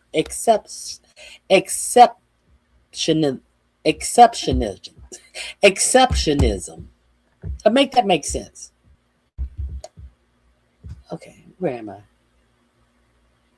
Okay. We are bringing the Bible back into schools this week for the first time in 60 years. SBOE member Brandon Hall, Republican of Alvarado, said during a prayer session outside the hearing this week. One Republican, Evelyn Brooks of Frisco, voted against the list, saying it would remove autonomy from teachers. Critics said that the board has pursued a narrow view of history and literature through the lens of Christianity at the expense of radical and religious diversity, eliminating a world culture course and trimming down lessons on the stories of Blacks, Hispanics, and other minority groups. Some said that they believe the dictates violate constitutional principles, separation of church and state, forecasting potential legal challenges ahead. So instead of being able to teach about the people who actually live among you, the history of literature through the lens of Christianity is at the expense of racial and religious diversity. They don't want to teach about any racial diversity or religious diversity. No, they just want to hone in on Christianity. That none of them live. No, I'm not going to say none of them, but to put your religion on somebody by force. What kind of shit is going on in Texas? This is the shit that is going on in Texas. They are eliminating a world cultures course and trimming down lessons on the stories of Blacks, Hispanics, and other minority groups. So we're not going to teach you. You don't need to know any. You just need to know the Bible. That's what why you need to know about these Black people. We're going to get all the Hispanics people out of here. Why you need to know about Black people? Just throw that Bible upside a Black person's head and tell them that life is going to be better on the other side, because this is what we used in slavery to manipulate the Black people to keep them in line. This is what we use. You don't need to learn nothing about them. We need to reteach them about our version of the Bible. Let's be real clear what's going on here. Okay. If you guys were not aware about this, this is going to be in my description box under Texas. Under Texas, the title of Texas. Now, let me see if you guys have any comments on that, or if you guys even knew about that. Let me see what you guys are saying about that. Oh, I'm way behind in the comments. Hold on one second. Let me see what you guys have to say. Oddly enough,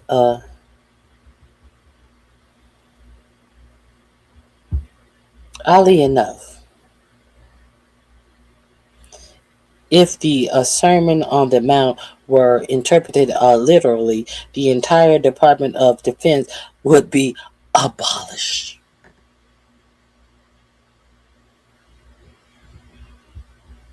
I believe in teaching of Jesus. I have nothing against you believing in the teaching of Jesus. That's why they have church.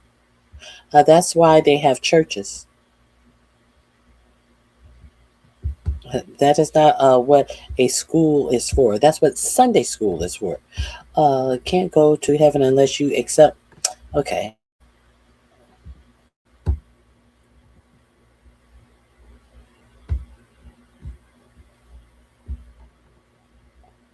That's not your call. What is not your call? I'm missing something because I'm going backward. Okay.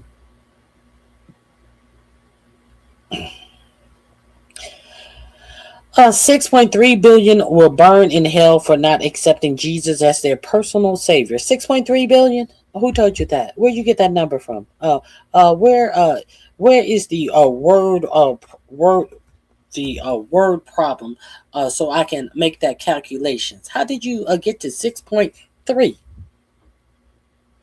It's only a matter of time before superintendents and priests start arguing who has a better interpretation. Oh God, only a matter of time. Ronald Reagan didn't do shit for the people either. The Republican hero worship some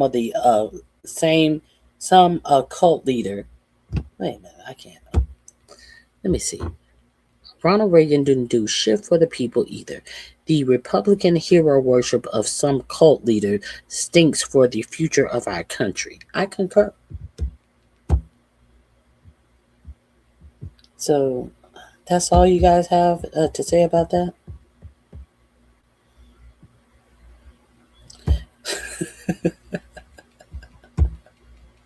Trump, Republicans always electing some false bravado, tough guy, and then pretending that person is cut from the same cloth of Abraham Lincoln.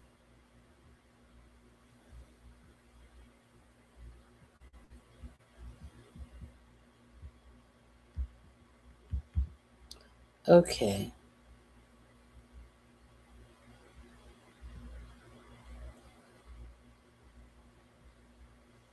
Let's continue.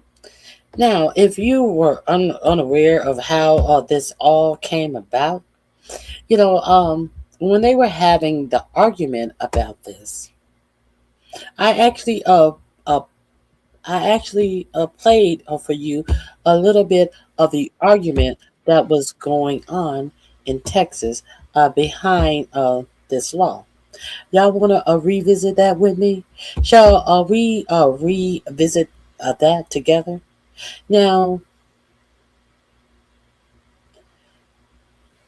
the person that introduced me to that argument, how I got introduced to a Congress person, a state, was he a state congressman or a state senator of Texas? I think it was a state congressman, James Tallarico.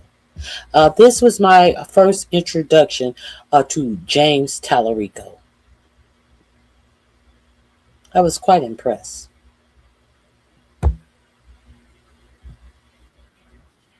Let me share this with you. This is the woman who wrote the bill and was presenting the bill, and they voted on the bill on the last day of Congress because she kept on, in my recollection, she kept on sidestepping and trying to get out of having discussions on the bill. So this was my first understanding of James Tallarico, and I was quite impressed. Christian Representative Noble, this woman standing at the podium right here, this is her. Representative Noble, I know you're a devout Christian, and so am I. This bill, to me, is not only unconstitutional, it's not only un-American, I think it is also deeply unchristian. And I say that because I believe this bill is idolatrous. I believe it is exclusionary, and I believe it is arrogant. And those three things, in my reading of the gospel, are diametrically opposed to the teachings of Jesus. You probably know Matthew 6:5, when Jesus says, "Don't be like the hypocrites who love to pray publicly on street corners. When you pray, go into your room and shut the door and pray to your Father who is in secret." A religion that has to force people to put up a poster to prove its legitimacy is a dead religion. And it's not one that I want to be a part of. It's not one that I think I am a part of. Now, he was saying put up a poster. The reason why he was talking about putting up a poster is because this woman also wants the 10 Commandments to be posted in every public school classroom. The 10 Commandments posted. They must be. You know that in Scripture it says faith without works is what? Is dead. My concern is, instead of bringing a bill that will feed the hungry, clothe the naked, heal the sick, we're instead mandating that people put up a poster. And we both follow a teacher, a rabbi, who said, don't let the law get in the way of loving your neighbor. Loving your neighbor is the most important law. It is the summation of all the law and all the prophets. I would submit to you that our neighbor also includes the Hindu student who sits in a classroom, the Buddhist student who sits in a classroom, and an atheist student who sits in a classroom. And my question to you is, does this bill truly love those students? I'm going to go a different direction than I think you're trying to lead me. I'm not going to answer that question. Thank you, Representative. Okay. Here's a little longer debate on this. I thoroughly enjoyed this. This was my first understanding or hearing or seeing James Tallarico. I was impressed. That's all I I must say I was impressed because at this time he was saying that he, I think he was in some type of study to become a actual minister. Actually impressed. If you guys missed this, let's revisit this. Texas has made this law. And you and I have had several conversations about this bill over the years, and you know how important the Ten Commandments are to me, and you know how important my faith is to me, and we have an honest disagreement about the role of the government in this kind of policy. So I just want to have a conversation about that. I think you answered this in the first sentence of your layout, but why do you want to require the Ten Commandments in every classroom? Because they are foundational to our American, both educational and judicial systems. Do you think the Constitution is foundational to our country? I do. And I'm so proud that in the Declaration of Independence, that God is mentioned in the first the two opening paragraphs and the two closing paragraphs. So it was really foundational to our forefathers, even in the Declaration of Independence. Yeah. Why doesn't your bill mandate teachers post the Constitution in every classroom instead of the Ten Commandments? That might be a great bill. It's just not this bill. Would you accept an amendment? If you want to write that bill, I would JA it with you, but that is not this bill. Well, we may have the opportunity. Would you accept an amendment to require the Constitution be posted next to the Ten Commandments in every classroom? It actually would blow up the bill because that does not fit under the caption of this bill. I've already checked. It would be germane. You know, she doesn't want to answer that question because she know that what she's asking for is unconstitutional.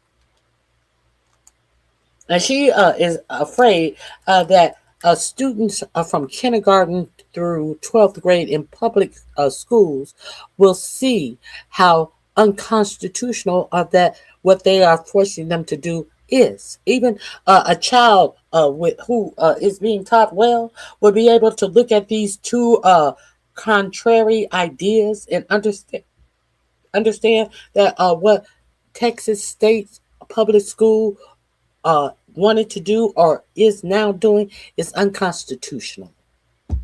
Because the bill is regarding Ten Commandments being displayed in classrooms. Your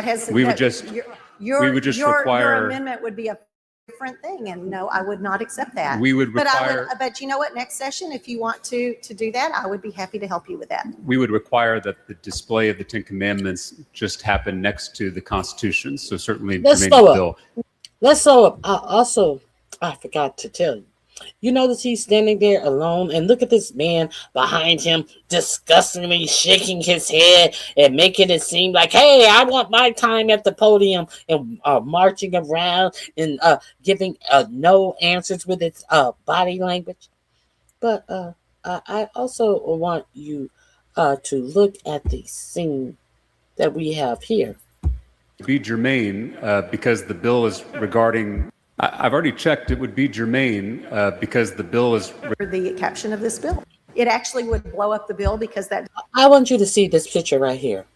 This woman could not answer any questions without reading them off of a paper. Now, this is her bill. This is her bill. And the whispering of answers in her ear. There's 3, 6, 8 people. And there's going to be more people that is going to join her to answer one man's question. I don't think that Tallarico even has, he does have some papers in front of him. But she needs to get fed her answers. Let's get back to it.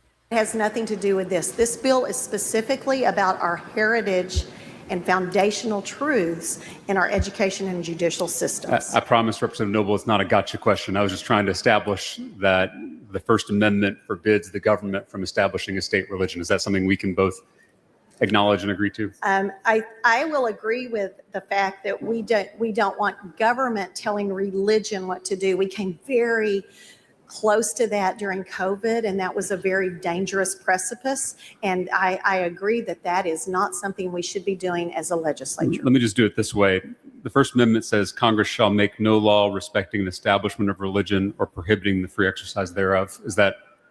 Some argue that the Establishment Clause and the free exercise clause of the First Amendment are often in conflict, and that strict adherence to the Establishment Clause can undermine the rights guaranteed by the free exercise clause. So we're not going to debate that today, because I think you're getting into some debate that has nothing to do with this bill. I promise, Representative Noble, I'm not trying to catch you in anything. I'm just making sure you understand that's the plain text of the First Amendment.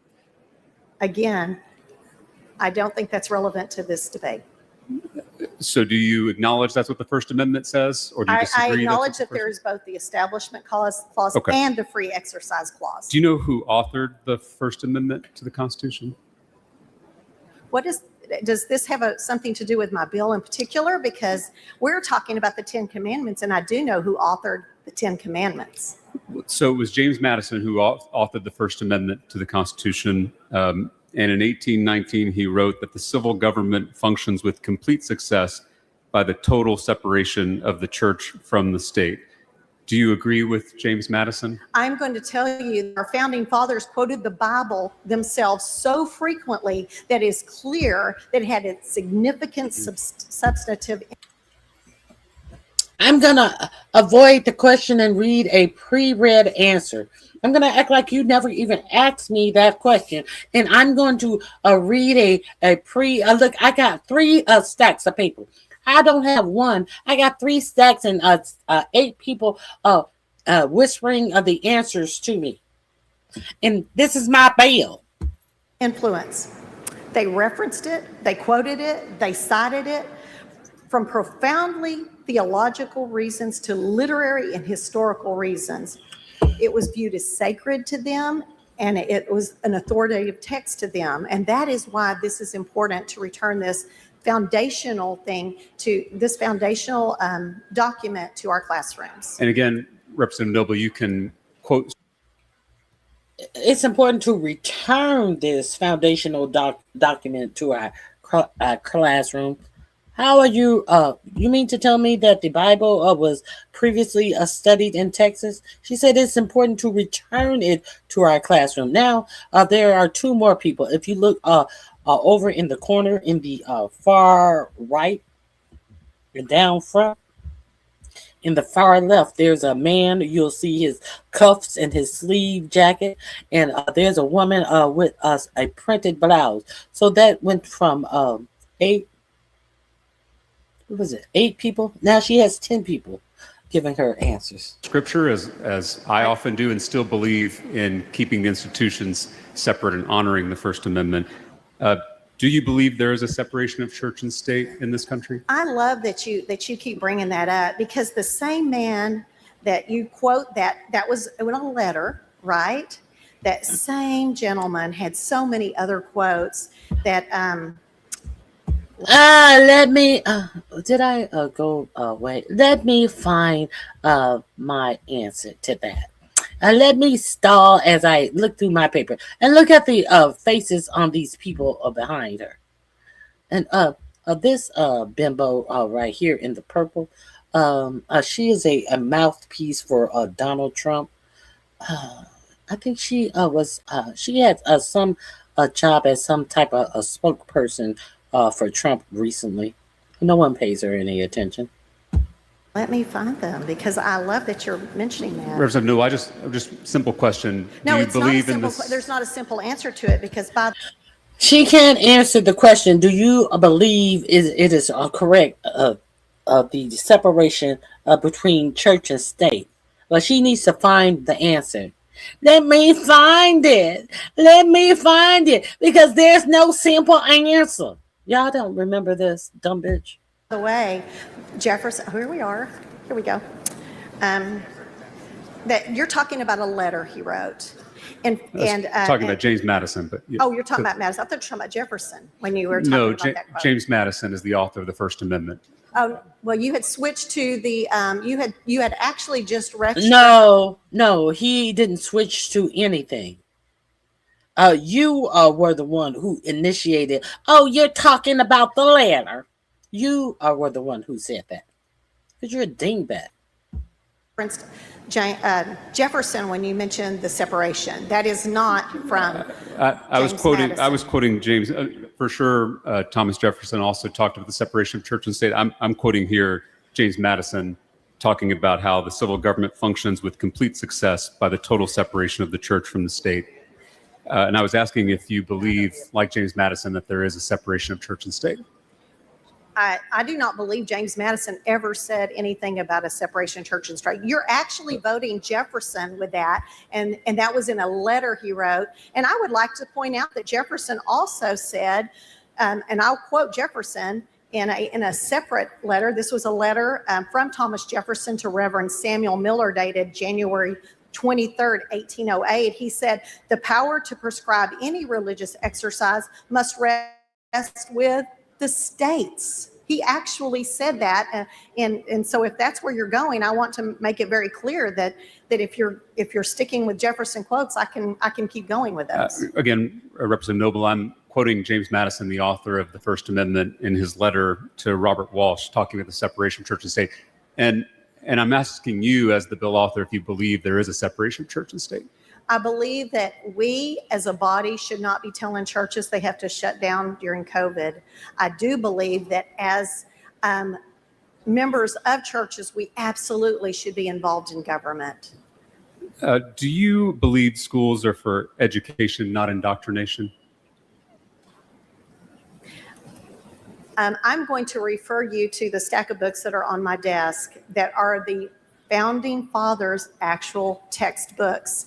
And if you want to go look through and decipher education and which is indoctrination, I contend that those books that are full of the Ten Commandments, are full of scripture references, were not indoctrination. Indeed, they were the educational foundation of our founding fathers and many, many Americans that have gone before us. Representative Noble, it's a pretty simple question. Do you believe that schools are for education, not indoctrination? I just answered that question. What was the answer? The answer is, come with me to read through those educational I'm just looking for a yes or a no rather than going with you to your desk. I do not believe that telling students what was foundational to our nation is indoctrination in any way. I would agree if you agree as well that schools are for education, not indoctrination. I think the difference may be that I don't believe Texas teachers are indoctrinating students. As a former teacher myself, if we were able to indoctrinate our students, they would turn in their homework on time and raise their hand when they want to speak in class. I'm a former teacher myself. Right. And we're not asking teachers to be theologians. We're asking teachers to display the Ten Commandments. I think what I'm trying to get at is anytime a teacher has a rainbow outside their classroom, we have politicians in this body crying education, not indoctrination. But now you're bringing a bill that literally forces religious indoctrination into our classrooms. I disagree completely. So my question, Representative Noble, is why is having a rainbow in a classroom considered indoctrination? That is outside but having of the four the Ten corners. Commandments Please confine your not. remarks to the subject of the bill. The subject of the bill is the Ten Commandments. I'm asking, why is the Ten Commandments being posted in the classroom not considered indoctrination, but a rainbow in the classroom is? So if you were referring to a rainbow as in the story of Noah's Ark, is that what you're referring to? I'm saying that there are teachers who have a rainbow in their classroom and it's been called indoctrination. I'm wondering why that same standard is not applying to literal religious indoctrination. That is not the contention of this bill. This bill is about our foundational education and judicial system being founded in this document and other documents, but this bill is about the Ten Representative Commandments Noble, do you believe in parental rights? I do believe in parental rights. Do you believe religious instruction for children is the job of parents and pastors or government employees? I do not believe that there is a parent in the world that would not appreciate their child being taught to respect authority, to respect others, to not steal, not kill, not lie, and keep their word. I guarantee you that our teachers are just crying out for this kind of instruction in their classrooms. I'll ask again. Can you answer the question that was asked, bitch? Do you believe religious instruction for children is the job of parents and pastors or government employees? Again, we're just talking about a display of the Ten Commandments here. You see how she cannot answer the question because they all know that this is wrong. All of these disgusting people who are shielding themselves under the guise of Christianity and being good Christian servants. They want to push this upon you and your children as a way of control and control totally and completely. As who did your president endorse to run against the man who's asking her these simple questions that she can't answer? Bill Paxton. Bill Paxton, who was friend with a guy who admitted that he SA'd a child, a extremely young child. This man admitted it. And Bill Paxton was I think he was a DA. And Bill Paxton wanted to brush it under the rug. The child was extremely young, not a teen, not a preteen, extremely young child. Bill Paxton, who's running against Tallarico, was endorsed by your president, and he wanted to give this man 1 day in jail. This is an elected official, but he has been in trouble so much himself. Check out Bill Paxton in your own time. He wanted to give this person that SA'd a child 1 day in jail. He would not have to register as a SA offender. None of these things. But the plot got out, and everyone was appalled in Texas. Everyone in Texas was appalled that Ken Paxton wanted to give a SA abuser of a one child 1 day in jail. So when it got out, they had to change things around, and the SA of the child got 30 days in jail, and did not have to register as a SA offender. Where's God in that lesson, Texas? Texas, where is God in that lesson, Texas? Huh? This is what I want to know.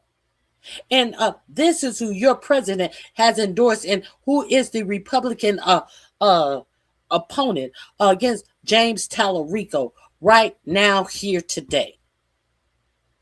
And the thing about this, thing about all of this is, the thing about a lot of this is, Texas gerrymandered out Jasmine Crockett's district. Now, James Tallarico was already running for Senate. There was another man who was running for Senate. I forget his name. A black man who was running for Senate in the primaries against James Tallarico. And then they gerrymandered out Jasmine Crockett's congressional district. So this is why the DNC, the Democratic Party, this is why you get in so much trouble. This is why you fuck shit up on the regular basis, but you never fuck up giving money to Israel. All of you Democrats who are in bed with the Israeli lobby, you always get that shit straight. But the simple shit that benefits the American citizen, you always fucking shit up. So, Jasmine Crockett, they eliminated her district, and then they give the guy who's running for Senate against Tallarico, the Democrat Party taps in on the back and said, "Hey, guy, Jasmine Crockett, she has a bigger name than you, and she's more recognized than you. It is what it is. It is what it is." So why don't you and her trade places? Why don't you run for Congress? Because you do live in this district and people are familiar with you. I think it was already a congressman. I forget his name. Don't fault me. I ain't from Texas. I don't give a fuck about Texas. So they switch places. So now James, this guy goes and run for Congress in a district that he can run in. They gerrymandered Jasmine Crockett out of her district. And so now Jasmine Crockett and James Tallarico are running head to head for the Democrat nomination for the Senate seat in Texas.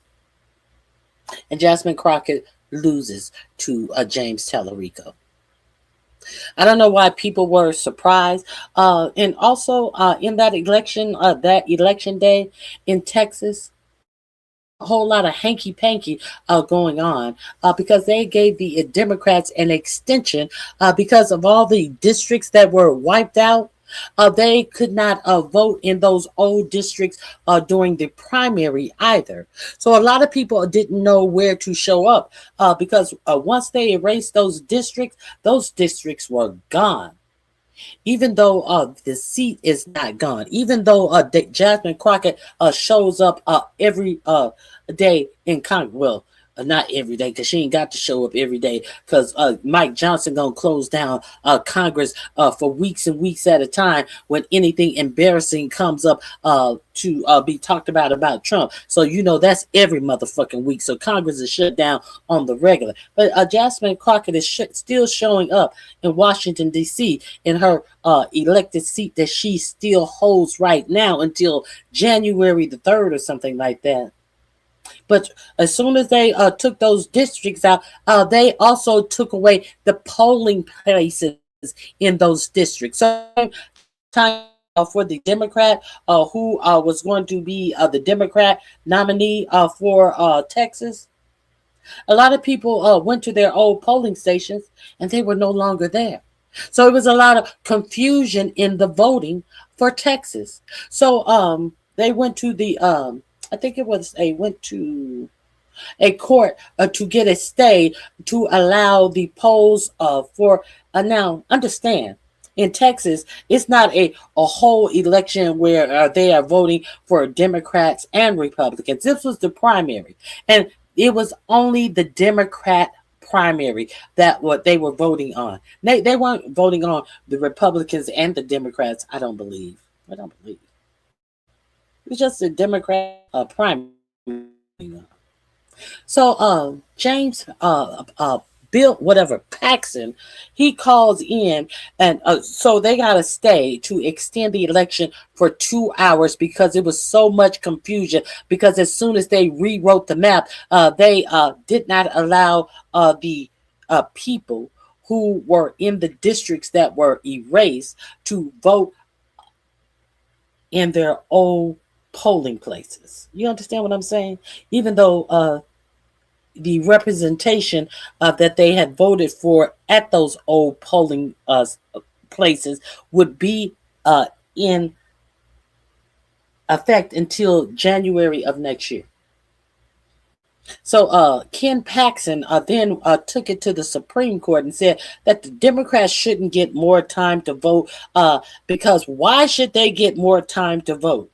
And so the Supreme Court said, well, we're going to put an injunction in and we're going to close the polls at 7 o'clock. And you guys take account of how many people who come after 7 and blah, blah, blah, blah, blah, blah, blah, blah. So Jasmine Crockett lost to James Tallarico. So I understand that you have a lot of certain YouTubers are upset. Certain YouTubers are saying, well, Texas, you got what you wanted, so deal with it. I hear that Tallarico's not doing good. Hold on.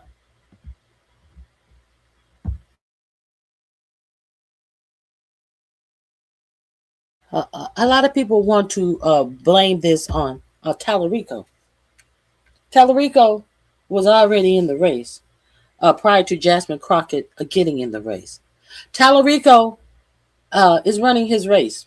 Now, I haven't heard anything Tallarico said derogatory about Jasmine Crockett in any way. I haven't kept up on it that much, but Tallarico was already in the race. The Democrats thought it would be a good idea if they changed the candidate that was running for Congress versus who was running for Senate against Tallarico. So Jasmine Crockett would have a viable place to run. Okay. And James Tallarico, he just kept running his race. Let's be real clear about it. So I remember I have a couple of people who were birthed to people who are my parents' brothers and sisters. I think they call them relatives. I had a couple of them who was just so someone did something. You weren't expecting this. Were you not expecting this? So it is what it is. So what we're gonna do now? So now you have YouTubers trying to shit on James Tallarico as the Republican Party. JD Vance and the fucking what's the coward that ran out of Texas? Ted Cruz have the nerve to be challenging the masculinity, saying that James Tallarico looks like he's transsexual. Of all people to be challenging James Tallarico on anything, especially masculinity, it would be JD Vance and Ted Cruz. Are you fucking kidding me?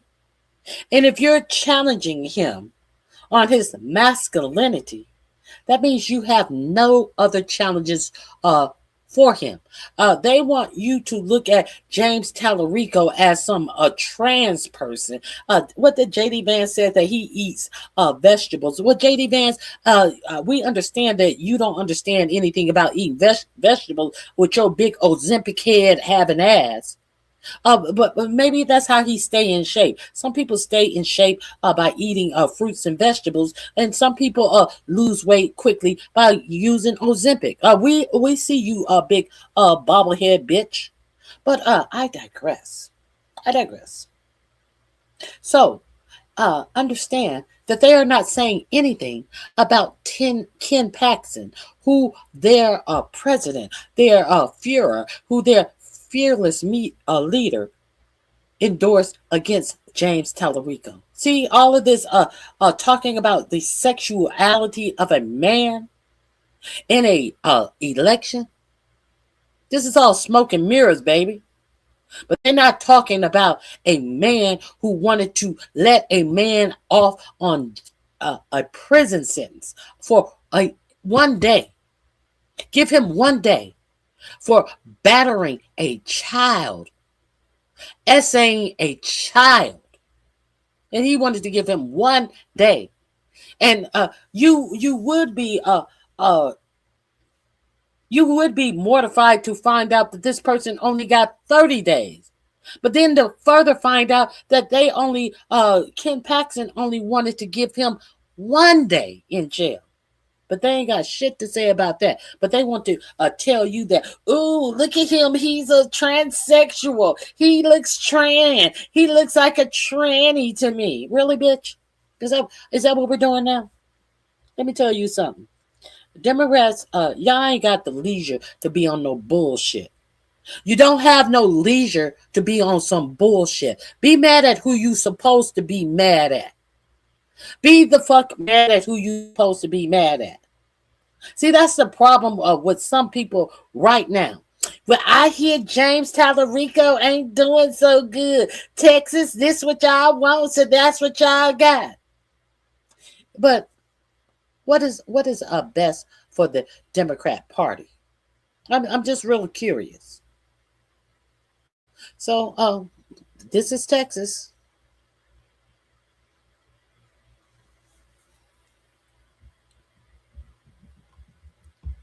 Always, always, always. Hey, Fred Shields, you still here? I didn't see you. You must be moving around. I understand. So. In committee, when we were discussing this bill, your goal, you said, was for students to, quote, be curious and wonder about the 10 Commandments. Do you think a child, let's say a first grader, would have questions about the 10 Commandments if they're posted on the wall of that classroom?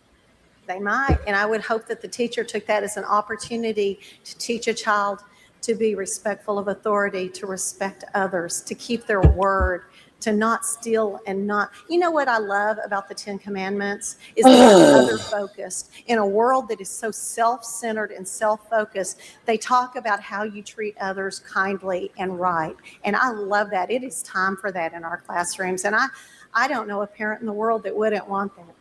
So I think the only reason politicians in this body would be micromanaging what posters are put up in a classroom is if we want children to read the posters. And so in between posters of that, let me just finish my question and I'll give you a chance to answer. I'm sorry. If in a classroom we're putting up the 10 Commandments in between the colors and the ABCs, we're going to have students ask questions, as you said in the committee.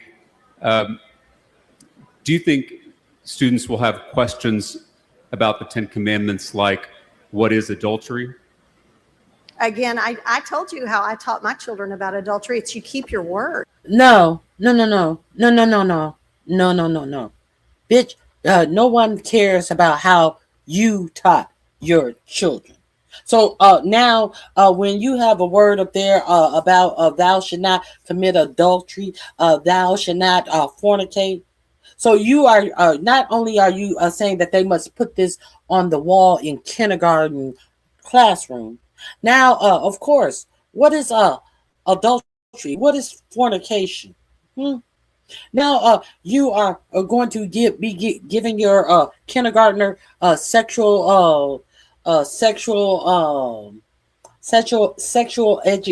education to a kindergartner. Is that what we're doing? We're giving kindergartners sexual education, moral recommendations. Is that what we're doing? Huh?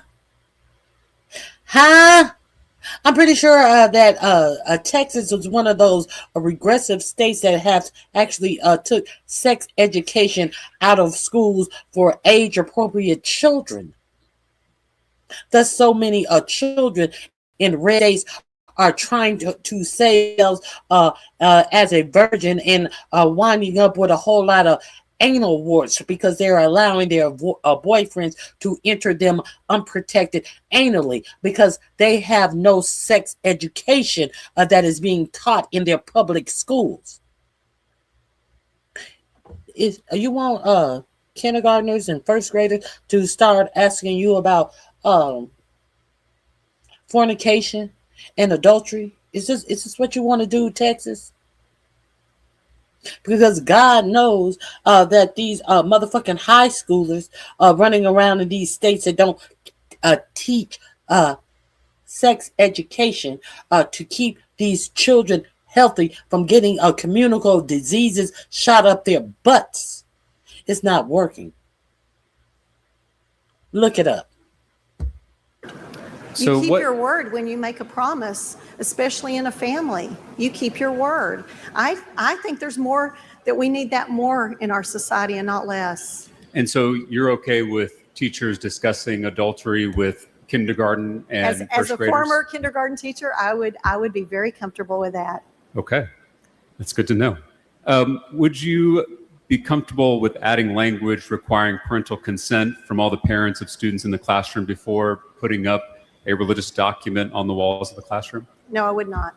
So you're against parents having a say in their students' religious instruction? I'm against that proposed amendment. Yes, I think that we need to return to the foundational truths that our forefathers took, that until 1971 was was on the walls of most classrooms and definitely in most textbooks if you want to come by my desk and look through those textbooks. That we are going back to what was there and was stripped erroneously and has now been corrected in the court. So we have this opportunity to return something that was erroneously stripped. Texas Public Schools serve a lot of Christian students. But are you aware that schools also serve students from many other faith traditions? Yes, I love that about Texas. Muslims, Hindus, Jews, Buddhists, Sikhs, atheists, all kinds of students, correct?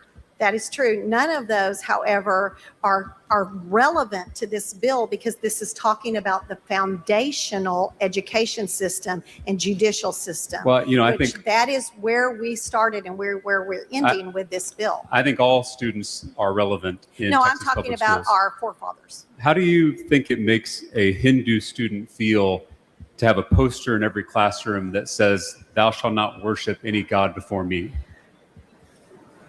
Again, if they have come to the United States and they are living here, they're born here, they're citizens, then they would probably enjoy celebrating what made our forefathers so different from every other nation in the world. I consider Hindu students, Jewish students, Muslim students, atheist students, all students to be my neighbor.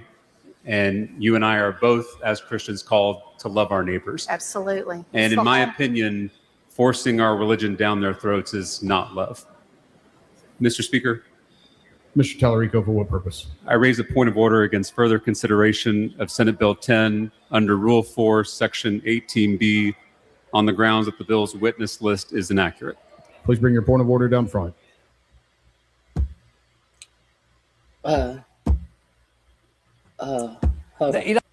Believe you me, that is not the whole hearing. You will find out that Tallarico asked her, isn't part of the Bible is honoring the Sabbath? And then she said, yes, you're supposed to honor the Sabbath. And he said, well, what is today? Today is a Saturday. Yes, it is the Sabbath. But since you didn't want to do something, now we're here voting on this bill on Sabbath day. Ain't that a coinky dink? I want to put the religious workings of the Bible into K through 12 grade schools, public schools. But I don't honor what I want to put into this public school in my own real life. Yes, that was a doozy when he caught her in that. But let's talk about the fair. Y'all want to go to the failure of a fair? Let's go to the fair. I'm gonna take y'all to Trump's fair. Let's go to opening day. Let me find it right here. Hold on. I think I'll be able to find it easier. Right here. Let's go to this.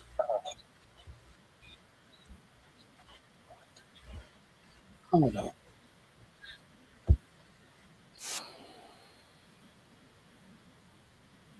Oh.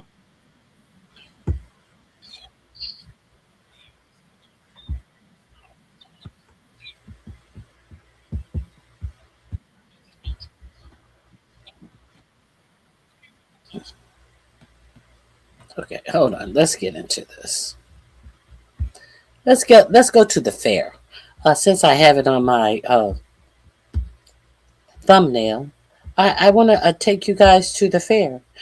Let's see what happened at the fair. Russia is burning. All hell breaks loose. It seems like with or without the help of the Americans, Ukraine is giving Russia the what for. Let me see. Where's this?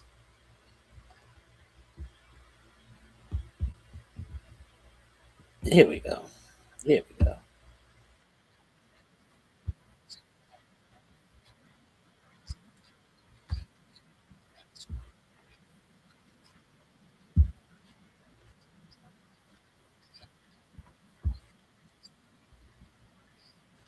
Also, the power was down. The Ferris wheel wasn't working. The ice cream had melted. The food was rotting away. But folks, it gets much worse. I'm going to show you what it looked like yesterday and early today when this so-called Great American Fair opened back up. We're also hearing from people who work at the Smithsonian who are saying what this event was supposed to be like before Donald Trump and his despicable regime destroyed it. So Dean Cain, a MAGA guy who often goes on state regime media, which calls itself Fox, he posted the following image yesterday.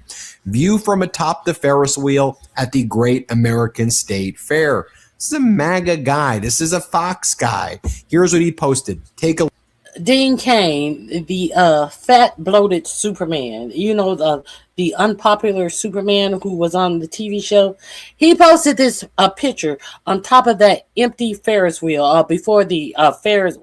Thank God he was able to get down because later in the day, the Ferris wheel broke down. And this is his aerial shot. How embarrassing. look. You can literally probably count maybe 33 to 34 people wowing the massive crowds with Raphael, the turtle ninja. I feel like a mere mortal next to these icons. Okay. So this was one of the main performances that was taking place yesterday. Not quite sure why there is an American flag and an Israeli flag in this tent, but that's what exists. And Stephanie Mensimer explains, I guess no one at the Great American Fair wants to listen to the Jesus music on the mall. So this was the big concert that was Okay, they had Jesus music at the mall. And you know what else they had here at this Great American Fair? Guess what else you were able to do at the Great American Fair, honoring the 250th anniversary of the United States of America? Any guesses? I need y'all to guess. Any guesses? You were allowed to get baptized. They had an actual baptismal pool, so you could get get your soul renewed. You could wading in the water, wade in the water, wade in the water. Did you know that you could get baptized at the fugly, fucked up American Fair?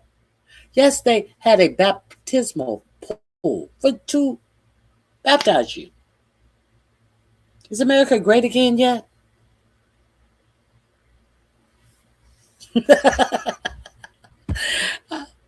I am not lying to you. I must tell you. Let's see if we can hear some of the acts. Supposed to take place yesterday. Let's take a look at the big concerts. You can see for yourself. Play this clip. Yahweh, Yahweh, Yahweh, Yahweh, Yahweh, Yahweh. You see the American and the Israeli flag. Can't touch this. Oh, oh, oh, oh, oh, oh. Whoa, that's not ice, ice, baby. Doom, doom, doom, doom, doom, doom. Doom, doom, doom, doom, doom, doom, doom, doom, doom, doom, doom, doom. Look at this shit. Look, they spent 80 million taxpayer dollars on this. For whom?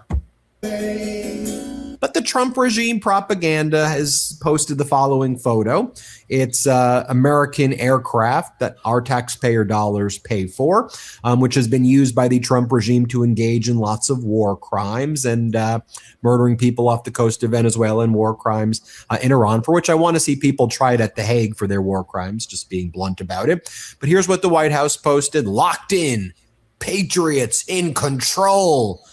In control of what? You can't even put together the Great American State Fair. I mean, there we go, guys. Can you hear me? John Arvisis, I'll play you this clip right here. Oh, there we go. There we go. So there we go, guys. Can you hear me? I'm on the mall at Trump's state fair thing he did. This is the thing that he did with his own people because he refused to use the accredited one, the actual one that presidents have used for decades. And he set up his own state fair. It's terrible. I mean, first of all, look at the crowds, right? There's nobody here. I did some separate videos. Actually, I may walk in and show you guys. Actually, I'm going to show you the food court. So he set up a copy of his little NZ arch. Absolutely horrific, this thing. The Ferris wheel broke down yesterday. It's working now. More from Arvisis right here as well, just giving you insight into what he saw going down. Let's play this clip. So far, these states are very, very boring. I'm going to now go over to Alaska and see what they've got because I spent a lot of time in Alaska. And the funny queer thing about this is why did the North Carolina tent every state was represented? Why was there a Confederate flag flown held somewhere in the North Carolina delegation little booth? They have these little booths. These all along the sides are little booths with representation from every state. They actually have the Confederate flag in the North Carolina booth. Wasn't the Confederates enemies of the state? As we celebrating 250 years, they have a is that what we're celebrating? Okay. If Alaska's boring, I'm going to be very disappointed because how could Alaska be boring? Not a ton of people here either, by the way. You can see the crowds, the wild crowds. It's a cast of thousands. Not. And for some reason, nobody can figure out there's a line for Arizona. Only Arizona. No. These are where the different states are lined up around there. Arizona must have some weed in their tent. They must be giving away free gummies, bags of weeds or gummies or something. No, there's a line. So this is very sad. Alaska and Hawaii have nothing. I'm not quite sure why. Hawaii, Democratic state. Alaska, Republican state. There's nothing here. Very weird. All right, so this is the food court. Yeah, it'll Soviet Union-ish, but that's okay. We'll walk down and see, but as you can see, it's Don't that look? Not the. Don't that look fun? Doesn't that look like a great world fair? I don't know. This is it, guys. This is literally the food court. See, they're like trying to get in. Don't go. Run! Wow. Express hibachi. Okay. I guess they can't afford lights in here. Wow. I mean, this is it. Also very crowded too. Obviously not. Wow. That's just kind of sad. And then here are some like cowboys or Mexican cowboys, which would be actually a little surprising if they were Mexican cowboys. I'm going to guess they're not Mexican cowboys. Maybe they got, no. I don't know. Yeah. Not really. Well, maybe a little bit going on there. Okay, so this is kind of a bust. There's nothing going on. They've only got the booths of the states, and as you saw, they're boring. Again, very, very sad indeed. Julian Andriani going on there. And then I saw a lot of this going down. Free Manny. MAGA was talking about Free Manny, and apparently this guy was involved in an incident. So I wanted to dig deeper because all the MAGA... Oh, I forgot about Manny, the one who was jerking his turkey neck and arrested. It ain't like there was nothing else to do. Maybe he was trying to stay awake. People were saying Free Manny. He was set up, not guilty. I'm like, okay, who is this guy? He's a MAGA streamer.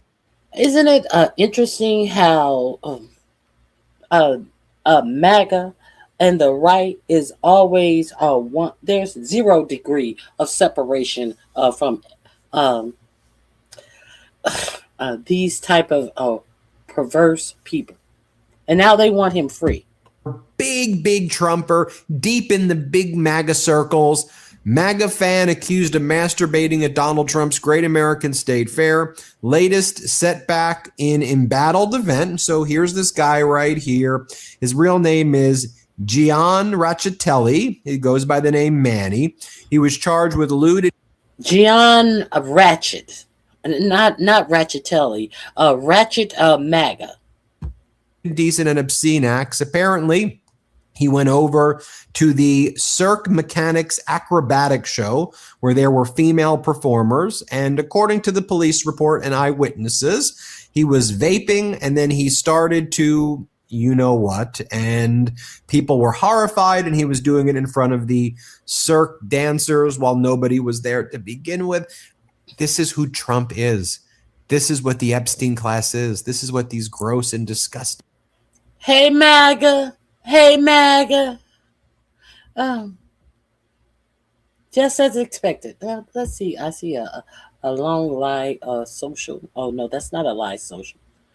This sounds like it would have been awesome. Instead, we got Trump a Fry Festival, a Great American State Fair with one ride that's broken. One ride. That is true. Why I only saw a one ride, and they paid $80 million. They want you to believe for what? They had a lame ass Ferris wheel. What did the $80 million go for? Huh? On what? I need an itemized receipt. Horrible propaganda fest for himself that makes Fire Festival look like the most incredible event. I work at the Smithsonian, specifically raising money for the 250th. What I want people to know is we secured millions of private philanthropy to host a month-long folk life festival on the mall. The Festival of Festivals was going to feature well-known festivals like Burning Man and Farm Aid, the Grand Ole Opry, as well as smaller and local regional festivals from across the United States and territories. The goal was to feature truly the best and most beautiful creative expression of music, dance, arts, and craft traditions, food, community, etc. Can't name names, but plan was to have headliners every night for free concerts. Think the types of names who might be affiliated with the aforementioned large festivals. Stars were willing to perform because it was under the banner of Smithsonian. It had was all prepared, but it had to all been scraped because the administration would not release permits to host on the mall. The money went elsewhere, but our nation was robbed of what would have been a once-in-a-generation cultural moment. And I just think about it. So let's be real clear. This administration fucked it up because they didn't want to give them permits, and they would not giving them permits allowed them to be the only people who were able to use the venue that was empty because they refused to give permits. Let that sink in. Let that sink in. And now on the 4th of July, the president says he's going to do a whole big Trump rally for the 4th of July. Now, let me show you something else.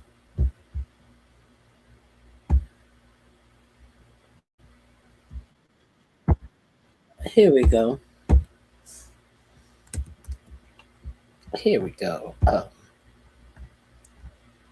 Let's see the grand opening, grand closing.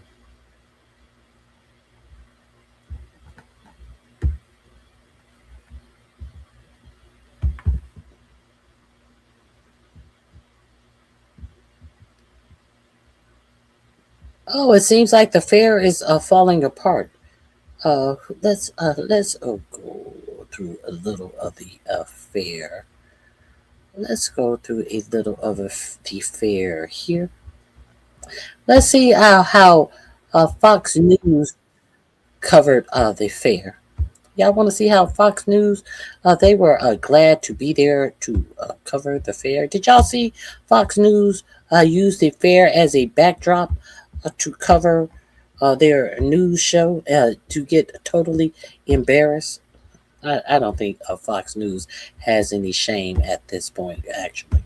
of a fair is not at all what was supposed to be presented to the American people. For years, almost a decade, there were genuine planners who were envisioning America's 250th anniversary as something on the scale of a modern World's Fair, a month-long celebration nationally showcasing every single corner of the country. It has since been hijacked and perverted into this campaign rally where Trump puts his thumb on the scale and has people that he has campaign rallies and basically controls a lot of this, which means it turned to shit. Almost everything Trump touches turns to shit. I made a deeper video earlier about the World Fair happening today, but this one is going to go a little bit more in depth on the secret behind this fair and the corruption that actually exists behind it. So check out that video. It was a rather funny one. We walked through a bunch of crazy shit happening, but this video is going to be a bit more serious. On screen now, you see the turnout for the fair on day 3, and it does not look good at all.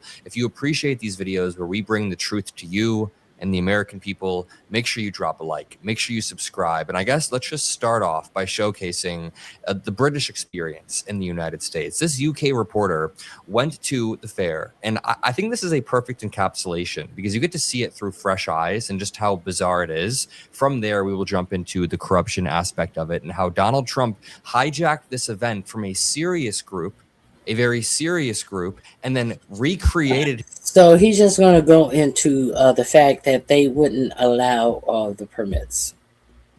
So let's move forward a little bit. Here's the North Carolina. Instead, we have North Carolina with a Confederate flag.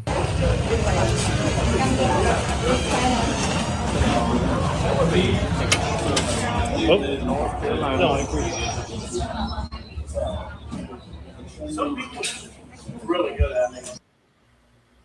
Say what, bitch? Say what, bitch? There's one Confederate flag, and then say what, bitch? Representing North Carolina, and they actually have some people there talking to themselves to bore everybody about North Carolina.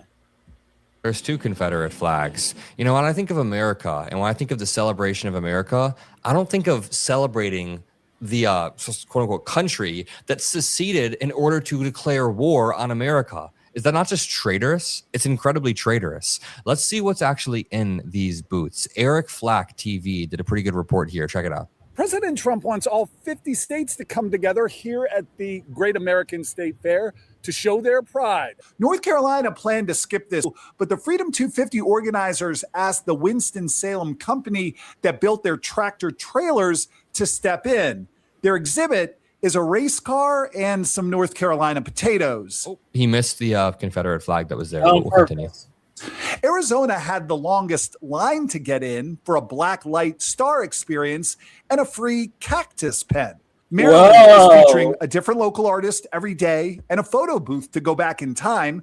DC has a positivity tree. Virginia has a photo. Was that just an AI generated photo booth? Is it just AI slop? What is Maryland State Fair about this? DC has a positivity tree. Virginia has a photo op with letters made out of stuff that grows there. Connecticut and Maine are sharing a space and basically just put up some chairs and their state logos. Bruh, what did Connecticut and Maine do to deserve this? What? Connecticut and Maine are sharing a space and basically. I am concerned. Isn't Susan Collins from Maine? I am concerned. They should have had that bitch in there. She don't do shit else. Just put up some chairs and their state logos. Michigan has a fake cow you can milk. Wisconsin has a real Harley you can sit on. And this guy definitely wins for best t-shirt. Okay, that gives us a little bit of an insight into what's actually happening.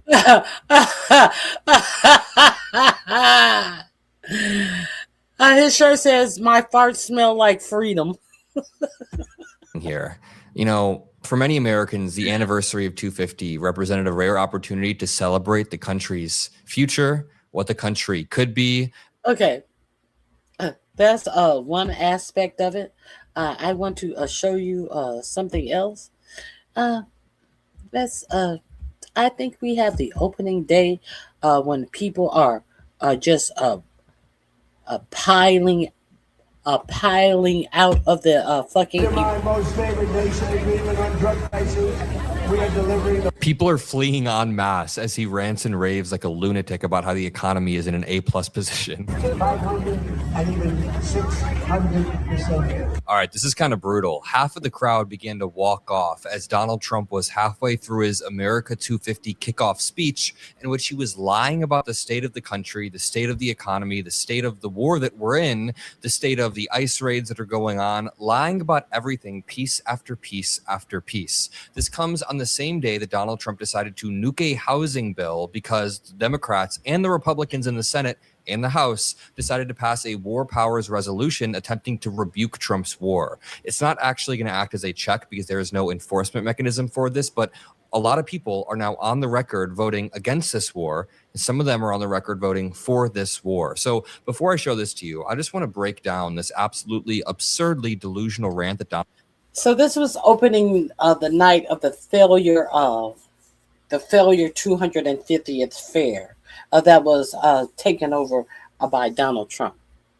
And he decided to do that stupid ass lie speech where every sentence come out of his mouth is a lie. Like people in the United States are not living under the ruins of America that he has us sitting in. And he goes out and tell these lies and try to insult reporters who ask him substantive questions about what the fuck are you going to do to turn all of this bullshit around and how you ruined this country. And he wants to get mad at the reporters for asking him very sound questions.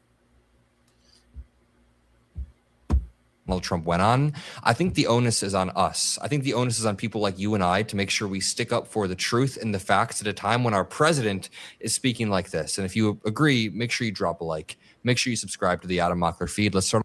Go over there to Adam Mockler. All of this is in my description box. You can see these under Funky Fair. All of the links are linked in my description box under Funky Fair. This video, and I appreciate each and every single one of you, genuinely. Greatest. Tonight, as we stand on the edge of our 250th year of independence, I am thrilled to declare that America is back. That's from where? Bro, we keep for real here. Donald Trump has taken unemployment has gone up. Inflation has gone up. He started a new war. It's the lowest unemployment in the history of America. We are sitting in the lowest unemployment since America has been on Earth. This is what not only Donald Trump is telling you. This is what Scott Bessent is out here lying and telling you how few people are unemployed. They're out here lying and telling you that wages have increased. Lying every fucking day. This cost us hundreds of millions of dollars, zero benefits from this war.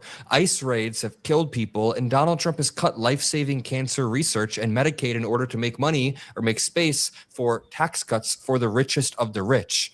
America is back to what? The Gilded Age? A pre-constitutional era in which the president is able to give and receive gifts with no holds barred? As you know very well, a short time ago, we were a dead country. We were dead.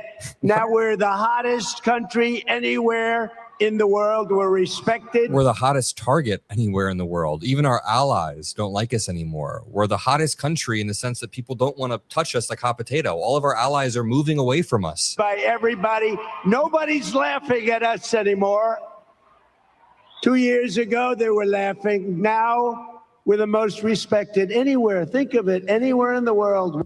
You don't know what this is, like genuinely. This is delusional, grandiose narcissism. Donald Trump knows he's bullshitting, but I'm pretty sure at this point he's bought into this lie that he repeatedly tells that the country is doing great. I mean, hell, he's insulated from all of these problems. He doesn't understand the problems of average Americans. So he comes up here and he lies about the state of the economy in a rather transparent and sickening manner. And look, the people in the crowd are cheering and screaming and laughing. If Joe Biden would have spiked inflation and said the economy was the hottest in the world, people would rightfully so call him out. Donald Trump is just lying. To continue, Trump then tries to lie about the Iran war.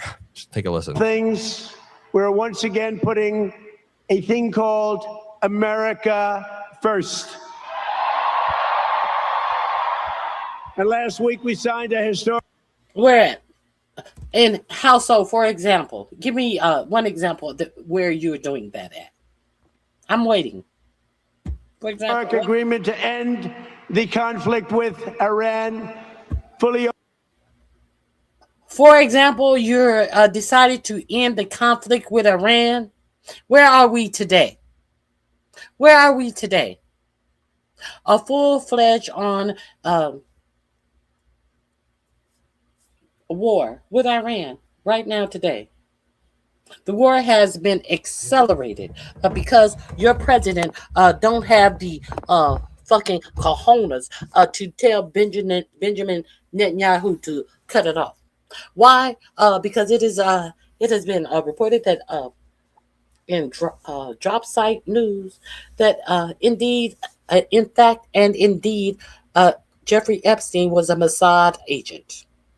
Open the Strait of Hormuz and accomplish what no president has ever been able to accomplish before. Iran will never have a nuclear weapon. That's done. You know, for some reason, my grandpa watches these speeches. And people are cheering because that make America first. How? I'm curious. How does any of that make America first? He said, "Oh, for example, we're putting America first again. For example, and these numbnuts, these simpletons, are out there cheering that shit on." He's a huge liberal, but he just likes to make himself mad. And he texted me, "My God, this great American opening speech by Trump is disgusting. I've never seen anybody lie more in my entire life. How can anybody support this pathetic fuck?" My grandpa's pretty passionate about this, and drop a like for that. But I just want to let you know, everything he said in this clip was a lie. The Strait of Hormuz is still closed. There's no passage of ships through it. Other presidents have been able to achieve a nuclear deal without a war. And Iran isn't even farther away from having a nuclear weapon. As Zachary Cohen from CNN says, even if you ignore what Trump says here about the Strait of Hormuz and ending the conflict, which was started by the US and Israel, his claim about Iran's ability to acquire a nuclear weapon is, as of right now, still certifiably false. I mean, I want to address the claim that this guy is even America first. He literally shot down a housing bill that would have helped Americans because he was pissed that Republicans voted against his brutal Iran war that is failing for us. Here is Senator Bill Cassidy of Louisiana explaining that he will not be bullied and he will not back down. The president was wondering why people would vote for the War Powers Act. I asked him if that would be a rhetorical question or a real question. He said real. And so as I began to speak, the president didn't want to hear my question, interrupted me. I didn't care to be interrupted. I felt like I was trying to get answers for the American people. And I'm not going to be bullied when I'm trying to get answers for the American people. And so it escalated from there. At some point, it de-escalated. We're told the president called you a lunatic? Can I imagine if the president called me things that would be said on the school, on a playground? Yeah, I can imagine that. Does it bother you?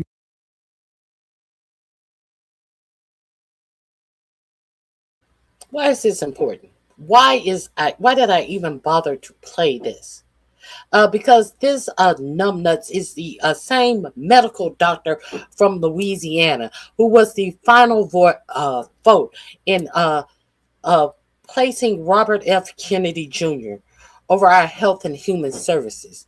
And after all of this talk that I'm not going to be bullied, what happened? He changed his vote. And who else? Rand Paul. They both changed their votes, and these were the last two votes of the War Act. The War Act vote. They changed their votes. So now even though it was toothless, These numbnuts had voted against it and voted for it, and then they voted against having a war act implemented that Trump would have to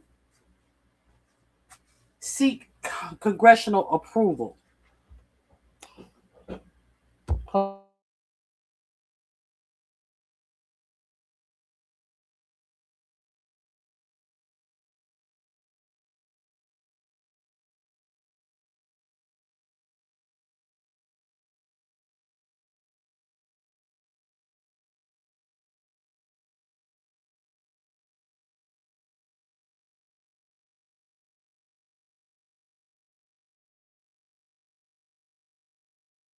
So I talked to you about the I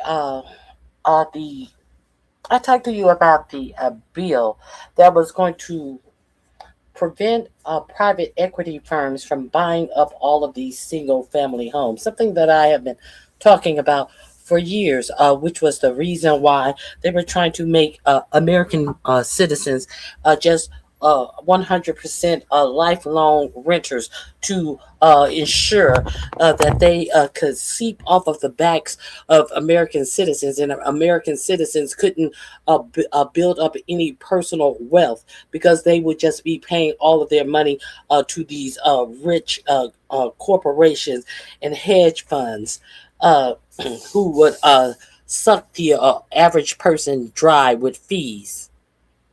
And they had a whole, you guys probably heard about it. They had a whole big setup where Trump was supposed to sign it. And then he ran down to Congress and started lighting into ass behind this War Powers Act that was approved.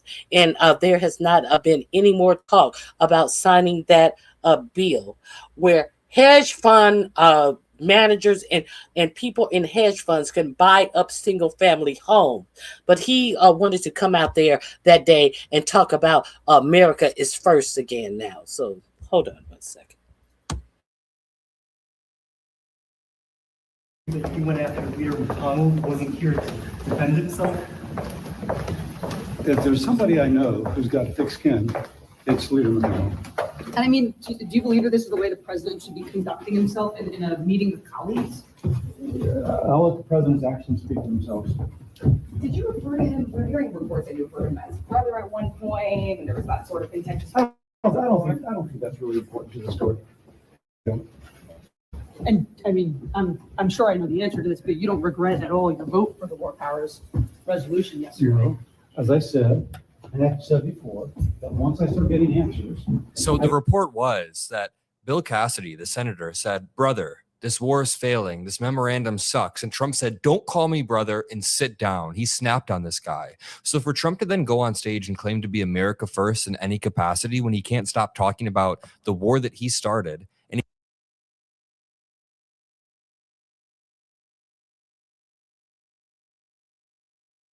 And the fact that Bill Cassidy sat down like a little bitch when he was told to sit down and shut up. The fact that Bill Cassidy changed his vote for a man who already endorsed his somebody who was going up against Bill Cassidy in the primary, and then all of a sudden the man who was backed by Trump won against Bill Cassidy in the primary. So Bill Cassidy's political career is already done data.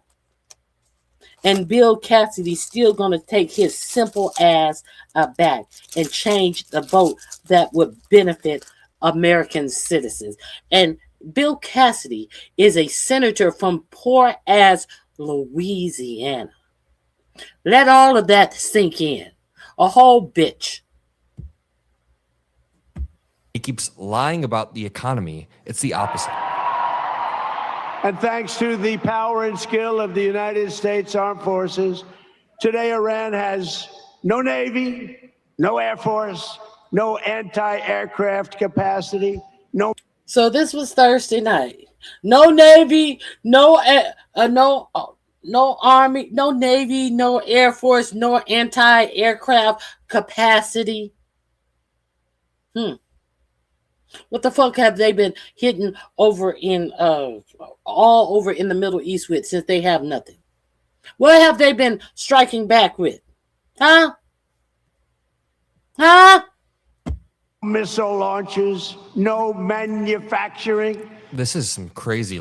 No missile launching, no manufacturing. Were they throwing these missiles? Did they throw that missile into the Strait of Hormuz and strike that oil tanker that tried to sneak through the Strait of Hormuz? What they throwing them off of their backs?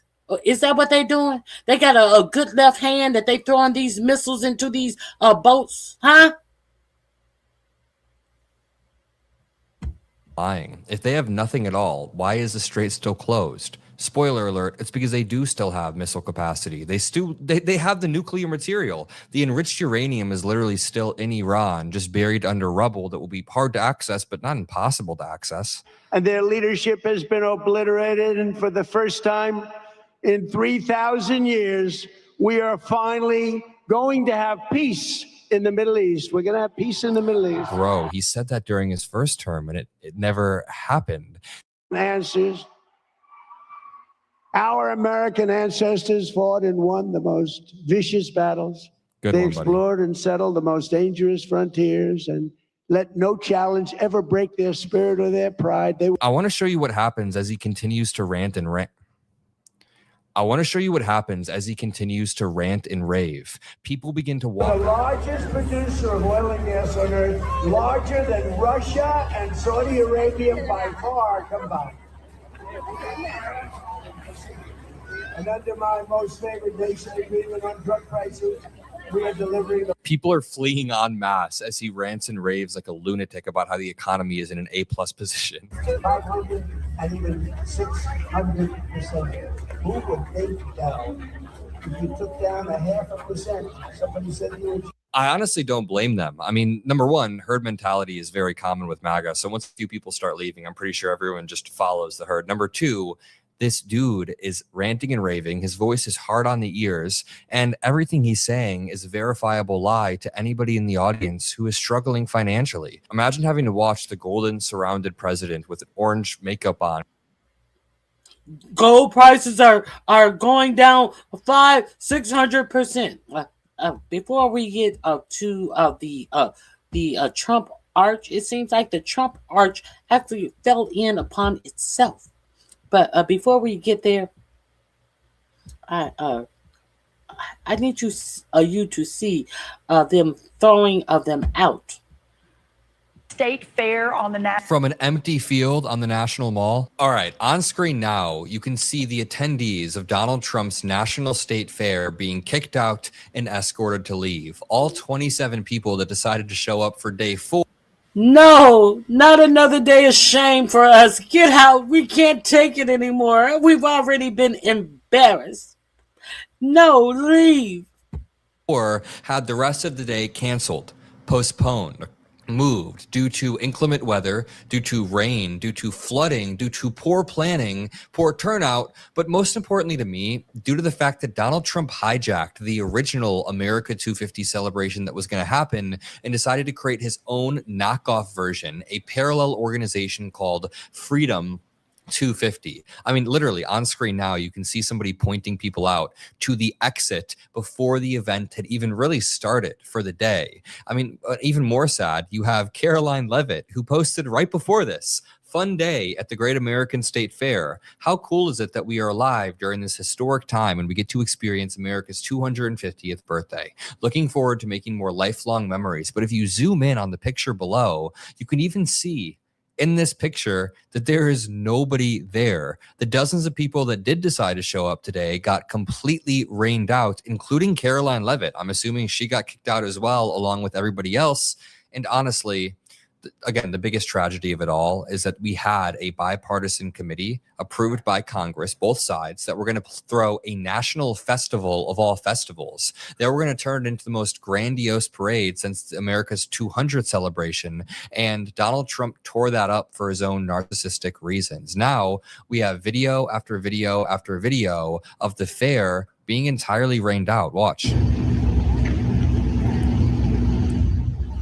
Amanda Moore says, I've been asked for a vibe check at the Great American State Fair today. So here you go. Just to give you guys the context of this Freedom 250 versus America 250, I covered this in another video, but this says, I worked at the Smithsonian, specifically raising money for the 250th. What I want people to EEDOM 250 on social media. I mean, Trump supporters are so illiterate, they're not going to get to this point anyways. But if they did get to this point, they would be sent to the wrong social media account, the wrong website, and won't even be able to get updates about Donald Trump's failing fair that cost us money and is now being rained out. Can I really quickly just pivot to show you some hope for a second? Because while this was happening in DC, we had pride parades across the country kicking off. We've seen them throughout Pride Month, of course, but in Chicago today, where I live, in New York, and in other cities, there were some really massive pride parades. And I think it's interesting to look at the side by side between the turnout, the vibe, the overall atmosphere, and the mood of these pride rallies versus the vibe, atmosphere, and mood of America 250, or as Trump calls it, Freedom 250. As always, if you appreciate the videos on the Adam Mockler feed and you want to help boost this message, a message of hope, returning to a human dignity-centered America where everybody can reach their full potential without Trump stripping away our rights, then make sure you drop a like. Make sure you subscribe to the Adam Mockler feed. We just filmed our weekly debate show that comes out Wednesdays at noon. So let's not be mistaken.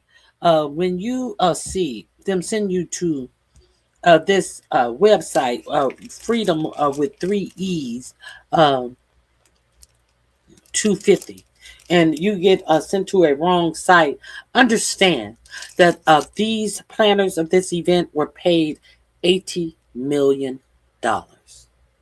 for this dog shit. So, last thing I wanted to share with you, it seems like the arch didn't fare so well. Did you know that? The wall behind her is entirely fake. It's like a Looney Tunes cartoon. It's just not real at all. That is happening during 250, that is happening during the FIFA World Cup, which has a fan zone right over there. Wait, they're showing a crowd from a different event. This is from a FIFA event in another part of DC. All right, everybody, as much fun as it is to watch Donald Trump's national fair get very little turnout day after day after day, there is something much more cynical and dark going on that I want to break down throughout this video. Over the past few days, we've been covering this and putting together the pieces, the thinning crowd that is basically non-existent, the exhibits that are incredibly stripped down to the core and look very cheap.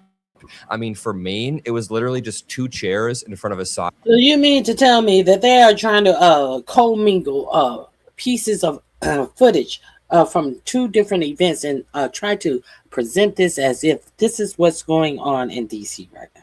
Seems like, excuse me, I didn't even get a chance to watch this one. Seems like that's what they're doing. That says Maine. And all of this together in totality makes people wonder, where the hell did the $103 million that was supposed to be allocated towards this fair go? This is not a $103 million fair. It is nowhere near. And that's what I want to talk about in this video. Caroline Leavitt, Donald Trump's press secretary, is currently at the fair on Fox News in front of their booth that they set up to cover this. And I'm pretty sure the Fox News people thought this was going to be some huge momentous celebration with like tens of thousands, hundreds of thousands of people behind them. But day after day after day, they've had to go on air with a clean green field behind them, a lot of green behind them, because you can see every single inch of the empty field. But I digress. The real problem here is, where did the $103 million go? And the difference between a no bid and a competitive bid contract means the world here and the reflecting pool, the ballroom, and all of Donald Trump's projects that he started over the past 18 months. I'll explain what all of this means in just one moment. First, make sure you drop a like if you want to help boost this video. Make sure you subscribe to the Adam Mockler feed. We are leading every single day with coverage of this, the Iran war. We have a new debate format and much more. So subscribe below. And before we jump into this Caroline Leavitt clip, I just want to show you what the fair actually looks like. Anarchy Princess posted this video yesterday of the pillars and the buildings that are built for the fair. And as you watch this video, for longer and longer, you realize that everything here is entirely fake. First of all, this pillar is not even touching the ground, and there's nothing on top of it as well. Second of all, the bricks that you see right here look kind of real, but they're not real bricks. They are 2D drawings of a brick wall. Let me play for you this video, and you can see the pillars that are fake. Even the pillars up top are entirely fake. I believe the person recording this video continues to zoom in on the walls, and you can see it's all just 2D. It's even entirely falling off due to water damage, it seems. So all of this is entirely fake. It's like a Roadrunner cartoon where they paint the tunnel on the wall and they want you to believe that it's a real tunnel. But they spent $103 million on this, and it is entirely falling apart. It looks like there's another video right here of the ark that was built. And in this case, I find it to be even more odd and eerie. Here's a photo that Caroline Levitt posted in front of the arch just yesterday. This photo in front of the arch looks sweet. You know, she's with her son. I hope the son is doing well, of course. But the thing is, the crowd is non-existent. The arch behind her looks much different than what it was supposed to look like in the drawings. We literally had $103 million allocated towards this fair because Trump was going to build a massive arch. He was going to build a bunch of huge, grandiose ceremonies. And where did it go? Where did it all go? This arch looks nothing like what Caroline Levitt is standing in front of, and it's leading me to believe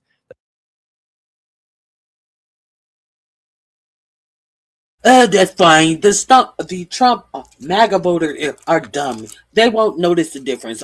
Who cares? We're just putting it on for a bunch of dumb MAGA people. Do whatever. I don't care. It's okay. It's hot. It's hot. We're the hottest country in the world. this is potentially all a part of a money laundering scheme. Let me explain. Let me explain my rationale. The rationale here is very, very tight. And after I run through the facts and the timeline of this fair, I think you're all going to agree with me entirely if you do the timeline, the no-bid contracts that Donald Trump sent out to his friends, and how the... Adam, everybody see this for what it is. Of course it is. Now, I said $80 million. Now, he has added $23 million more dollars to the cost of this fair. Now it's $103 million for what? I have seen better fake buildings done at a little street fairs that pop up every now and again. Let's continue. $103 million seems to be allegedly reallocated in a corrupt manner. Okay, so let's back up. In 2016, Congress created a commission called America 250. America 250 was a bipartisan commission, meaning Democrats and Republicans put aside their politics and decided to create a commission in order to celebrate America's 250th birthday. Now, they spent the past decade fundraising money and creating plans. The rumor is they were going to collaborate with the Smithsonian to create a historical festival of all festivals and have the largest names, huge arts and crafts exhibits, and cultural monuments, and all of this put together. Whatever we have now is quite literally the opposite. Look at it's falling apart at the seams, and it's all entirely fake. But America 250 had spent the past decade in a bipartisan manner building up the infrastructure to host this fair until Donald Trump took office and decided to create a competing organization called Freedom 250. He even named it kind of close to confuse people. Freedom 250 is made up of a bunch of Donald Trump's close buddies and allies funneling money into the organization. Donald Trump then proceeded to deny the usage permits to America 250, which remember was the one from a decade ago created by Congress, and he decided to rewire all of the land permits and give them only to his organization. That is where America 250 essentially got sideswiped by Donald Trump's Freedom 250, but that is not the only part that we want to pay attention to. We then want to pay attention to the process by which these contracts were handed out. It's important to understand the difference between a competitive bid, versus a no bid contract. A competitive bid is usually the better one because it allows multiple vendors to submit proposals, and then the government or the private company can pick the best proposal and pick the one that will turn out the best for everybody. It's good to have competition because it creates the best version of a product, right? But a no bid contract is when you just hand a contract directly to a single vendor without any process like that whatsoever. It's usually a little bit less reliable unless you know that somebody specializes in this thing and they're the only one that specializes in this thing. But I'm assuming there's a bunch of different companies that could have put this together. And what Trump did was give all of this money to his friends. So as I was researching this more, I came across this article from Public Citizen. A report from Public Citizen and the Revolving Door Project says MAGA 250, $103 million in federal contracts flow to Trumpified Freedom 250 events. So to add even more insult to injury, the original America 250 that was created a decade ago was hijacked by Trump. The contracts were given to Trump's friends, and then he turned it into essentially a 16-day Trump rally where he kicked it off with a rally, and now he's going to be doing more Trumpian stuff. This says Donald Trump and his allies have seized control of the bipartisan 250th anniversary celebration and substituted it with Trumpified events at the public's expense. The Trump admin has awarded nearly $103 million in federal contracts and grants for the 250th anniversary celebrations to a network of politicized entities under the control of the Trump administration officials and political allies. Holy absolute shit. This is crazy. The recipients include entities. Okay. So,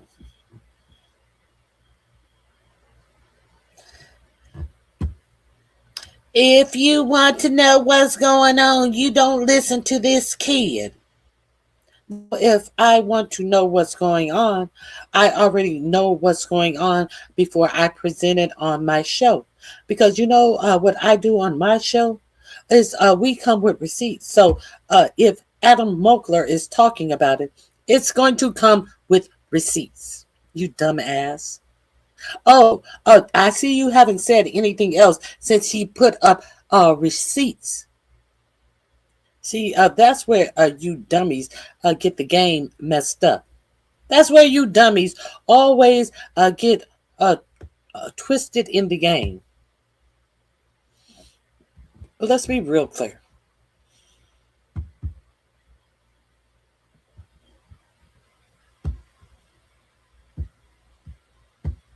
Controlled or influenced by Interior Secretary Doug Burgum, as well as Trump's former campaign manager, Chris LaCivita, and Trump's former presidential finance director, Meredith O'Rourke. So all of these people in his circle, in his bubble, that have worked on his campaigns and have helped him get elected, he is now granting contracts to in a no-bid manner. A network of organizations controlled or influenced by Trump admin officials have had money funneled into them so they could put on their own shitty version of this fair. These grants represent the vast majority of the nearly $126 million in federal contracts awarded since October of 2025 to fund this summer's 250th anniversary celebration. Throughout this video, I've been referring to the $103 million that were given directly to Donald Trump's allies, but the total budget for this entire America 250 was $126 million. So the question then becomes, where did this money go? Where did this money possibly go? Here's Caroline Leavitt doing a Fox News interview yesterday to a completely empty field behind her. And look at, even when you see these buildings, it looks like there's pillars built. And it's like, oh, wait a minute. They built some sort of Roman pillars. No. They call that trompe-l'oeil, the to fool the eye in painting. See what I see? See, I know, I think that is, I think that is French. Trompe-l'oeil, to fool the eye. That's what that is called. To make the shadows and the arches right here, to make the shadows back here, to make the pillars look like they are actually away from the wall. Trompe-l'oeil. It is a Looney Tunes ass, Roadrunner-esque fake wall behind her. Take a listen. What is your biggest takeaway now that you have seen the state fair that is happening during 250, that is happening during the FIFA World Cup, which has a fan zone right over there? Yeah, it's amazing. It really is a remarkable. The team did a remarkable job. I'm blown away. The Ferris wheel looks so fun. I haven't tried it yet, but I'm about to. And it's so cool to have. Wait, are we for real here? Did they just flash a photo of the FIFA fan zone, which is entirely separate from the fair? And they tried to paint this as if it were the fair. They're getting so desperate to try to plump up the crowd numbers that they're showing different areas of DC. I'm about to. And it's so cool to have all 50 states represented and people from all over the country that have traveled to enjoy our nation's 250th birthday. Yeah. Nobody from all over the country came out to this dry ass shit. Yeah, they're saying there's at least one person from every state there, all 50 people. I like how it's completely barren behind them. Not barren as in Trump, but barren as in a barren wasteland, except for this one guy just wading through the grass. But to continue right here, yesterday, the Great American State Fair was closed down prematurely because the weather got increasingly worse and they didn't have the proper infrastructure to deal with it because the money is gone. I mean, They had $130 million. There was nowhere to wait out the rain at this stark naked event. How many pockets and bank accounts do you feel are not going to be stark or naked with all of the money that they got for this peddly little shit? I wouldn't even shit. There's no way I would equate this with any type of fair that I have actually been to. This is some bullshit. I'm not able to sit here on the show and say definitively that this money was laundered because that opens me up to a bunch of lawsuits. But allegedly, in my opinion, what I think is going on here is Donald Trump is doing the same thing he did with the reflecting pool and the same thing he's doing with the ballroom. He creates situations in which he can build something, but then he gives no bid contracts to his close friends to take care of. He even admitted this with the reflecting pool. He said he's giving the contracts to some guys that he knows. And guess what? After $20 million was spent renovating the reflecting pool, they had to drain it once again in Trump blamed agitators, vandalists. Did the vandalists go and steal the entire crowd at the state fair too? Then we had the National Guard saying it was closed.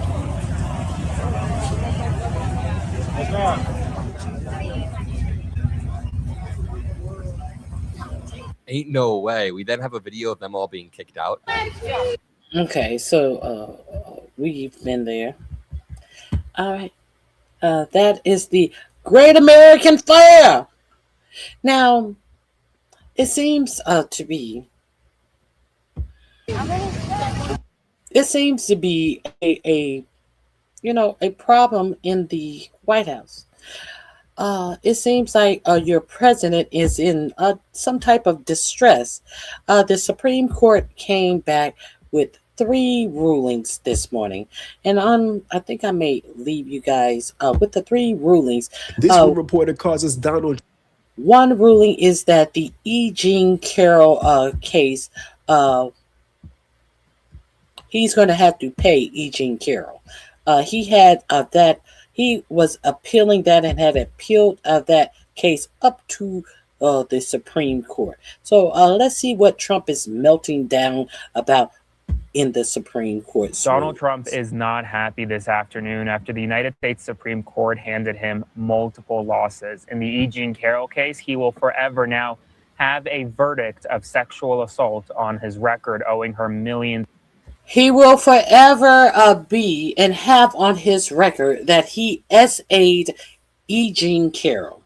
You know, he wanted to pretend like, oh, it doesn't count because I'm back in office. So, Supreme Court, take care of this. Yes or no? Now, we got to make sure you understand that we do have some leverage over you. No. We will fuck up America, but we will let you know that we can yank your chain as well. And millions of. In the mail-in ballot case, well, Trump won in mail-in. Trump took the mail-in ballots to the Supreme Court and tried to have the Supreme Court say that having mail-in ballots was unconstitutional.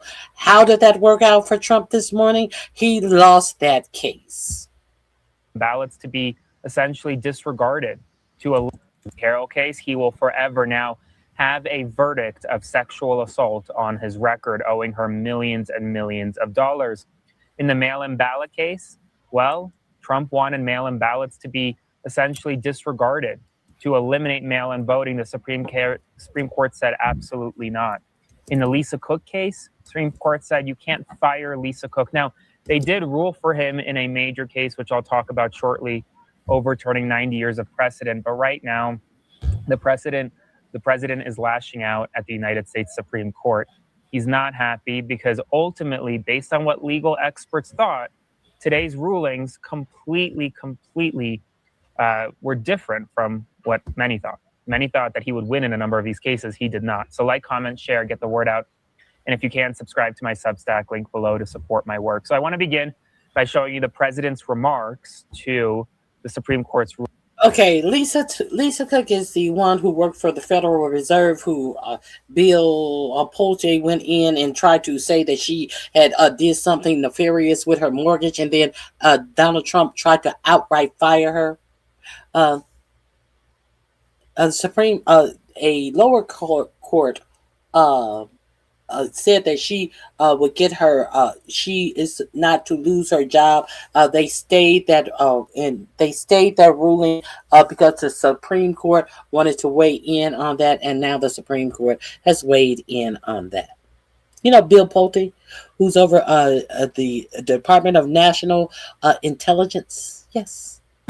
Rulings today. First up, the E. Jean Carroll case. He says, surprisingly, the Supreme Court declined to review a fake case brought against me by a woman I never met. Decades-old celebrity photo line standing with her husband does not count. I will continue the fight against this weaponization and lawfare case against me, including the ridiculous claim of defamation, with all of my power and strength, he says. This case is really against the United States of America. How are you going to continue to fight against her when you've already taken it all the way to the Supreme Court? The Supreme Court refused to even be bothered with it, to refuse to hear it. But he's going to continue to fight. And all it stands for, and should never be allowed to happen to another president or candidate to be. New York State created a law for it should never be able to happen to another president or candidate to be. Okay. An instant speck of time, going back many decades, in order to wrongfully nab me. It was tailor-made, he says, and this injustice cannot... He said to nab me. They nabbed me. They went back too far.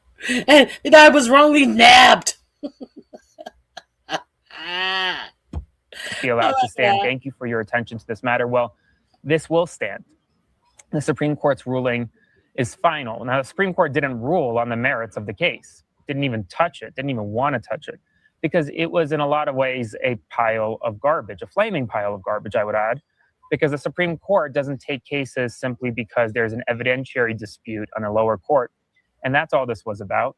This was only about evidentiary issues. Now, a lot of people have asked, well, Aaron, doesn't he have an $83 million verdict against him too for defamation? Yes, he does. That's a separate case. That's a second case that E. Jean Carroll brought. That verdict is making its way up to the Supreme Court. That's another chance for the court to hold against Trump as well. But that won't happen for a little while. This ruling, though, is more of a stain on his legacy rather than a stain on his pocketbook. $5 million to the president is not much money, considering he has enriched himself to the tune of billions and billions of dollars. But he will forever have been found liable of sexual assault, and he's obviously not too happy. He's also not happy about the mail-in ballots case. He says, in light of the tremendous loss in the Supreme Court today concerning voters' rights and the fact that people's votes are allowed to be counted long after an election is over, it is more important than ever to pass the Save America Act, he said, which was, quote, all voters must show photo ID, all voters must show proof of citizenship, no mail-in ballots except for illness, disability, military deployment, or travel. There is no excuse for a politician or otherwise to be against the above three requirements. There is only one reason to oppose: cheating. The House of Representatives has approved this vital act 3 times. The United States Senate seems unable to do so in a time when there is a powerful communist movement taking place in our country, one more dangerous than World War I, World War II, Pearl Harbor, or September 11th. There's a strong communist fawning over our country. There's a strong communist movement that is taking the country by storm. You know what that is? Because people that were endorsed by Zoran Mandami won. And they're like, wait a minute. Hold up. I know the Democrats are not finally going to wake up and understand, hey, it's time to get people in here who are actually going to represent you and what you vote for. I thought that the Democrats were stupid and they didn't understand that people like Chuck Schumer and people like, what is this dude's name? Hakeem Jeffries are not just errand boys for Israel. And you know what I'm really I'm really starting to question. You know what I'm really starting to question real hard? AOC. Because I have never seen AOC so tongue-tied in my entire life. But AOC says she is definitely going to back Hakeem Jeffries as the if the Democrats win the House. She's definitely going to back Hakeem Jeffries, as she said 10 or 15 things about everything that Hakeem Jeffries does that she don't like. She didn't say it was about Hakeem Jeffries as an individual, but all of the things that she said she didn't like in the party could be directly attributed to Hakeem Jeffries and his bullshit, his strongly worded letters, and him never taking actions. But I digress. Let's get back into this. All Democrats and our 5 Republican Senate holdouts, Lisa Murkowski, Susan Collins, Tom Tillis, Bill Cassidy, and Mitch McConnell, must vote to save our country. There can be no excuses. Thank you for your attention to this matter. A couple of things here. Number one, the SAVE Act is not going to pass. They don't have the votes. They don't have the support. And it's pretty interesting to see him continue to push this, even though he knows it's not going to pass. That's number one. Number two, the fact that he calls a, quote, communist movement more dangerous than World War I, World War II, Pearl Harbor, or September 11th just shows you where the president's priorities are at today. He's not happy that the Supreme Court ruled that essentially mail-in ballots could be counted days after an election, after election day, so long as they are postmarked and postmarked by election day. They don't have to be received on election day. They can be just postmarked on election day. It's a major loss for him, a major victory for Democrats in a lot of ways who support mail-in ballots. That's not the only decision he lost. He lost the Cook lawsuit. Lisa Cook, Board of Governors at the Federal Reserve, he tried to fire her without cause. He says, well, the Supreme Court today said you can't do that. He says the Cook lawsuit having to do with her suitability and sitting on the board of the Federal Reserve was sent back by the Supreme Court on a strictly procedural basis. We will take appropriate action immediately to make sure that someone who has committed wrongdoing will not be making vital decisions concerning the welfare of the United States of America. Now, this is an interesting case in a lot of ways because at the same time, the court also ruled to overturn Humphrey's executor. In a separate case, Trump versus Slaughter, the court essentially gave Trump ample power to do whatever he wants when it comes to independent agencies like the FTC, FCC, NLRB, National Labor Relations Board, USPS Board of Governors, FEC, and others. They essentially removed the independence of these agencies, overturning 90 years of precedent in a ruling that Justice Sotomayor says gives Trump more power than the King of England has. It is a massive, massive ruling, one that conservatives have been asking for a long time. They had been seeking out an effort to try to overturn Humphrey's executor, and they got it today. It's a major ruling, a major victory for conservatives, and Trump was happy about it. He's not happy, though, about the fact that the state fair isn't doing so well. He says, do you think people appreciate what a fantastic job we did in building and operating the Great American State Fair at the National Mall, packed with happy people and everyone loving it? Ask yourself the simple question: do you think that Obama or sleepy Joe Biden could have done it? The answer is no. People aren't at the state fair. Even Fox News showed it. Yes, it's typically hot in the summer, but it's not this hot in the summer. That's it from here for me. But a guy who knows all about places that are hot, Lawrence, LJ, you're over in Texas, I think, where it's always hot out there. As you can see, he's literally broadcasting from an empty state fair. Now, the Supreme Court's rulings are being implemented as we speak already. The TPS ruling is happening in real time. Here's what Mark Wayne Mullen said. Protective status is over. They have to go home. Now, they don't have to go to the country that they came from. If they're not feeling safe, they can go someplace else, but they cannot stay here. Your TPS, temporary protective status, is over. So we will help assist you in leaving if you would like. We'll buy you an airline ticket. We'll give you $2,600 to reestablish yourself someplace else if you don't want to go back to the country you came from, but you have to leave, and we're going to assist you in doing so. And if you choose not to, then we'll pick you up and force you to leave. All right. Just quick. So the country, wherever you're sending them, that country has to agree. Is that correct? To some degree, yes, but we're not. Remember, this wasn't that they came over with status; they came over with TPS. So we always knew it was temporary to begin with. So we can send these individuals back without actually extraditing them to there. So this isn't a court system that they got to go through with some people that came to the country legal. The Supreme Court has already ruled that the temporary protective status doesn't apply. So if they could fly here, they can also fly home. This isn't the same thing as extraditing them there. Well, and many of them came from. That's the latest right now. Like, comment, share, subscribe to my Substack to support. Link below. See you soon for more. This link is in my description box. I think I have been researching one of the. Before we go here, I think I want to go somewhere else to really. I think his name is David Pape. Pape. David Pape. He is a professor. That Trump's playing a game, and he is well versed on war games because that's what he does. If you are familiar with Mr. Pape, he is talking about what a situation that we are in with this war in Iran. Let's get into it. All of those former links that I just played for you are in my description box under 3 SCOTUS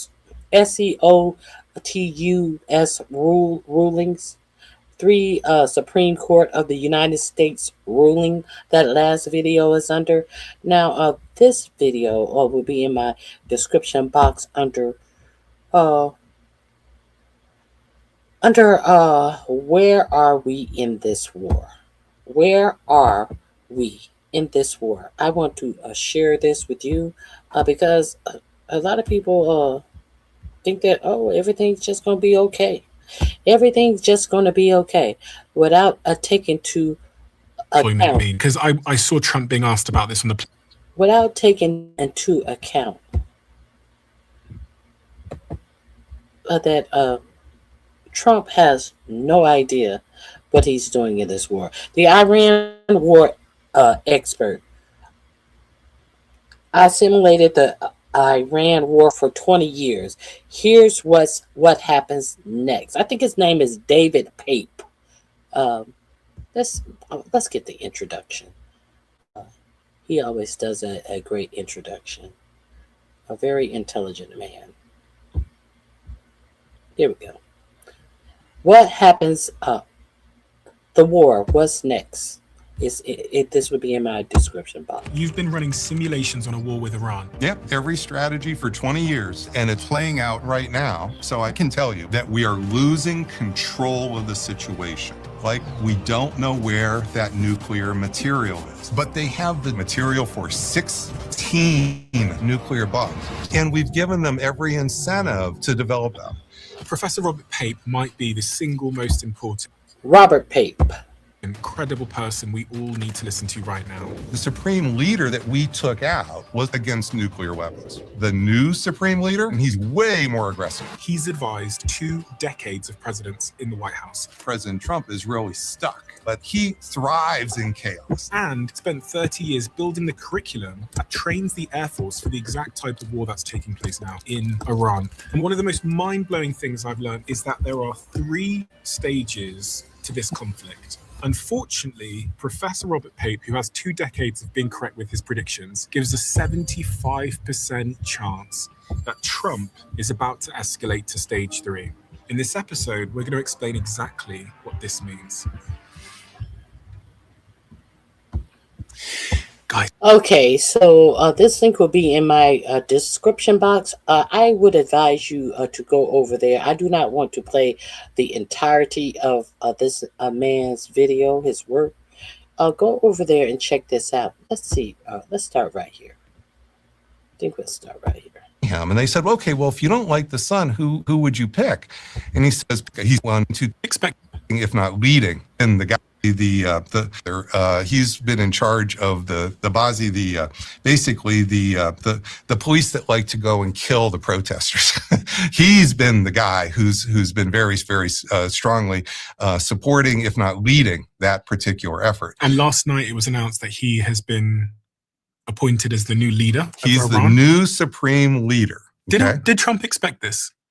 I think that he expected it because he kept trying to talk the Iranians out of it. This is what he meant by last week when President Trump was saying that he wanted not this guy. He specifically said not the son.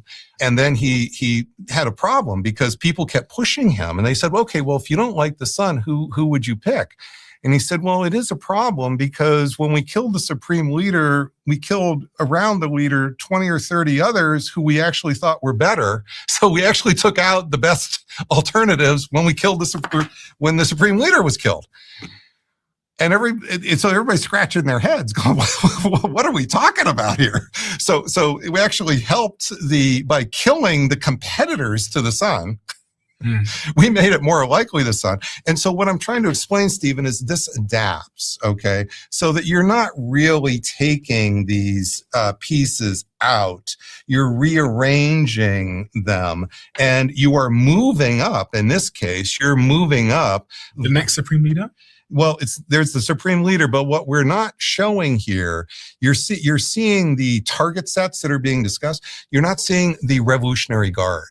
What is that? That is part of the army. Iran has 1 million men in arms. 1 million.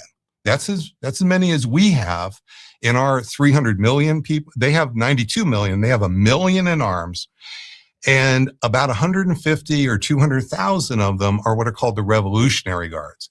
These are the most aggressive, the most well-trained. These are the most dedicated to the regime.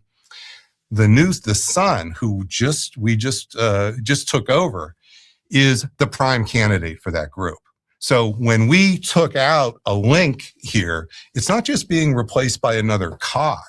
It's being replaced by a very aggressive individual who's backed by some of the most aggressive part of that 1 million man army. So this is what I was trying to explain in my Substacks, where when you take out the leader, you may kill the leader, but you get in its place a harder regime, a more resilient regime, a tougher regime that wants to lash back even more aggressively. Because you killed dad.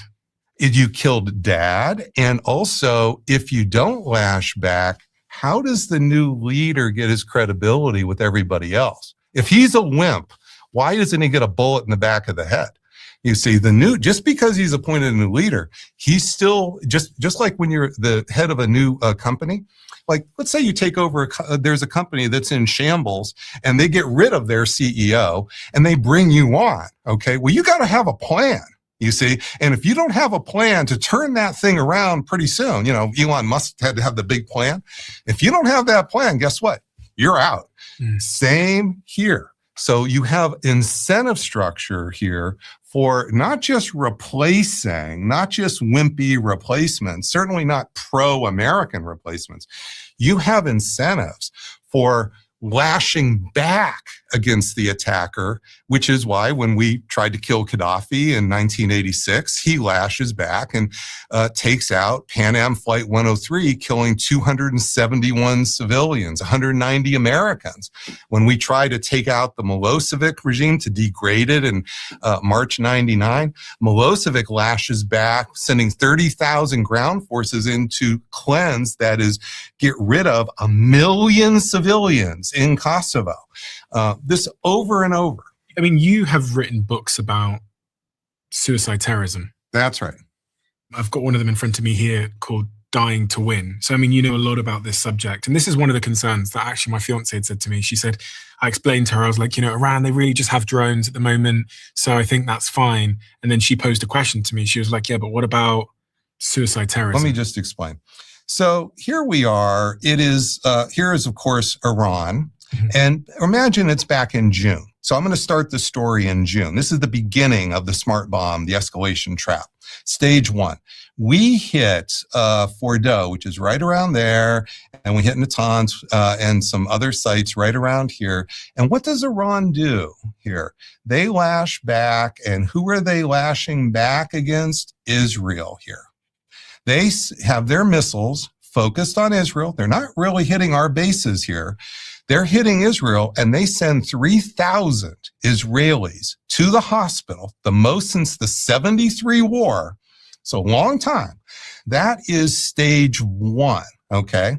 Now what happened when in February 28? February 28, they're lashing back a bit against Israel for sure, but now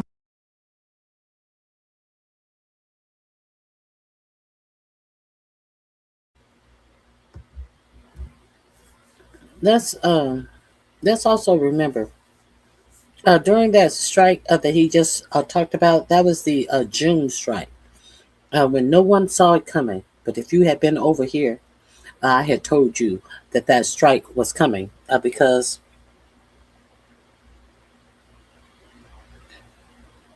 Ken Klippenstein, who has his own Substack, had said that Iran, Israel and the United States were doing some missions real close to Israel using B-52 bombers. You were warned. Nobody saw it coming. But let's see what happened in February of this year.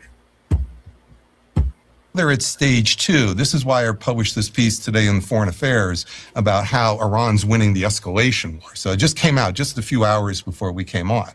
And what's happening here is I call it horizontal escalation, because what they're doing now is they're using drones, mostly a few missiles, but mostly drones. This was almost all missiles, no drones. And they're using their drone capacity, which they have a lot of, and it's precision. These drones are like precision guided weapons. They go right to the target. And what they're trying to do is break this coalition. For anyone that can't see at the moment, they countered with horizontal escalation against Saudi Arabia, the UAE. The coalition that had been formed against them, they're trying to break the coalition, you see.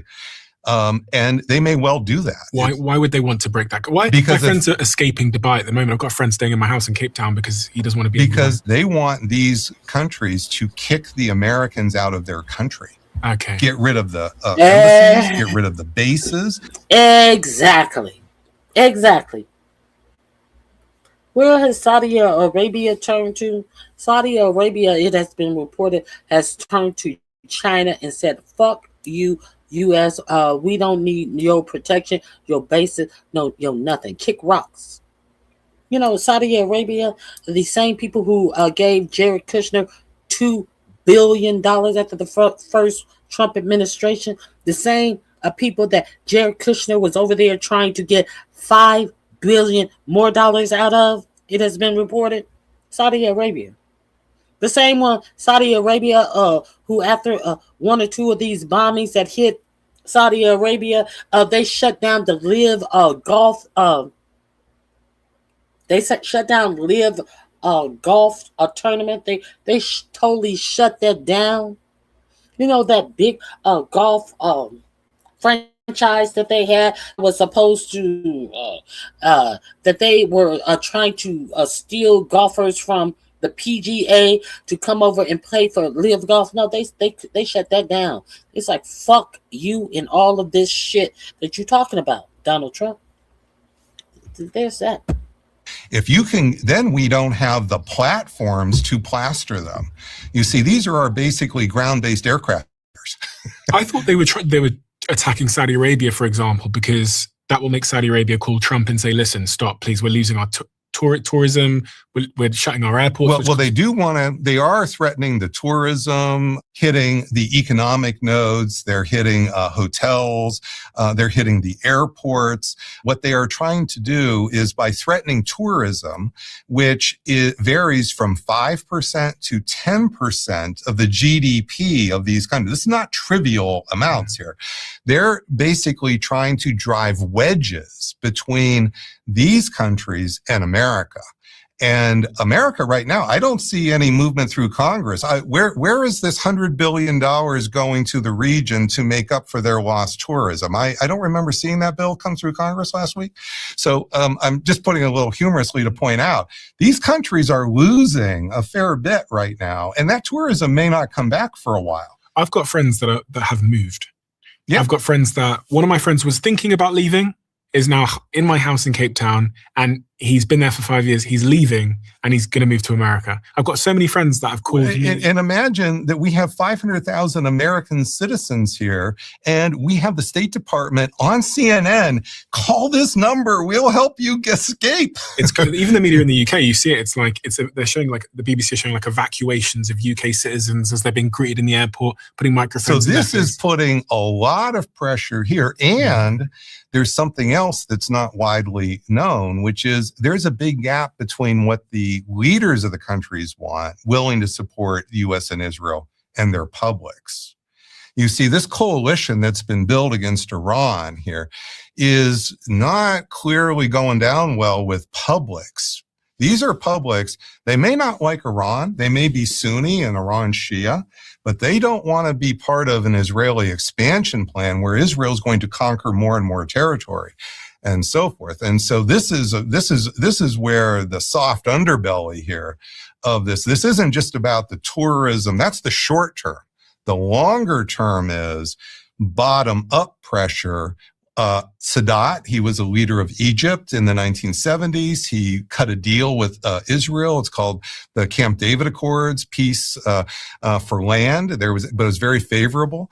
Well, after Sadat did that, the president of Egypt, in 1981, in a military parade, his own security guards at the military parade marched with their guns, came up to his place, and they shot him dead. So this is the real world here. So this is very, very dangerous for these leaders. Now, that's stage two. Now, what happens if we decide to have one of these limited ground deployments here? Because after all, we still don't know where this material is. What does that mean? So for anyone that doesn't know anything about the war, what does a ground deployment mean? Because I saw Trump being asked about this on the plane yesterday, and he didn't seem to deny it was going to happen. It means you try to control a limited amount of space, say the space around Fordo or the nuclear facility that you bombed in June, and you would send the, say, 82nd Airborne in to control the space. What's this? I don't know any of this stuff. Oh, I see. So 82nd Airborne is a division that we have that's especially equipped. Now, let's talk about it. Let's talk about this mysterious pilot that went down, who we don't know who his name is as of yet. Do you know that they lost two, I forget,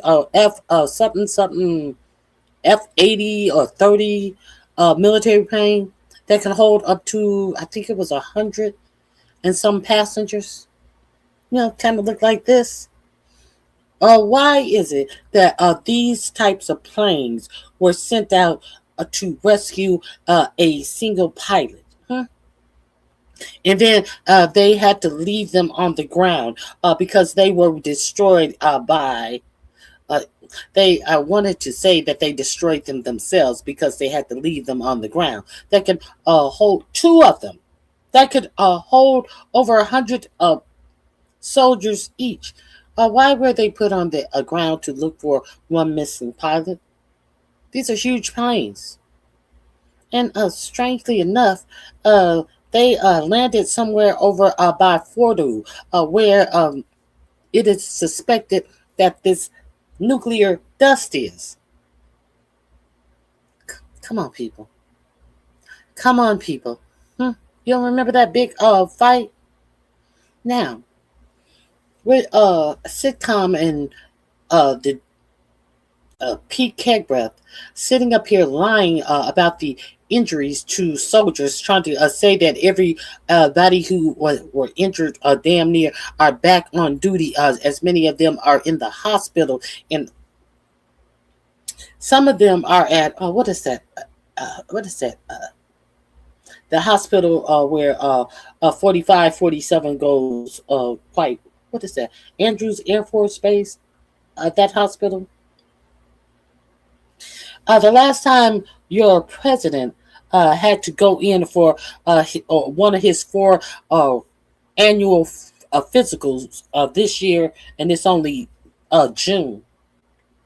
The last time your president went to one of the annual physicals, they asked him why hadn't he visit the injured war fighters who were sitting in the hospital waiting on treatment.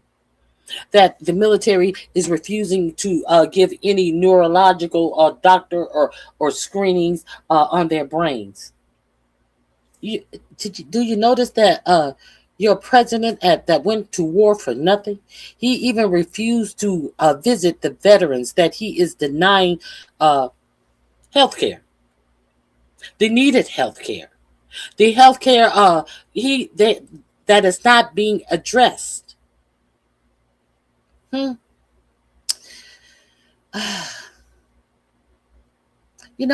Sometimes when you have healthcare issues that are not addressed, you are not long for this earth.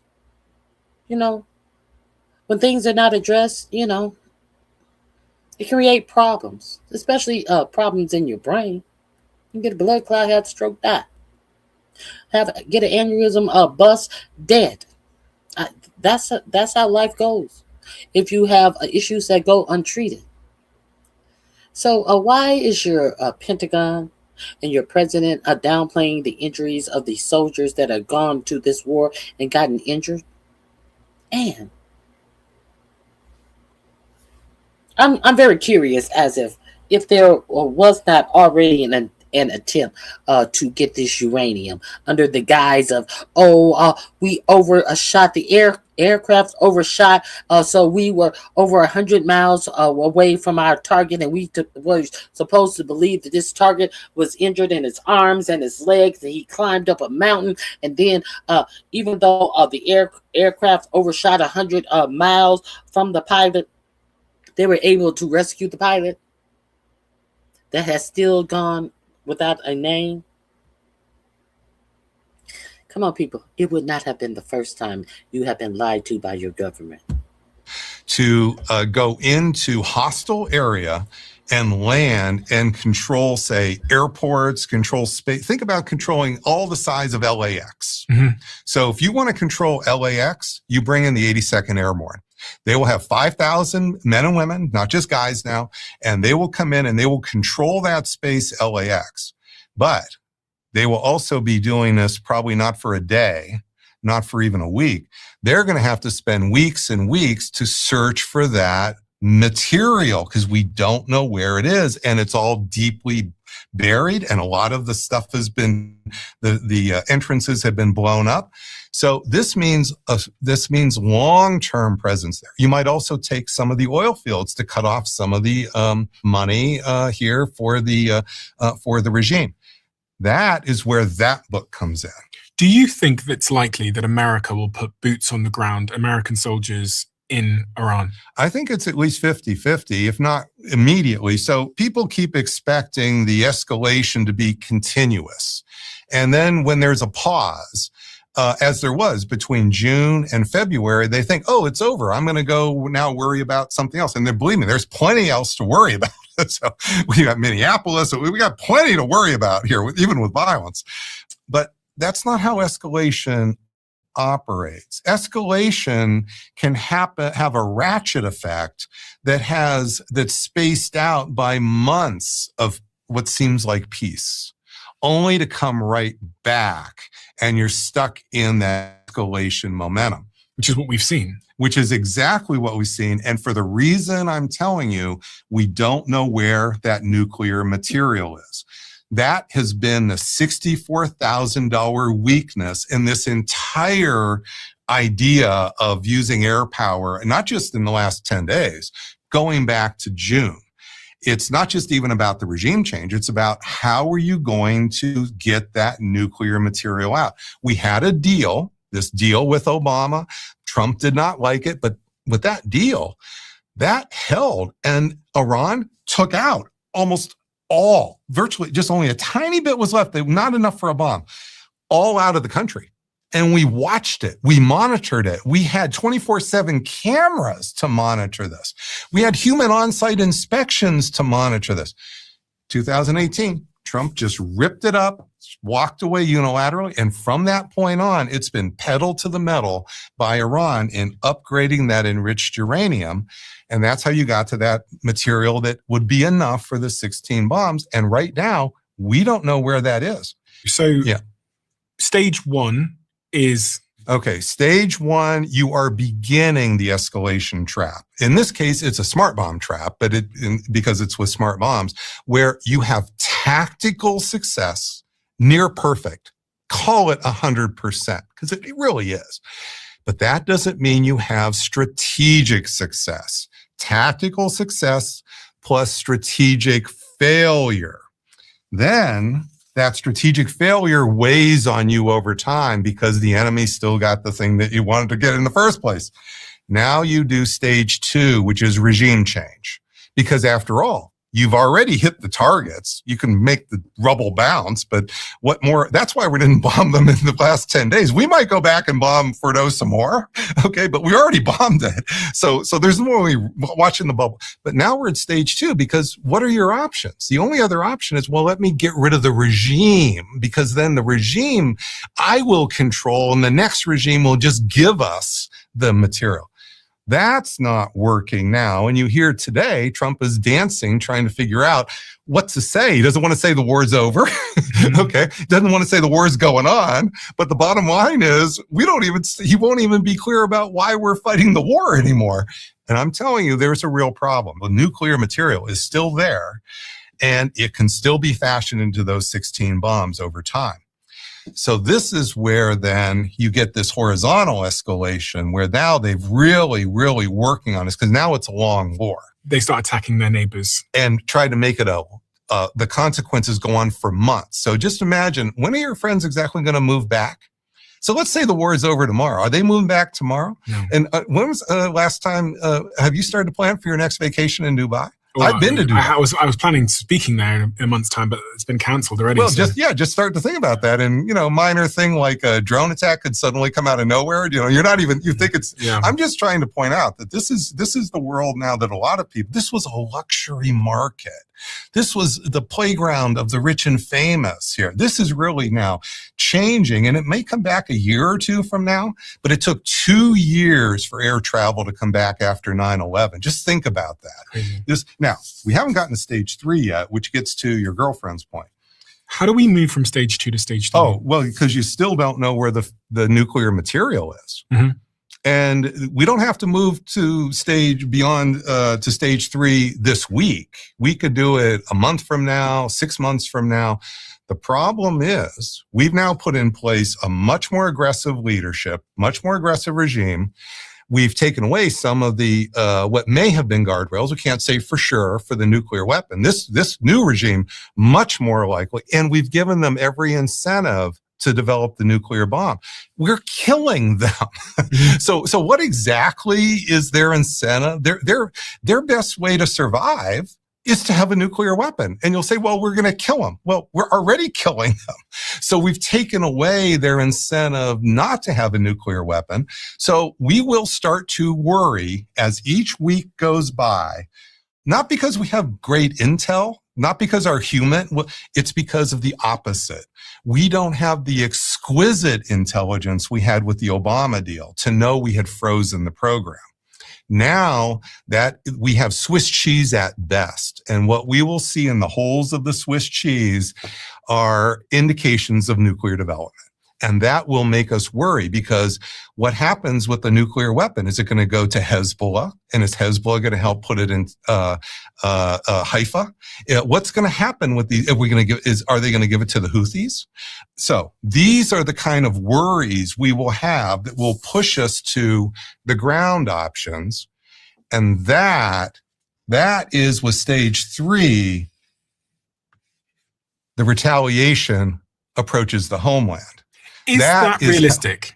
If ISIS with its 30 to 40,000, remember, ISIS was not a state. Iran is an actual state with 92 million people. So if ISIS can foment command-directed, inspired suicide attacks and other attacks in San Bernardino, just to kind of bring it a little bit closer to home here, across the United States, Paris, remember the big Paris attack?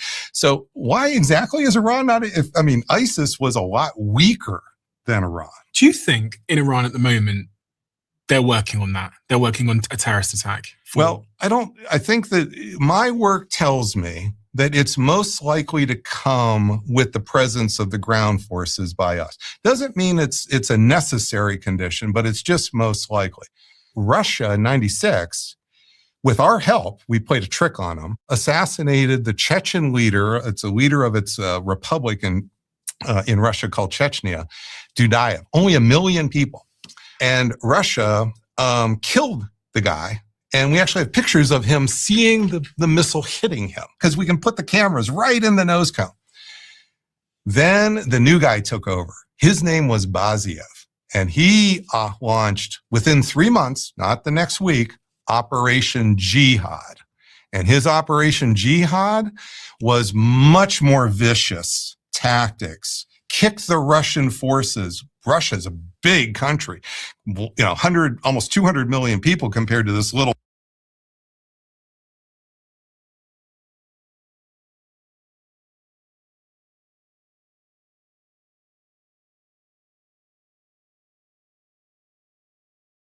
People. So you think I'll just genocide? I don't want to use those terms because I've written about that. That has certain very specific, so that's a whole conversation here. But I just want to point out, how is it that Israel got itself into the idea they were going to expel large portions of the 2 million out of Gaza? That happened because they got into stage 3 of the escalation trap in Gaza. So this isn't just about America. So we're only talking about the escalation frameworks with respect to this one conflict, really. It applies much more broadly. I've developed these since I taught for the Air Force because I needed to find a way to help our government, our military, understand how the transition from the bombing or the military piece to the outcome. And what's in the middle is the military, the bombs change politics. They change politics in the enemy. They change politics for us. For us, we don't want to lose. And that's why we got stuck in 2 forever wars. And now we may well just get right back into another one. Not because Trump wants to. So he's being sucked into it. So what happens after stage 3? After stage 3, this is what America has faced in Vietnam, and President Biden faced this in spades here. When you try to pull out after you're in stage 3 and end these ongoing conflicts here, usually it ends poorly for your legacy. And you saw that with Johnson, and you saw that with President Biden. President Trump is the one who was negotiating with the Taliban to pull out, but President Trump wouldn't leave, not leave. He didn't leave before. Who did he hand it off to? He handed it off to Biden. Biden pulled out. And what has Biden's legacy been? It's been negative ever since. If you look at his opinion polls, President Biden, you will see he was riding high until he withdrew from Afghanistan, and he never recovered. Yes, inflation hurt too. The bigger hit was the Afghanistan problem. And this is why President Trump is really stuck. You see, he's on that horns of the dilemma. Does he want to accept the short-term price, which is real, or does he want to go and double down? And then you face the potential long-term price of becoming LBJ and President Biden. It seems like we're there already. So I'll go over there and check this out. I have one. I will leave you with this. Let me leave you which I believe is this one. Yes. Now, an update on the CBS News investigation on the Iran war. For nearly 4 months, we've been looking into allegations that the Pentagon failed to make plans to protect American soldiers at a command post in Kuwait. 6 were killed and more than 20 injured in March. It was the deadliest attack of the war on the U.S. forces. So we're now getting a clearer picture of what some of the wounded soldiers say were gaps in their care. Jonah Kaplan joins us now with the story. Jonah, good morning. You've been doing some great reporting on this. Good to see you. Gail, good to be with you. Those 6 fallen heroes and those 20 or so wounded, they're all from the Iowa-based 103rd Sustainment Command. And among the survivors was Chief Warrant Officer Rodney Bierman. His wife is speaking out for the first time now, telling us she thinks the Pentagon misled her about the true nature of her husband's injuries. 57-year-old Chief Warrant Officer Rodney Bierman has deployed overseas 5 times. His wife, Amy, told us she understands what to expect. I knew that if anything ever happened, I would receive either an official phone call or an official visit. That call came on March 2nd, one day after an Iranian drone struck this tactical command post in Kuwait. They told me that my husband's injuries were classified as not seriously injured. He was treated and released back to duty. Not seriously injured. Those are 3 great words for you. That was the hope that I was hanging on to. But Rodney was among the more than 20. And this is why President Trump.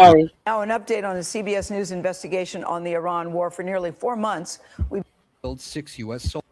Those are 3 great words for you. That was the hope that I was hanging on to. But Rodney was among the more than 20 wounded in the attack that killed 6 U.S. soldiers. He took a lot of shrapnel from his head down to his legs. Military medical records reviewed by CBS News show Bierman also suffered a concussion, hearing and vision loss, and blast lung, a condition caused by shrapnel damaging his lung tissue. Some of those injuries he's going to have for the rest of his life. The Biermans are among several survivors and their families who told CBS News they weren't being treated by the military as combat casualties, hindering their access to care. It's a claim the Army strongly denies. Your wife was also told that you had a minor injury? Yeah. Your husband was injured. He has a minor jaw injury. He's going to be returned to duty. Sergeant First Class Corey Hicks was ripped apart by shrapnel from the blast and underwent multiple emergency surgeries at a Kuwaiti hospital. He's now in rehab at Walter Reed Medical Center in Maryland.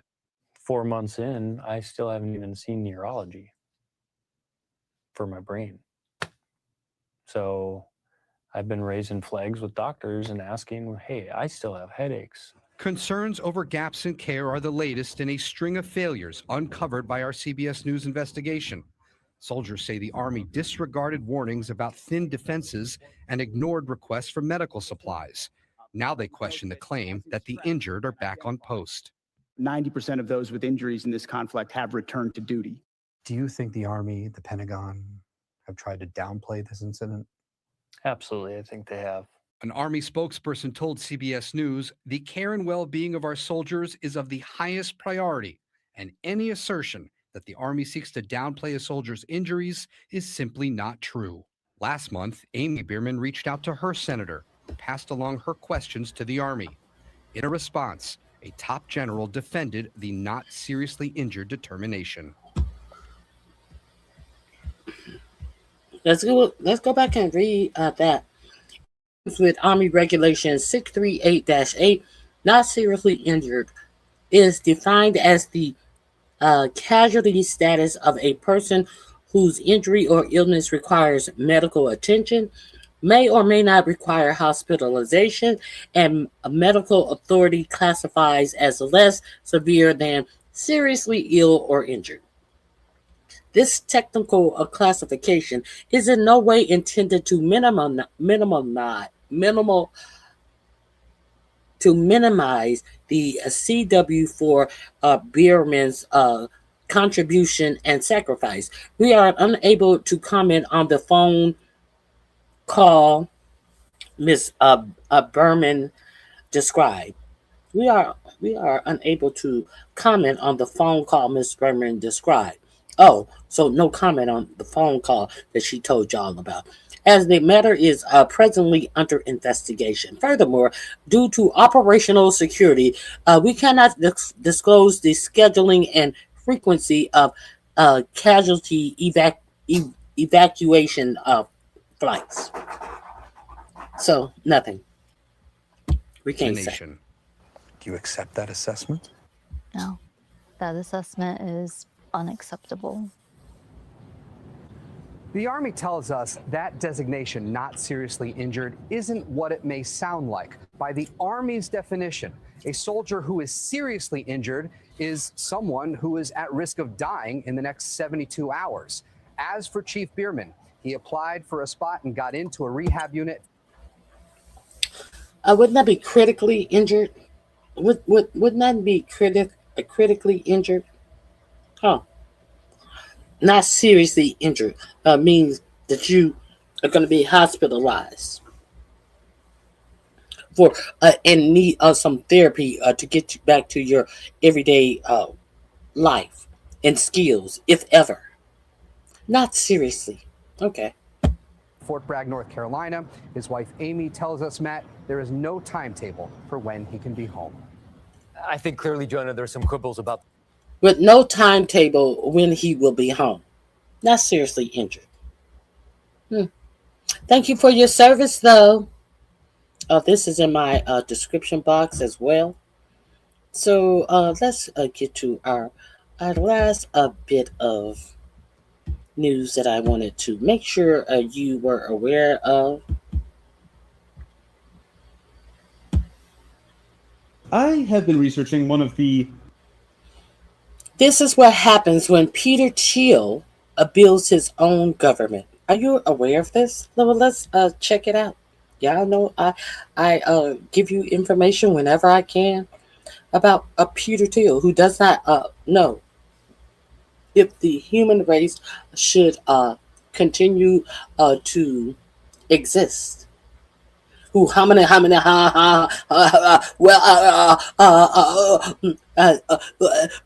long as it has some type of technology in it. That Peter Thiel. Y'all remember Peter Thiel. Come on. J.D. Vance is a boy. Boy.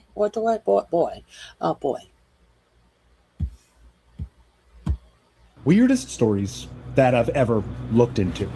It's about a once fringe movement among the tech elite that aims to replace governments entirely with corporations. Privatized societies run by CEOs built for profit, not for people. Almost like they wanted their own little worlds, playlands, built just for them based on their desires. I eventually pulled away from the story because it seemed a little more silly than anything to be concerned about. But then I realized they might already be getting their way. Just look at Doge and Palantir replacing or breaking the basics of the government. The plans for a futuristic, privatized new Gaza. AI infrastructure growth that seems immune to public opinion, and invasions of countries seemingly at random. A new power immune to public opinion. No matter what you say, they don't even ask you anymore about these AI data centers that they are saying, oh, well, you may as well get used to the data centers. You may as well get used to that data centers. Structure in society that will overcome the existing democratic power structures when billion. instancing or breaking the basics of the government, the plans for a futuristic, privatized new Gaza, AI infrastructure growth that seems immune to opinion, and invasions of countries seemingly random. A new power structure in society that will overcome the existing democratic power structures. When billionaires suddenly have a tremendous amount of power and democracy has been proven to be exceedingly vulnerable. So I decided to dig back in. What is this movement? Where did it come from? How did the people involved get so powerful? Where is it going? And importantly, what can we do to stop it?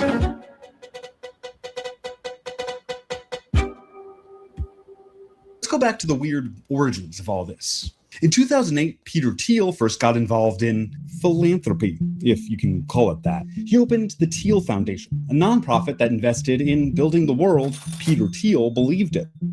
And one big investment sticks out: the Seasteading Institute.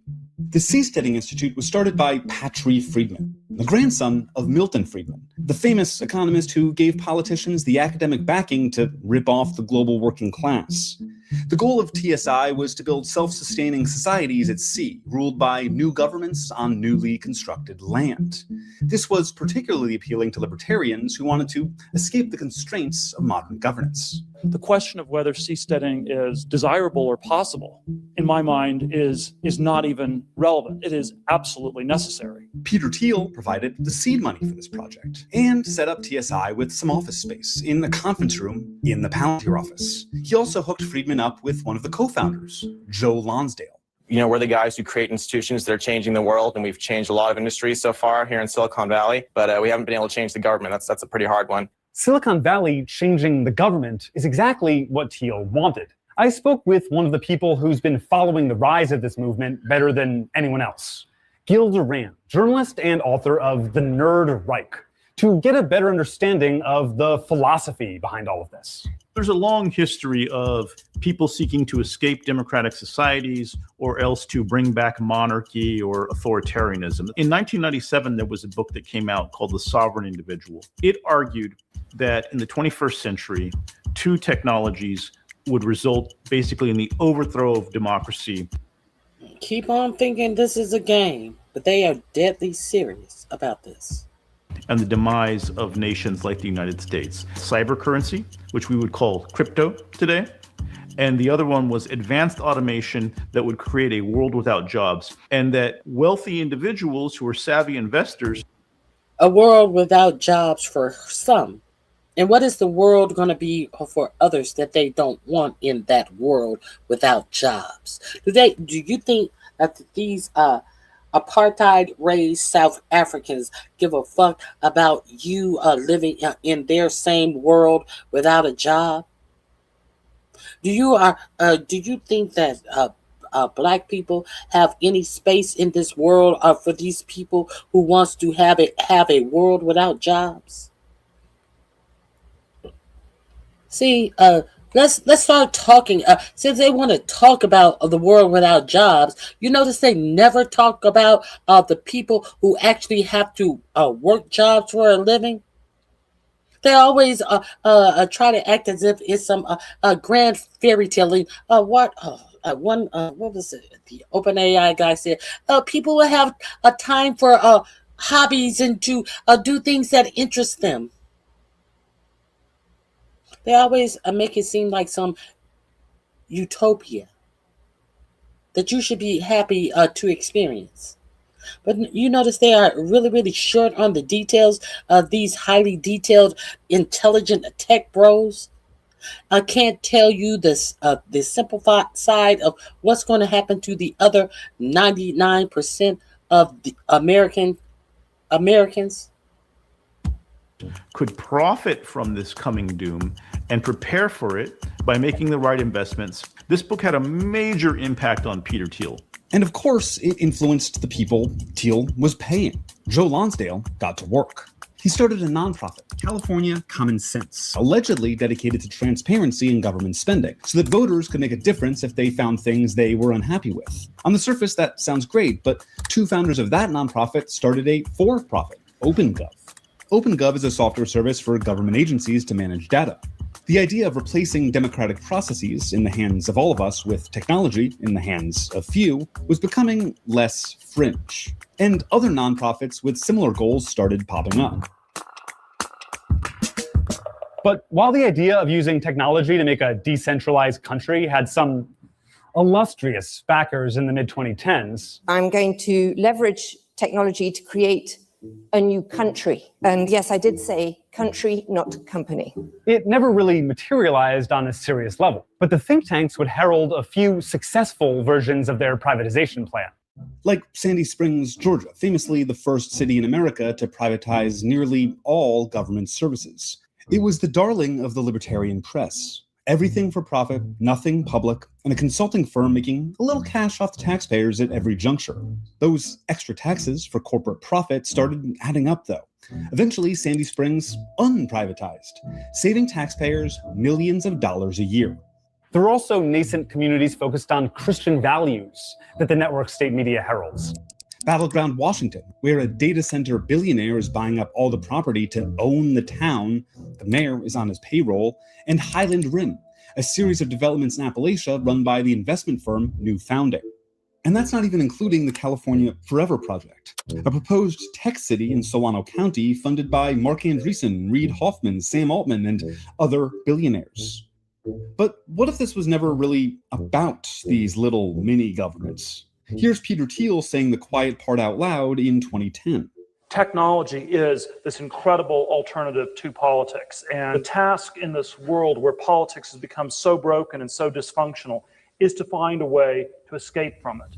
Tech instead of politics. We already had DOJ and Palantir becoming the operating system of the United States, with a stated goal of being more powerful than the governments using it. How can we help the government stop the bad guys while also putting systems in place to make sure nobody within the government was doing anything inappropriate? So you have to have systems that watch the watchers. After leaving Palantir, Lonsdale, through his firm 8VC, continued investments in what's called GovTech, tech for government clients. That's surveillance tech, AI drones, AI weapons, even tech to replace 911 with AI. All aim to replace, privatize, and profit from tasks normally attributed to democratically accountable officials. What's happening now, though, is that the companies are becoming more powerful than the governments they serve. We suddenly have all these billionaire oligarchs spending so much money, they were able to actually capture the federal government with Trump. So it's this interesting moment now where we're getting a glimpse of what government by technology company would look like. And Lonsdale is working to convince you that we need this by making you scared. Lonsdale founded the Cicero Institute, a think tank that pushes anti-homeless messaging. Not anti-homelessness messaging, but messaging attacking the homeless themselves, and even legislation creating concentration camps where unhoused people would do forced labor. You actually can go into states, you can partner with governors, you can pass laws, Cicero's in 15 states. Didn't I just talk about this earlier in the show where they are doing this in Utah?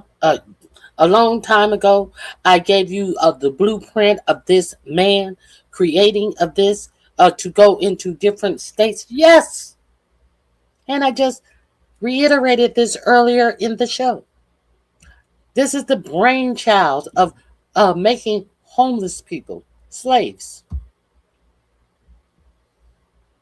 We're getting dozens of laws passed, and then we're going to teach people that and go to the national level. Riling people up is definitely part of their game plan. That's what we saw in the San Francisco recalls. San Francisco had a spike in crime during the pandemic, but so did almost every big city in the United States. Only in San Francisco, which has extremely low crime rates compared to most cities in red states, did they create this massive panic using social media and doom influencers to convince everybody that everything was worse than it had ever been.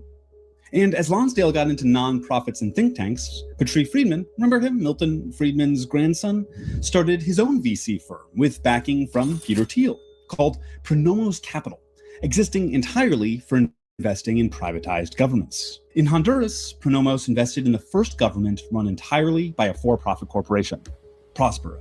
Prospera is this little... Did we not do a whole thingamarole about Prosperous several different times? Have I not talked to you about Prosperous? Yes, I have. enclave on the island of Roatan in Honduras that claims to be its own little charter city that was funded by American venture capitalists and has been touted as the flagship project of the network state movement. But the real flagship project is something bigger: the entire United States government. It shows in policy. Remember the whole thing about taking over Greenland? That idea emerged and was celebrated by the people we've been talking about. I think having a frontier is very healthy. I think part of America being great is that it's great.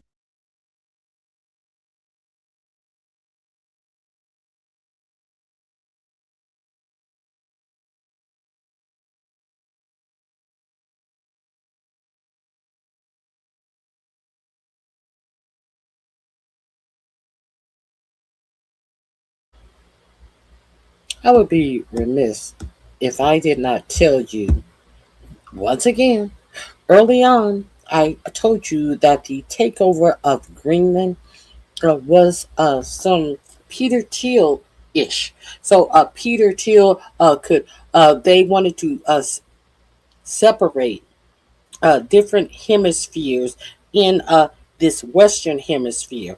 I already talked about this. And Peter Thiel was looking at Greenland because of under all of that ice that Greenland has. Greenland is abundant in rare earth minerals. Yes, they are. We talked about this. Yes, we talked about this.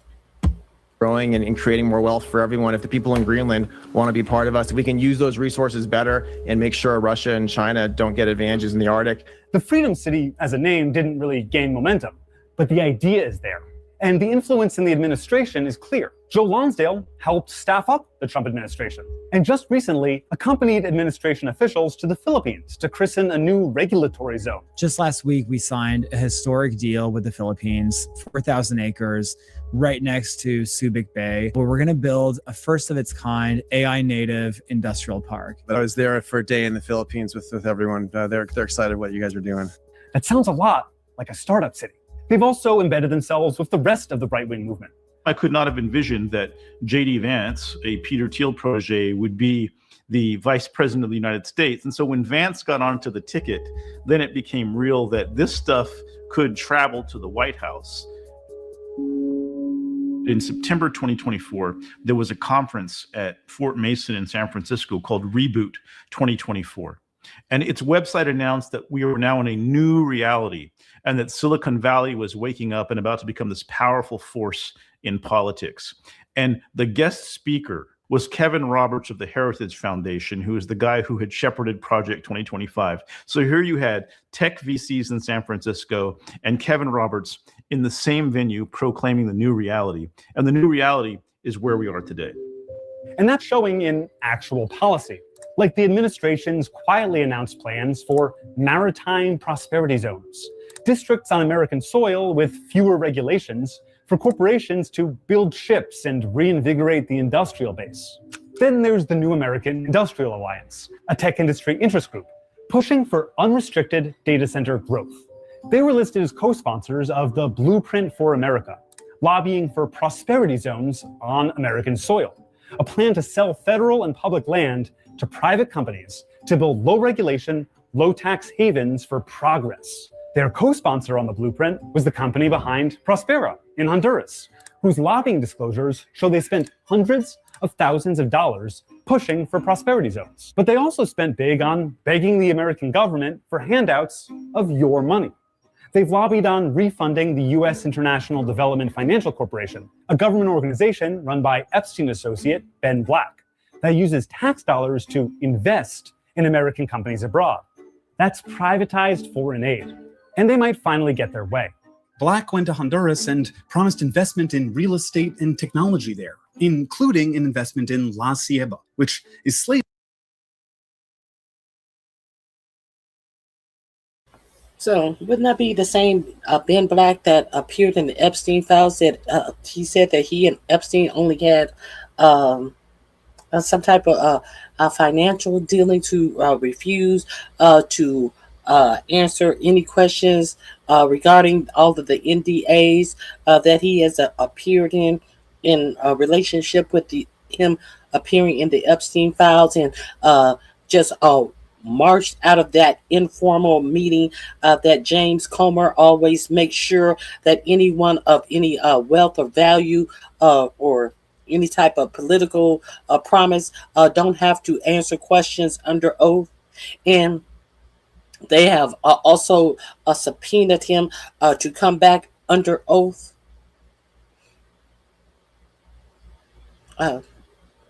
These people have been planning this for a long, long time. And while we sit around and are not paying attention at all, this is what they have in store for you. And no one is asking the question, what's going to happen to the regular American citizens? They're going to steal your money. They're going to get your tax dollars. And they're going to prop up all of their stuff off of your money, and your private data is going to train this AI. And they want you to believe that, hey, well, you know, it's nothing you can do about it. It's nothing you can do about it. You're 99% of the U.S., more than 99% of the U.S. population, and we want you to believe that we're rich, so there's nothing you can do. You have no power. People, we better get together and understand that we have a lot of power, and we need to put our power together. To be absorbed by Prospero. But it's more than just government handouts. It's war crimes. So we did a master plan, and we've developed ways to redevelop Gaza. Gaza, as President Trump's been saying, has amazing potential, and this is for the people of Gaza. We've developed it into zones. It was sort of insane to see it all come together in this way. But again, wherever you look these days with Trump or with these tech guys, there's always the idea of a new city that they're proposing. And it's not clear why we need these new cities. You know, Gaza should be rebuilt for the Palestinians, but these guys see it as an opportunity to take the land. And so that shows you the degree to which this thinking is starting to imbue everything that they do. Look at how the people in this fringe movement reacted to other invasions. In 2019, Mark Lutter, leader of a Peter Thiel-funded New City think tank, said that overthrowing the Venezuelan government would be an opportunity for these projects. And when the invasion did happen, Lutter suggested America establish a Florida or Texas-style government there. He cites America paying for a wholesale development plan after regime change, which is exactly what we're doing in Iran today, to the tune of $300 billion. Palmer Luckey, Lonsdale and Thiel associate and founder of AI defense contractor Isareal, pictured here in cosplay, suggested a privatized city on Guantanamo Bay in Cuba, which President Trump also threatened with invasion. Again, nobody wants this. They know that. That's why they hate populism. That's why they hate democratic representation, despite all of this being couched in freedom. What they're asking for is to exit entirely from any government structure. But that's just not how it works, especially when most of these guys are government contractors and are still wanting to have the benefits of our society without having the responsibilities of our society. These are people who don't like being told no. They're angry.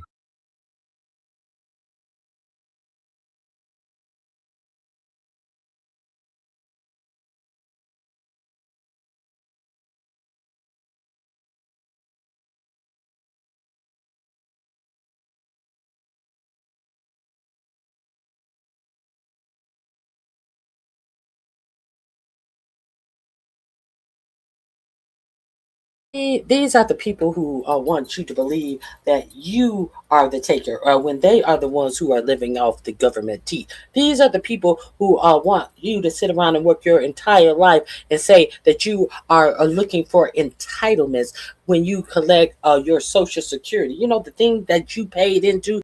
These are the people who are not even who were not even born in the United States, contribute nothing to the United States, takers from the United States. But they want to put, they know what gets some people going, fear. Fear gets some people going. It's time that people see this for what it really is. At the pushback against data centers, that we don't want AI to take over everything, that no one supports annihilating a civilization to replace it with one they can profit from. People need to understand that the billionaires have become radicalized against democracy, and they're in the process of using everything they have to try to destroy it. And that's the battle of our moment. That's the battle of our time. It's not too late to push back. Public response to data centers works. Many of the governance as a service startups are starting their work in towns and states where you can still have a voice to stop them. The billionaire class wants to turn your home into their playland, completely change how everything is run to funnel more wealth to themselves, create chaos, and then when everything is all fucked up, walk away with their winnings to their own private enclaves, all under the guise of fixing a broken government, a government that they broke. And yeah, sure, the government is broken, but it's not because of democracy or lack of corporate privatization. It's because of corporate power. We need more democracy and less corporate control. All right, guys, that's all I have for you guys today. Think about it. All the links are in my description box. Go over there and avail yourself to the real information. If you have not gone to More Perfect Union, it is very informative. So I hope you guys have a great remainder of your day. Please hit the like button on your way out, a comment, a share, and I'll see you guys back on Wednesday. I hope you guys have a fabulous remainder of your day. Melissa, it is always good to see you. All right, guys, I'm out of here. Bye-bye.